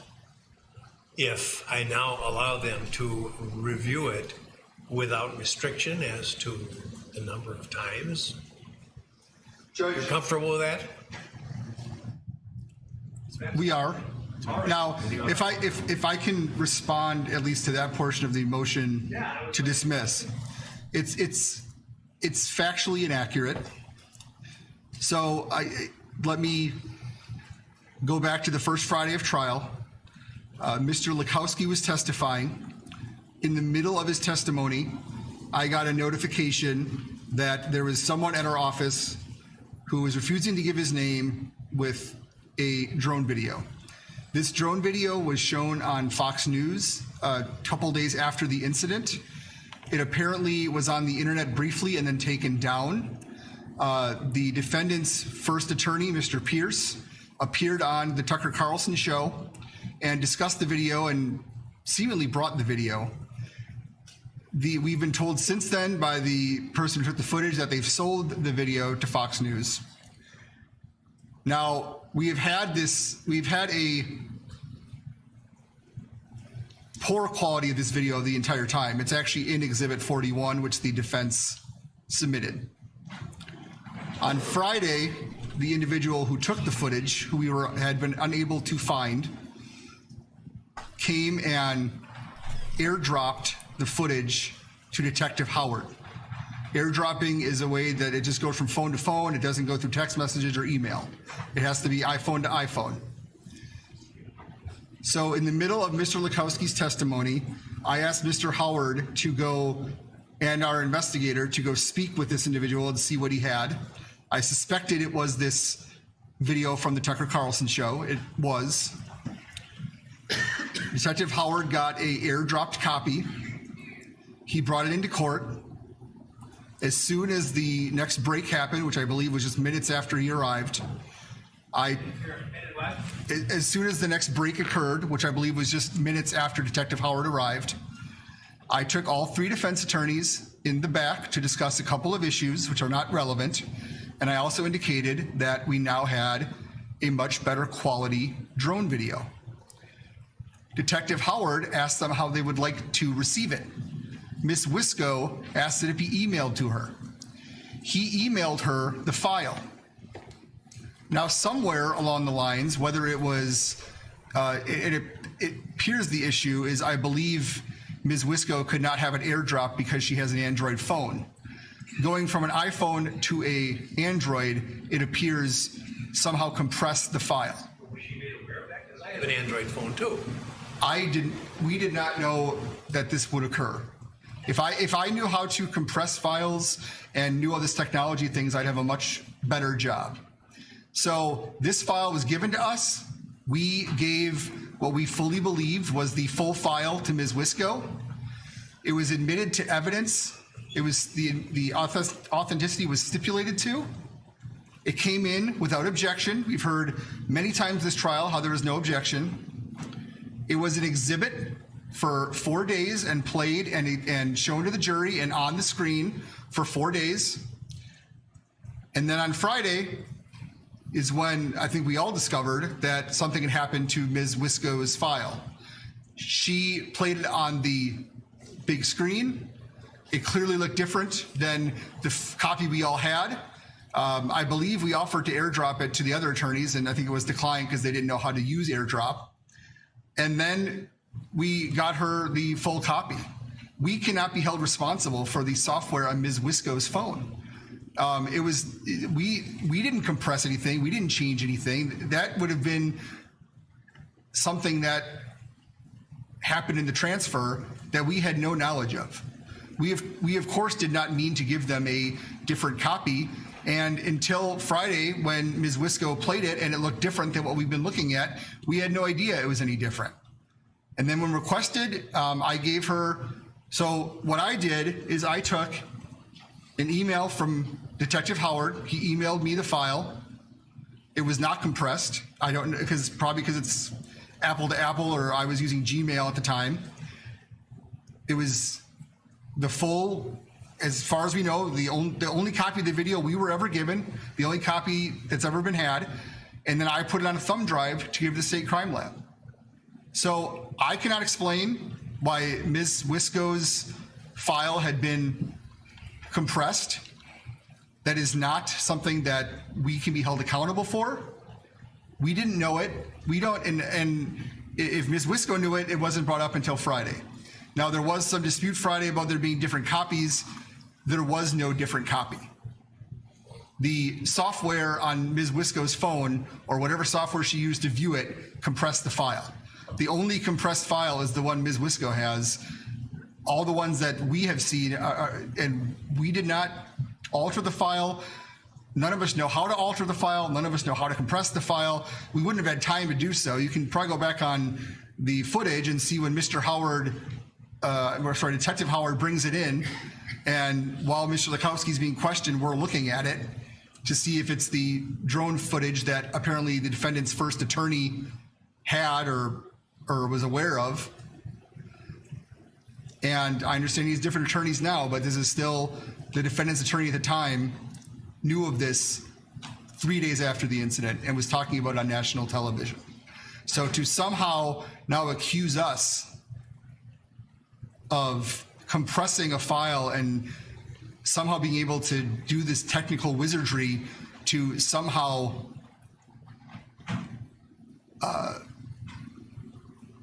sabotage the defense is preposterous. The defense saw this video and thought highly enough of it that they went and bought a large television that is now being used in court because they wanted to show it. And now all of a sudden to come back and say, well, we had a bad copy, they could have checked, they could have asked for a thumb drive, they could have asked for whatever. As far as we knew until we had this hearing on Friday, everyone had the exact same copy. And that Ms. Wisco's phone compressed it is not our problem. It's not, we're not responsible for that. Didn't go to her phone. If I may. Well, no, one at a time. One at a time. Well, why don't you start, Ms. Wisco? Can you talk into a microphone? Yes. On November 5th, 2021, I received at 10:33 a.m. an email from Detective Martin Howard with one video file attached. It was a 4 millibyte video that was titled IMG_0159.MOV. I have never looked at that video on my cell phone. As soon as I received that video via email, I downloaded it to this laptop, which is the evidentiary laptop we've been using through the duration of this trial. What manufacturer is that? This is a Lenovo. Okay, go ahead. And I relabeled it after it had been brought into evidence by the state as Exhibit 73 because it was Exhibit 73 for ease for bringing it up, showing it to the jury. After we found out in Friday that there was this discrepancy after the videos being shown, and for the record, we did not buy that TV because of this drone video. We actually brought it in for John Black's slowed down testimony. That was the reason we brought this TV in. However, when we were in court, I played the Exhibit 73 on my computer because the state's computer wasn't here. ADA Krause was the one who brought up the fact this isn't the good quality video. We didn't realize until playing them side by side, mine and then the state's, that there was any difference in quality. That was Friday. After Friday happened, I emailed both Binger and ADA Krause, and I asked for an exact forensic copy of what they had given to the state crime lab. ADA Krause responded back to me, forwarded me the email he's talking about to Detective Howard, and that also contained one file named as IMG_0159.MOV that was a 4 megabyte file. Simultaneously, ADA Binger had been in contact with me, told me I could come pick up the file from a flash drive. I drove here, I had him take me inside, and I confirmed that this file that he said was directly provided to the state crime lab was an 11 megabyte file, not 4. So the information contained in the flash drive was over double the size, almost 3 times the size as to what was emailed to me. When ADA Krause followed up to me with that email, forwarding me his email from Detective Howard, it was the same 4 millibyte file that I had gotten previously. So clearly Attorney Wisco's email is compressing these files. That's not our responsibility. Oh, I didn't write Outlook software. You know what? I forwarded. Well, wait a minute. I don't know if she had finished. Every other piece of evidence from the state crime lab in this situation has been provided to us via Dropbox. Dropbox provides an exact forensic copy of what they have. The file title name in this situation should have been exactly the same as the one provided to the state if it was the exact same copy. The file name was nowhere near similar. The one that was provided to the state's crime lab that Attorney Binger gave me a copy of on Saturday had a very long, convoluted title that involves lots of letters and numbers that are the type that are usually associated with files taken from a drone because they indicate a lot of different information like the location of the drone and the time. The file I received originally on Friday the 5th was not labeled that same and was not the same file amount. There's no way that what ADA Krause is saying is true because the file name would not have changed if my computer was compressing anything. It was a different file that we were provided from what was provided to the state, at least for what Attorney Binger gave me on Saturday. They're completely different. I think we're confusing the issue here. The work product Dropbox. That's how they've submitted all the videos that they worked on and the photos they worked on. I'll update after this email happens. From my personal Gmail account is the file that went to the state crime lab. I was told to bring it to the state crime lab. I was already home on Saturday. I did not have access to anything but my computer. I had Detective Howard email it to me, and I put it on a thumb drive at home, and I took it to the crime lab. I don't know if Mr. Binger somehow retitled it, but the image I gave the crime lab is on my phone as the title that she indicated. That was the one that went to the crime lab, and I will testify as an officer of the court. I take offense that what I'm saying is untrue. Clearly, well, obviously we're going to have to take this testimony under oath, and we're going to have to get somebody to explain all this, who has some competence, which. If you look at the report, Competence is important here. to indicate the originating file that they received was the one with the expanded title that we did not receive until Saturday. If it had been the same file as 88 Kraus says it is, why wasn't that labeled on their receipt as being IMG 059 or 159? Mr. If that Kraus? is the exact same thing, then that does not add up. Mr. Kraus? Why did he include in his report a different title? I'm looking at the email. It is image0159.mov.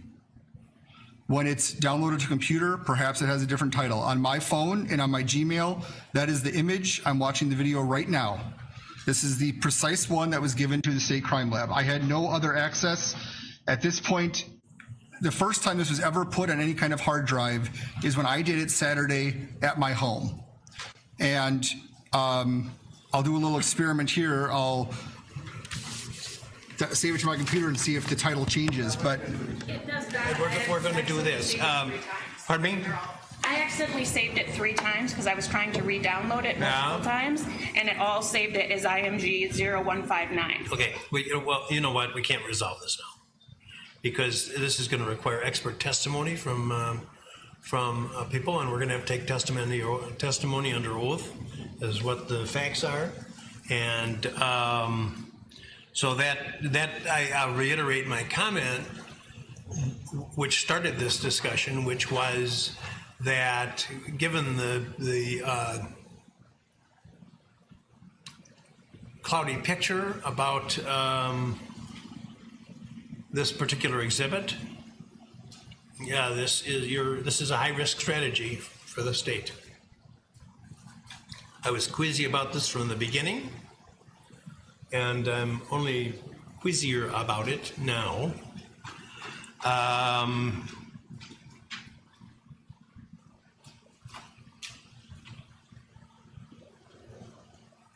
Usually if a politician or anyone says that I take great offense to this accusation, usually it's because they're not able to deflect in a way that's working for them, at least in my experience. Him going to the offensive on that usually is a sign of I don't really have much else to say on this matter, and so that's why he was willing to give up the ground much more easily to the judge when the judge kind of took back control of that conversation. If he had more to say, if he had more things to step up in his defense, he would have been like, can I also add this in here? Can I add that in there? But instead he kind of just took it there, which is like, I take great offense to this as a state guy. Oh yeah, you can have it. Show the jury the exhibits. I'm really not concerned about the image. As I've said multiple times, I believe much too much has been made of this image. Mr. Binger didn't even mention it in his closing. We didn't show it in either our closing or rebuttal. The other evidence was admitted without objection with a stipulation to authenticity, and I believe it should be played. It's already been played for the jury, and they should be brought down, and we can put all the other exhibits on a thumb drive outside of 160, what is it?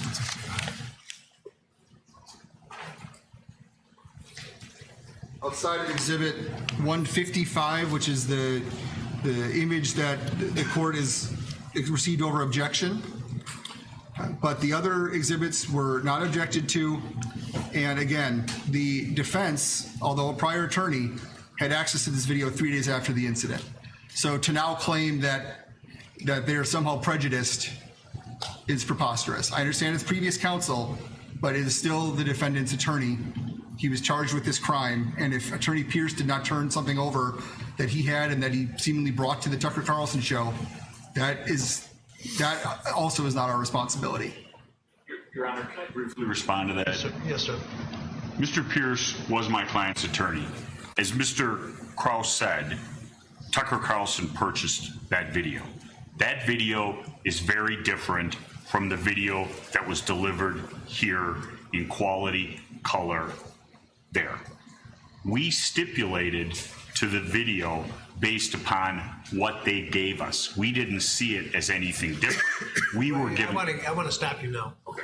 Because why do you say that the one that Mr. Carlson bought, Tucker Carlson bought, is different from... Black and white. Ah, that was, okay. Go ahead. And we stipulated to that video when we looked at our copy because it didn't add anything except color. We didn't have the quality. And that's where this whole problem starts.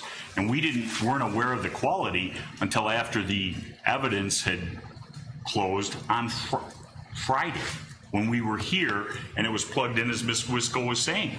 That's when we found out there was a problem, what had been given to us versus what they had. That's when the whole problem comes up. So that's as to that video. The other one, and I'll just say it because it's going to be an issue, FBI aerial with all POI'd marked. That, when we're going over this list, it's come to my attention. I played that for the jury. It never got marked or moved in, even though it's been played. Are you kidding me? I am not kidding you, Can we Judge. put it in evidence now? That's what I think would be the proper way to do it. If the defense agrees that all the drone videos go back, we will agree that that should be I'm not marked going in to run a compromise. evidence. This isn't, let's make a deal here. Well, they did not mark the evidence. They did not move it. Well, it was played to the jury. Yes, and not marked or moved. I thought it was part of the hard drive because everything was going in. And I thought we gave them a full and complete copy of the video. So.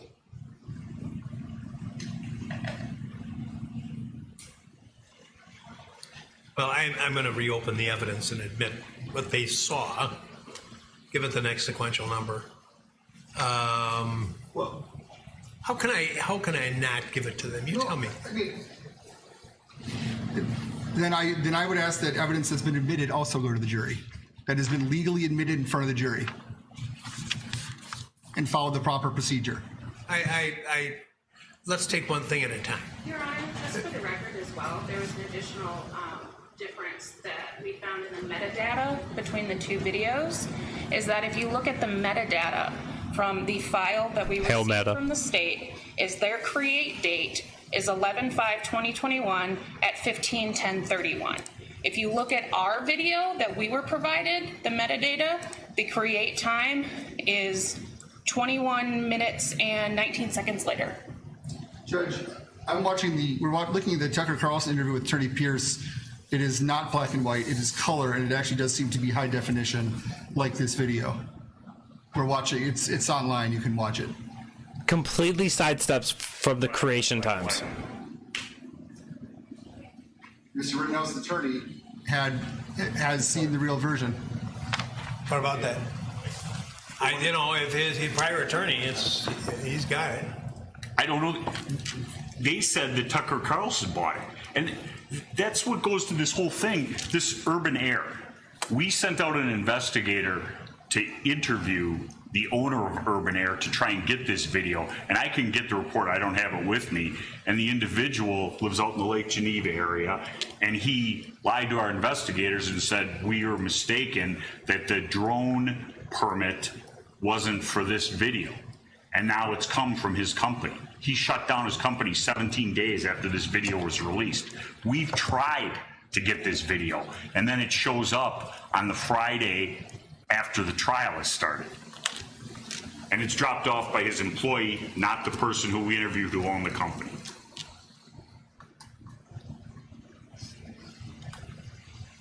This has got to be an incredibly difficult situation for this judge to handle because there's so many question marks in the air, and as it continues, there's more questions being raised and no answers being given. That creation time and the metadata, that is so incredibly important. 21 minutes in separation between when the original document was created and then the second document being created. 21 minutes. There's plenty of time for compression or otherwise manipulating these things, and then it says we will request when ready, and they haven't followed up. So I'm playing short. Maybe the ball won't come to me. So, well, if we're moving on, at least for the moment. Let's move back. Let's go to number 4.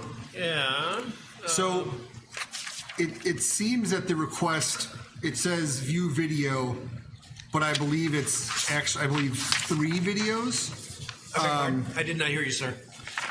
It asks for a video, but I believe they're actually asking for 3 videos, and I think we agree on this, that it asks view video starting with Mr. Grosskreuz's interview with Mr. Rittenhouse. That is Exhibit 3. It's also duplicated as Exhibit 57. That is the live stream that Mr. Grosskreutz took that night. That does not actually depict the second incident. It does, you can hear the shots, but then it asks to 10 seconds after Mr. Grosskreutz shooting. I believe that's what's referred to as the BG on the scene video, which is number 5. And then it indicates in regular and slow motion. The only slow motion of that incident is the BG on the scene video, and that was the one that Dr. Black created and played. That was moved and admitted. It does not formally have a number because it's on a drive. We do not object to it being given a number and sent back, or well, played however the court deems appropriate. So, correct. So we would ask that. So I believe there's 3 exhibits they're requesting. The state does not object to them having access. However, it is deemed appropriate to those exhibits. All right. So, and that's by agreement. And then the question is where and what restrictions will be put on their use of those videos.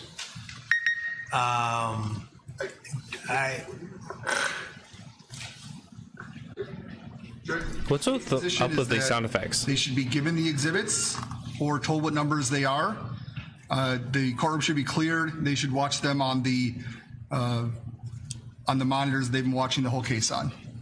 And that can be set up, and then everyone can leave and they can discuss it. Now, it says... all by themselves or... by themselves. Okay. Just as I assume that somebody has got the technical ability to trigger playing of the videos. That's a fairly simple process. They can be given a computer with you just plug it into the side and then they can just press the thing. If there's computer, it doesn't have other matter on it. We have, I believe our computer, if it doesn't have anything else in this case, it may have like Microsoft Word or something on it, but there's no other evidence of this case on it. It's not my computer. It would be we have some standalone laptops to do this type of thing. What's the defense position? We were talking about it, and the question that I have, and I don't have an answer because it wasn't in any of these cases, is there any right, if we're doing it in court, is there any right for Mr. Rittenhouse to be present?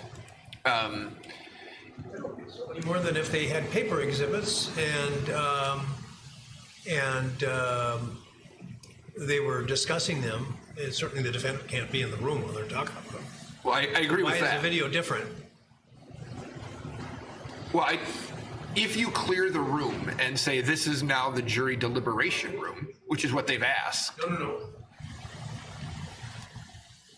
I want to go back a step. Okay. Supposing I said, well, let's just get a computer that has nothing else on it, or that is, everybody feels it's sufficiently sanitary.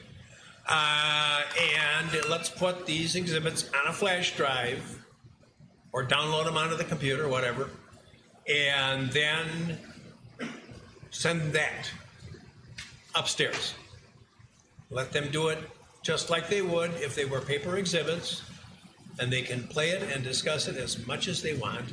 Now, I'm talking right now only about question number 4, because there's other issues with respect to question number 5, and fortunately, they're not here yet because they haven't requested it. But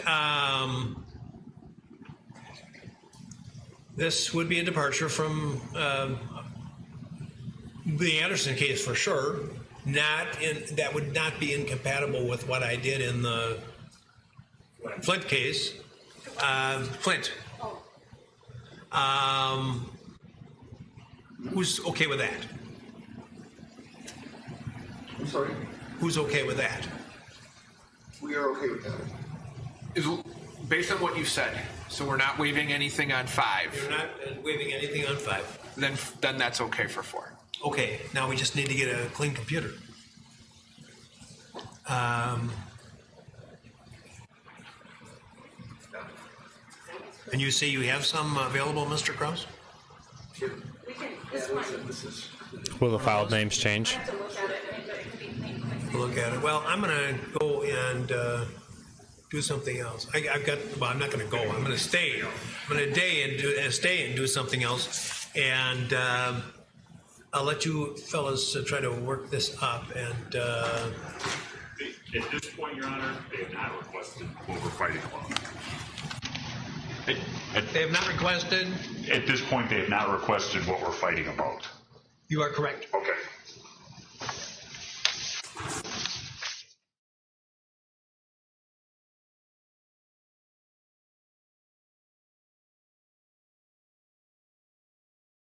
Well, isn't that so exciting?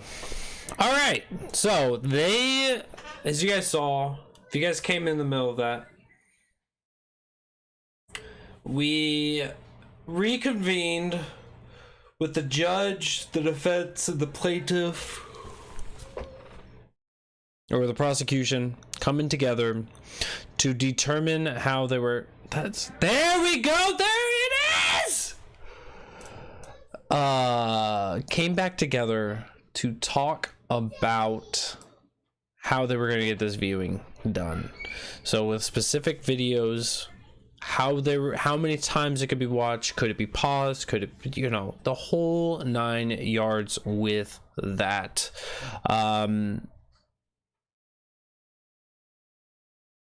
We got through to it. The mistrial question that comes up, the judge finally got to read it. He had concerns when it came to that video. And what are you doing with my door? Oh my God, there's so much more to it. Oh my goodness. Look at all of that. Now bring it back. Bring it back. Nope. What do you, camera guy? You better focus it. You focus that camera. You focus it. There we go. Yeah, bring it up. There we go. Look at that. Nice, beautiful shot. All right. So with that specific video, this raised a lot of questions. I'm about to find them too. Give us our pepper. Give us our door and our pepper. Peppery door. Raised a lot of questions. We had some random Joe Schmo come up, airdropped us a video. We thought it was cool.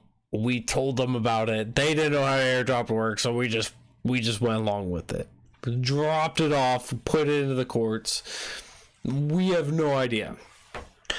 Then looking at the metadata we saw that there's 21-minute difference between the lower resolution and the higher resolution video. There's concerns of a black and white video versus color video. Didn't get any answers on that. We didn't get even the 21 minutes to be addressed. This is another good strategy you'll see politicians do, and sadly government officials are all politicians in some ways. When you see an attack that you have no answer for, you go back to the last attack. You just go back to something else. You deflect it to something else and you start addressing that. You just don't even give it any credence, right? And you want to have it be impactful enough of what you jump to see in order to trigger that off from their mindset. But of course, people who are looking for this, people who are waiting for this, they're going to latch onto that and say, I'm here for it. She raised it up. This was just after the conversation that the judge was making that we're going to need to have expert witness. And for those of you guys who are unaware, so many people in government don't know how to work very many things, right? The concerns of not being able to use airdrop, not being able to understand that tech. These are things that a lot of people understand and a lot of people don't understand. Chances are these are people who are working. They're not going to be using it all that often, so they're not going to be very familiar with it. They're not doing it in their personal lives. They're not doing it at work. They just didn't have the opportunity to learn all this stuff. So they're kind of behind on the times. As we were talking about earlier, fax machines are still a thing in government buildings. This is good. It's still a good political tactic if you want to stop somebody from, you want to bind up their fax machine for a day. This is where they're at technologically. So there's always that opportunity there. So they need somebody to be like, how did the name of the video, how did it change, right? Because if you guys have never seen like video files from like GPS things such as like drones or like video recorders, these things are a great length, right? It's got usually like in the title, it's got like a signifier for that specific recorder. It's got like a timestamp of when it started, potentially a timestamp of when it ended. There's a long code on these things, but it was shortened down to be, hey, it's like IMG 00195 or something similar to that effect, .mov. So it was changed in order to be formatted for simple grab and understanding. So with the 21-minute difference, there's plenty of things that could be done in between that if you're decent with tech. And it sounds as if the company that this came from, where the defense team went to talk to this company to get that, they didn't have it, but then another employee later on down the way had it and gave it to the prosecutors. There's a lot of questions that were being raised on this, and I think that the judge is kind of seeing through that a little more. As he said, right, to quote him, he said he was queasy in the beginning, and now that these questions are coming up, he's feeling even more queasy about this. A lot of important questions are going to be addressed on that. But like he said, he doesn't really know that much about this. He can tell that they don't really know that much about this. I think that the woman, I apologize for not remembering her name, but it seems like she knew a little bit more because she was talking about like the metadata and talking about like the things on the back end of the actual properties of those videos.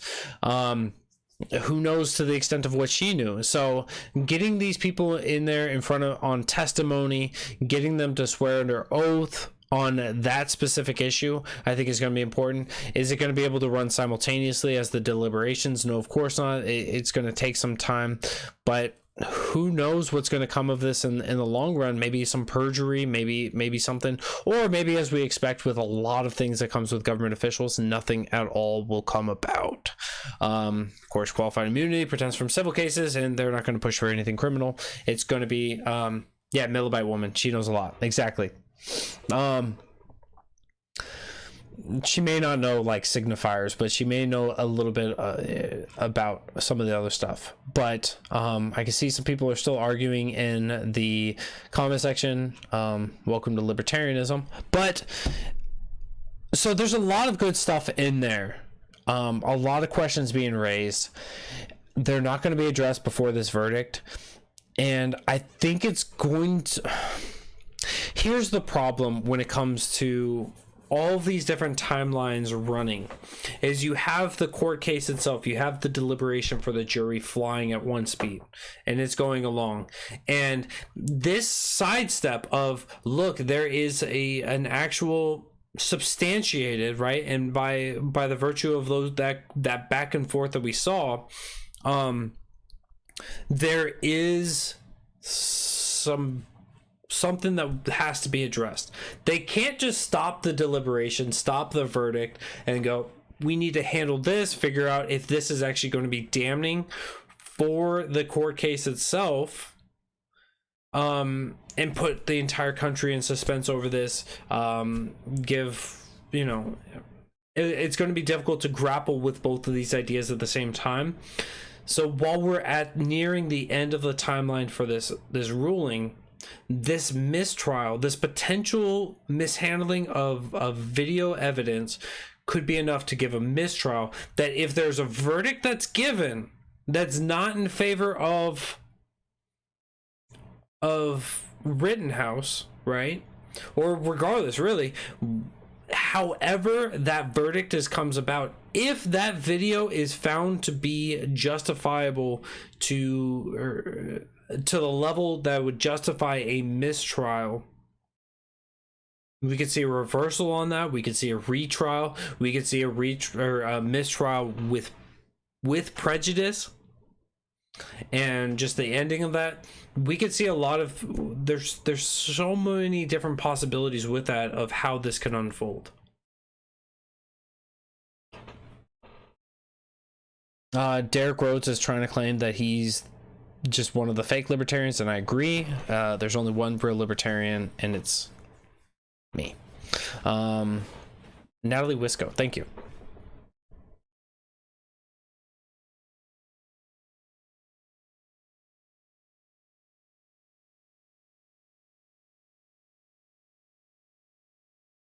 What was the judge rules for hearsay in that video use? I don't know that that's video 4, but basically they're going to give video 4 unlimited use while in the courtroom. So we'll see how that gets handled.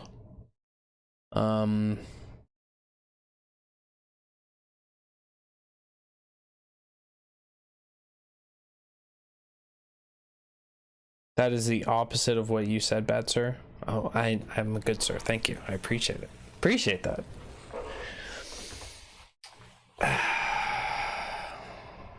I libertarian the shit out of being a libertarian. Oh, we lost a feed. Which feed did we lose? Oh, oh no. YouTube. Did we lose you on YouTube? I may have lost you on YouTube. Let me see.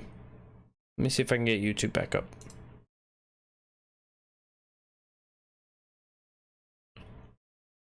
No, it's still showing you guys is going.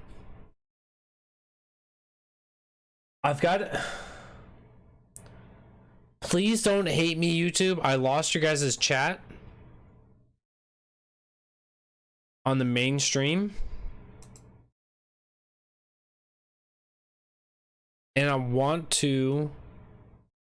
have to close the stream down and bring it back up. Don't hate me for this. Don't hate me for this.